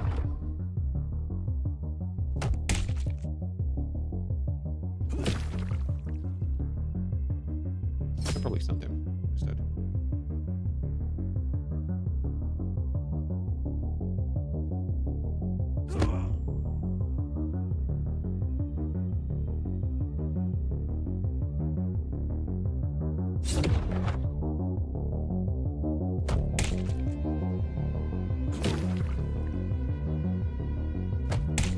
Oh, fuck, I didn't. Sorry. I shouldn't be taking damage from them. I didn't read what he was gonna do. I just assumed he would disable my skill. My bad. Let me do that again.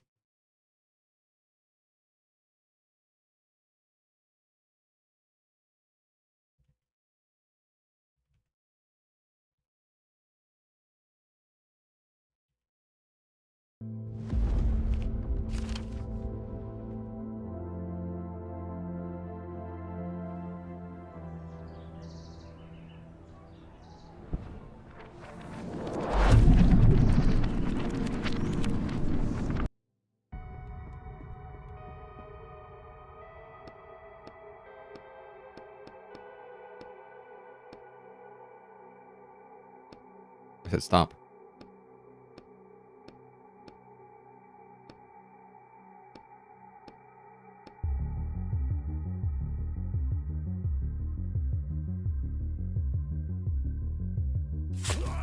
I only do 2 damage. Oh well. Lucky.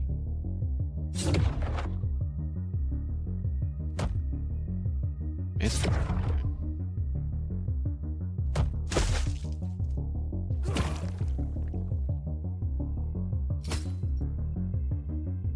Okay.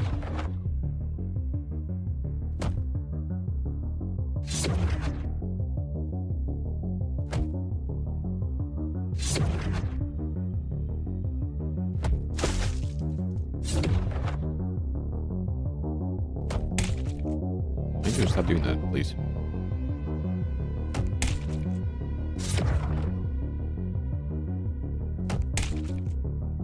There we go.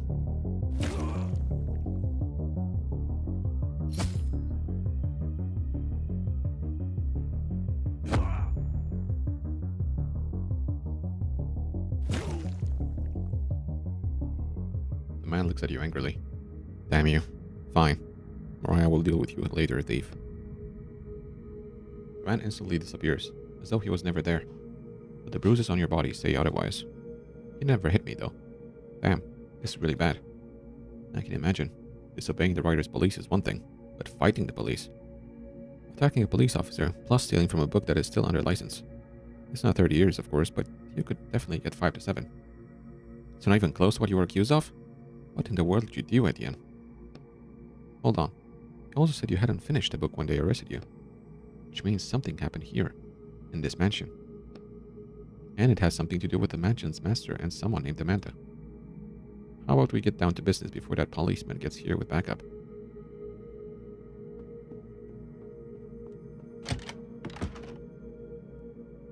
Can I craft the pliers now? I'm not sure. Yes, I can.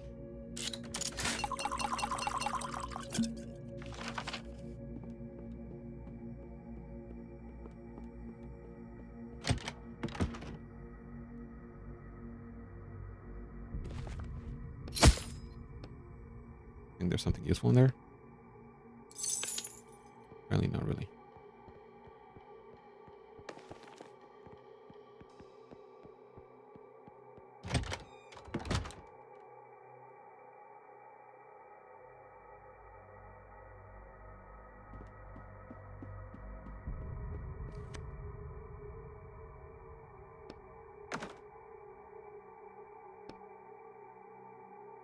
Hear the furious cries of the mansion's master coming from the basement. You think that will help you, Etienne? You don't even know what that clock does. How did he know we were... We need to find the other 2 gears, but let's speed things up a little. I feel really uncomfortable in this place. I thought you'd be glad to be back in your... No, I'm not. This isn't my book anymore. They twisted and destroyed everything they could here. I wish I could burn this whole book to ashes. Alright. Let's start with that girl's brother. Maybe he knows something. Since, as far as I can tell, they investigated all this already. Couldn't see him in the past. Can you jump even earlier? Yeah. First I want to go check where she was. Oh, what, I need the key. I don't have the key. Never mind. I remember it now. There's a key there. That's needed.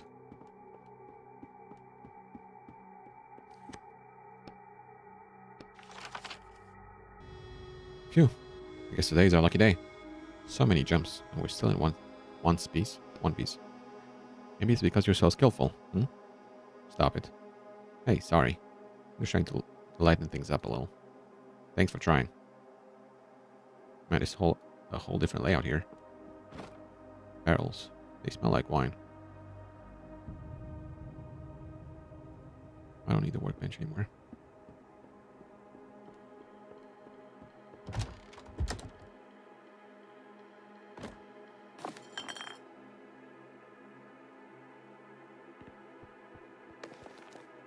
It's charred. It's just his lover, Amanda.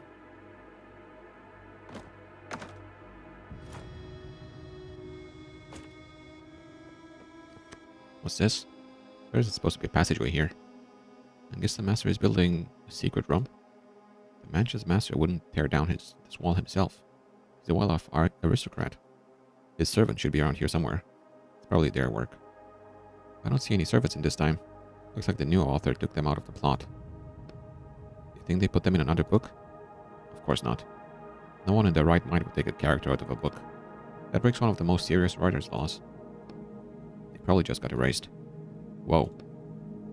We need to search this place in different times, since there might be a secret passage here. Yeah, we clearly saw it, I mean. Okay, alright.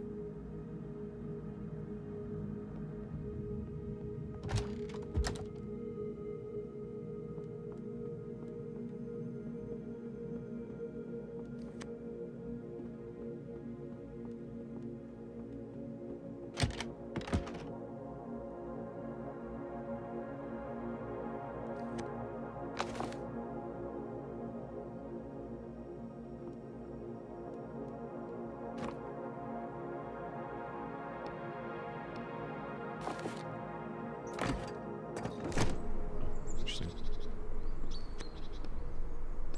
I have the plank.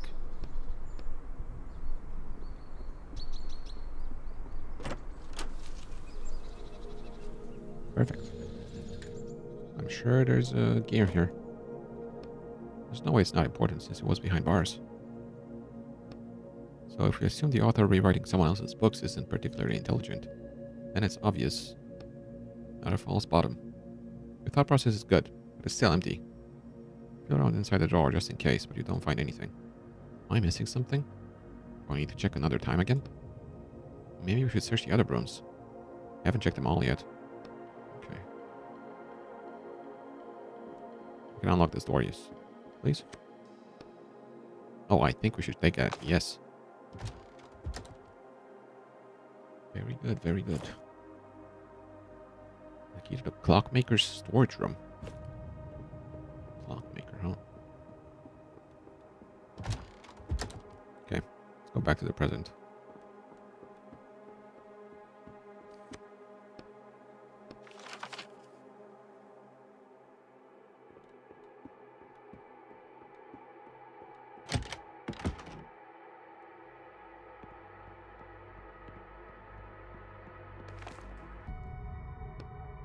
Painting was taken down from rusty metal runners and is now leaning against the wall. You see a door behind the painting, but you won't be able to open it while the painting is in the way. The painting turns out to be extremely heavy. You can't pick it up. You manage to pull it towards you and move it to the side.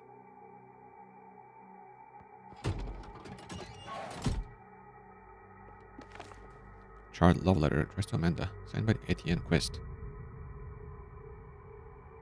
No. That's not what I wanted.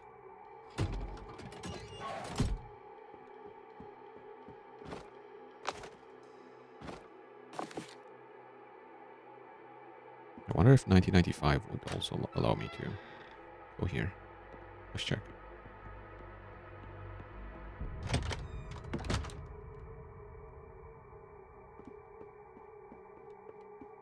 I don't think so, but we'll see.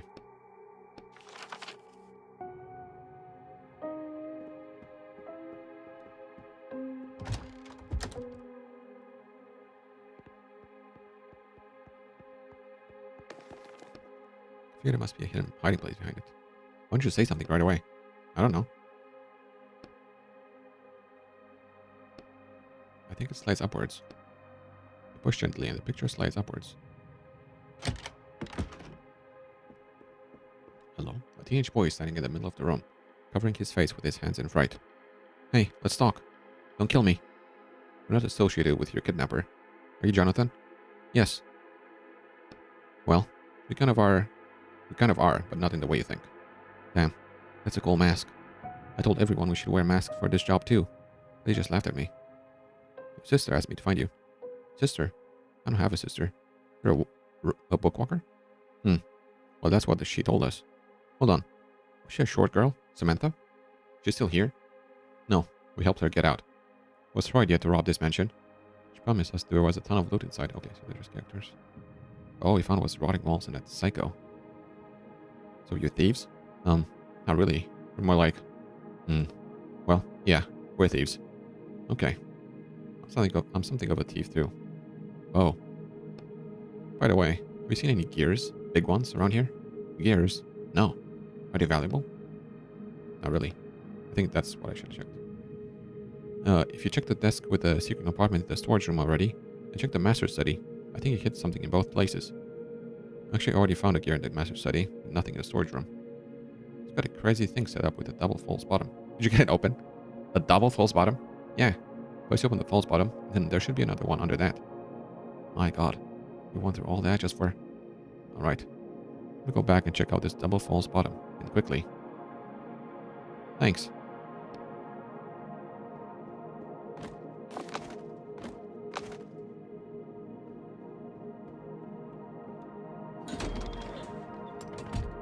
Familiar dark blue police uniform appears in your peripheral vision. However, the woman in the uniform seems completely calm and collected. I'm Sergeant Mariah Glowitz. You're under arrest on suspicion of plagiarism and attacking a police officer. I advise you to stop resisting and come with me. And if I don't, then I will have no choice but to use force. Well, in that case, I apologize for making you use force. Disable skill. Should I stun her first? Yeah, why not?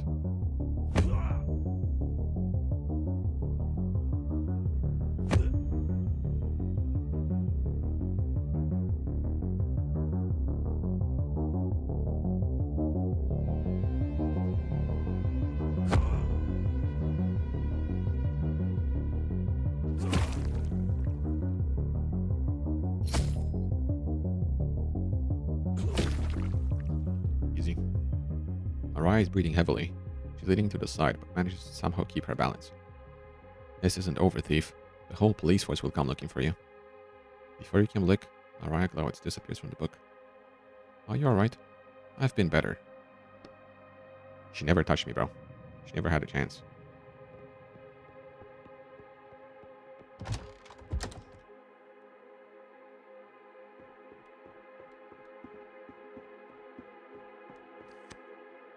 Oh, maybe I should,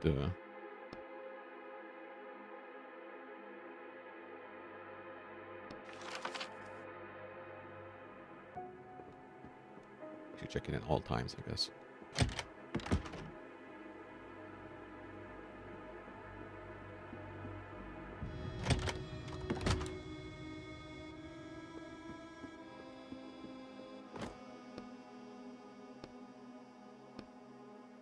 I guess the new author is more clever than I thought.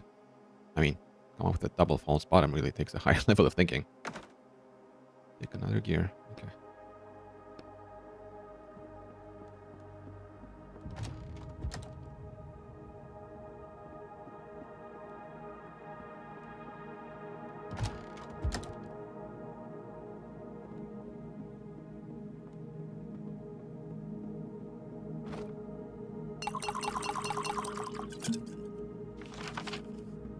Go to 95 first.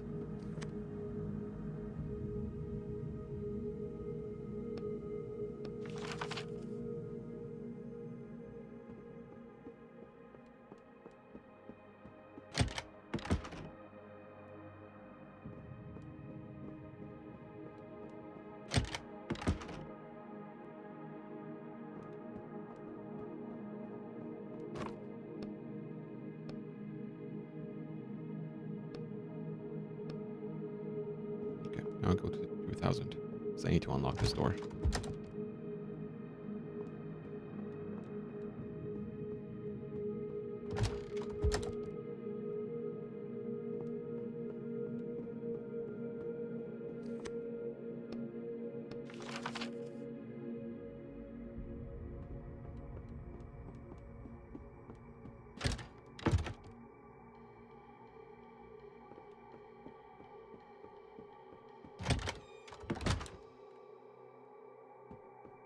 Oh.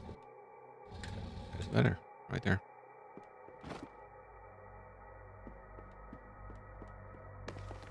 One of the master's letters.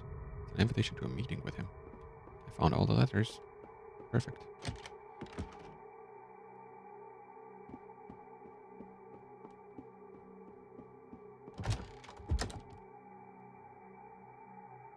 Oh, not there. Here. Now we just need to find a third one. The clock should start working again. Etienne, you asked about Amanda. The wife of that maniac in the basement? There are some things I was able to figure out using my powers of deduction. Hmm? So you created Amanda and her husband. The cute little story of their cozy backwoods mansion. And then you and Amanda started to get, well, close. What gives you that idea? Back when we were in the car, you told me you always try to make your characters realistic and well developed. My guess is that Amanda turned out exactly that way. Your powers of deduction, or whatever you said, are pretty good. But then you took Amanda somewhere. That's the part I don't understand yet. Where could you have taken her? There's no trace of her in the book. Wait, you didn't. You took her out of the book? I get it. The things you do for love, but at the end, you do realize you're not just messing with writer's law, but with more serious laws. Human laws. I'm paying the price for that now. You raise your shackled wrists. In any case, we both knew what we were up against and what would happen to us. So that's what they arrested you for? 30 years for what you did? Broke one of the most serious writer's laws. Extracted a character who then turned into a real, living human. Where's Amanda now? Do you live with her? In the end, we broke up. What? Despite everything you went through? So, see, I told you he was the one. I thought the writer was the one he called, but not really. I was close, though. Indeed. So getting back your ability to write. It's probably the one thing in my life that I can at least try to fix. So that's why you agreed to take on these jobs. Damn, how did you get here? Lose something at the end? Damn it. So, where's Amanda? The man's trying incredibly hard to stay calm, his head tilted slightly to the right. Where is my wife? The man pauses for a second, tilting his head to the left. I can't be forgetting her. I can't. You don't need to bring up Amanda. Just let me try and help you. Let me try and rewrite you the way you were before. Are you sure? What about your shackles? Damn, you're right. The man continues to rub his temples, his eyes unfocused. I remember her. With you. And now I can't find her anywhere. He looks at you, his head slowly tilting to the right again. At the same time, his minor attack of confusion passes, and his anger rises up in his place. Bring her back. You stole Amanda from me and left me here alone. Then someone else came. He did something to me. I didn't want to kill anyone. This is a different part. You notice his clothes are stained with fresh blood. Wait, why do you have that girl? Did he get to her? Damn thugs. I'll never forgive them for what they did to you. You're supposed to be... The blow hits you in the chest. Oof. The man tucks the gear away inside his shirt. Then he starts cracking his knuckles. Let me try. Maybe I can rewrite at least something in you. Oh, don't worry. I don't need help. I certainly enjoy my newfound powers. Sable skill? I'm sorry, Big Bay. What the fuck is that?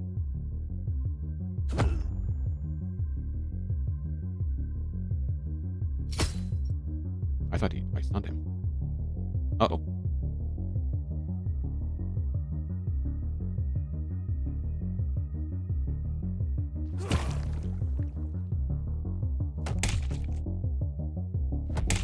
Twice. God damn, bro.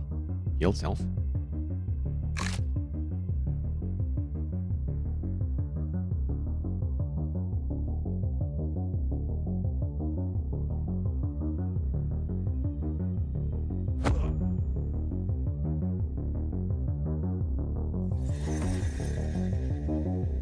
Oh, he's gonna hit me again.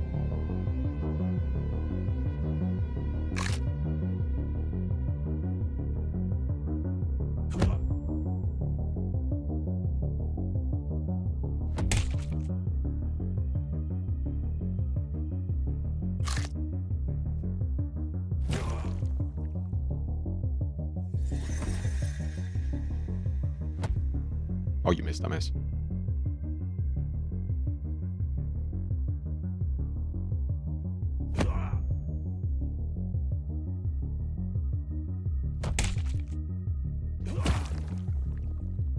There we go. Is that all you've got? You bastard. The man's injuries start healing before your very eyes. At the same time, you hear the gears in the clock make a clanking sound. It's as though they're trying to start working, but can't because the last gear is missing. What the... Remember what I said about the inscription on the clock? And how it's connected to its master? I figured it out. When the clock is stopped, nothing can hurt its master. You spot the last gear, lying on the floor between you and the reanimated monster. It seems to have fallen out of his shirt while you were fighting. You raise your eyes to the man, and he looks back at you with a venomous smirk. Just try. You charge forward, but the instant your hand touches the gear, the man grabs you. You soon find yourself in a tight chokehold. No luck? About him, it's not gonna work, bro. Drop sharply out of his grip and grab the gear from the floor. Damn it. In an instant, you're standing by the clock.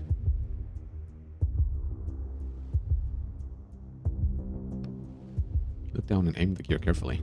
Then you hear the sound of a fist flying towards you. The very last second, you settle the gear into the clock and it immediately starts ticking. No. Etienne. He grabs his head as a shudder passes through his body. He begins to age rapidly.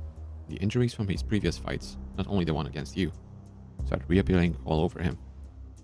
He swings his arms helplessly, then starts dissolving into dust. You watch it all happen silently, until there's nothing left of the monster, except a pile of ashes. My god. But now what? Nothing. You walk up to the character's ashes, digging around until you find a small, crumpled piece of paper. You quickly rip it in two. I've had enough. Pick up the clock and get ready to jump out of the book.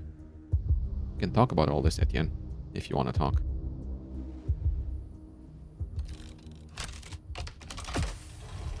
The clock's gone. Cover.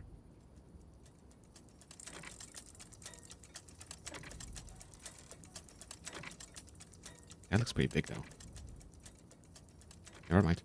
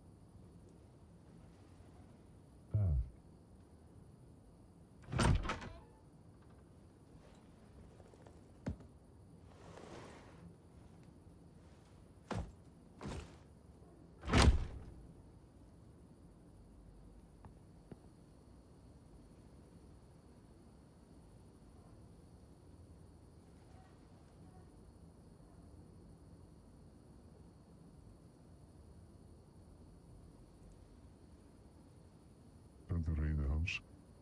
I can't keep this up anymore.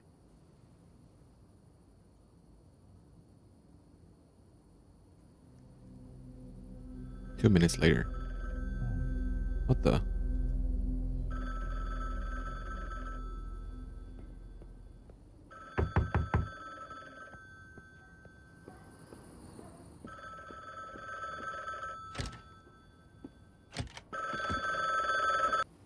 Hello?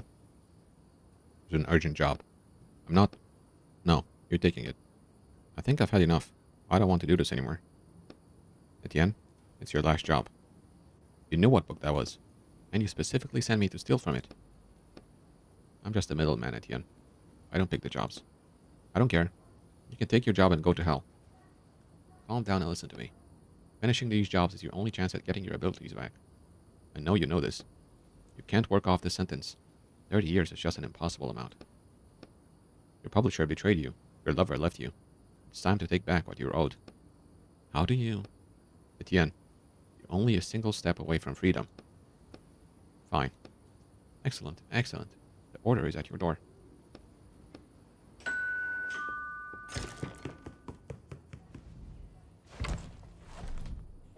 It's easier to get a new one.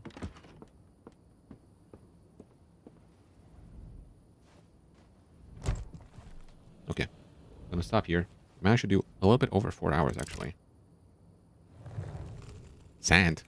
What kind of doing ripoff is this? That woman looks AI generated. When was this game made? Anyway, I'm gonna stop here. Increase shield duration. Or heal on use. The duration is not bad. It's probably better. heal on you. I never really... I have enough healing items.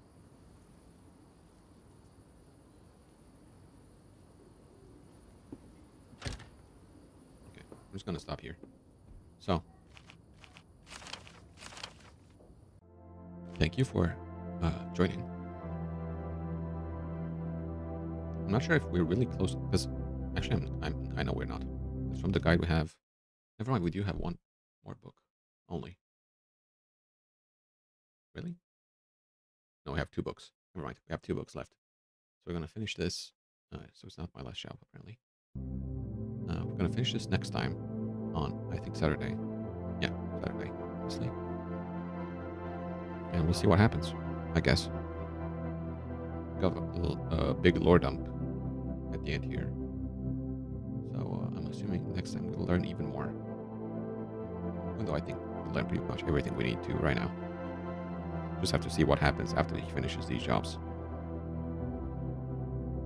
Okay. Thanks for joining. And I'll see you next time. Have a nice week. Bye-bye.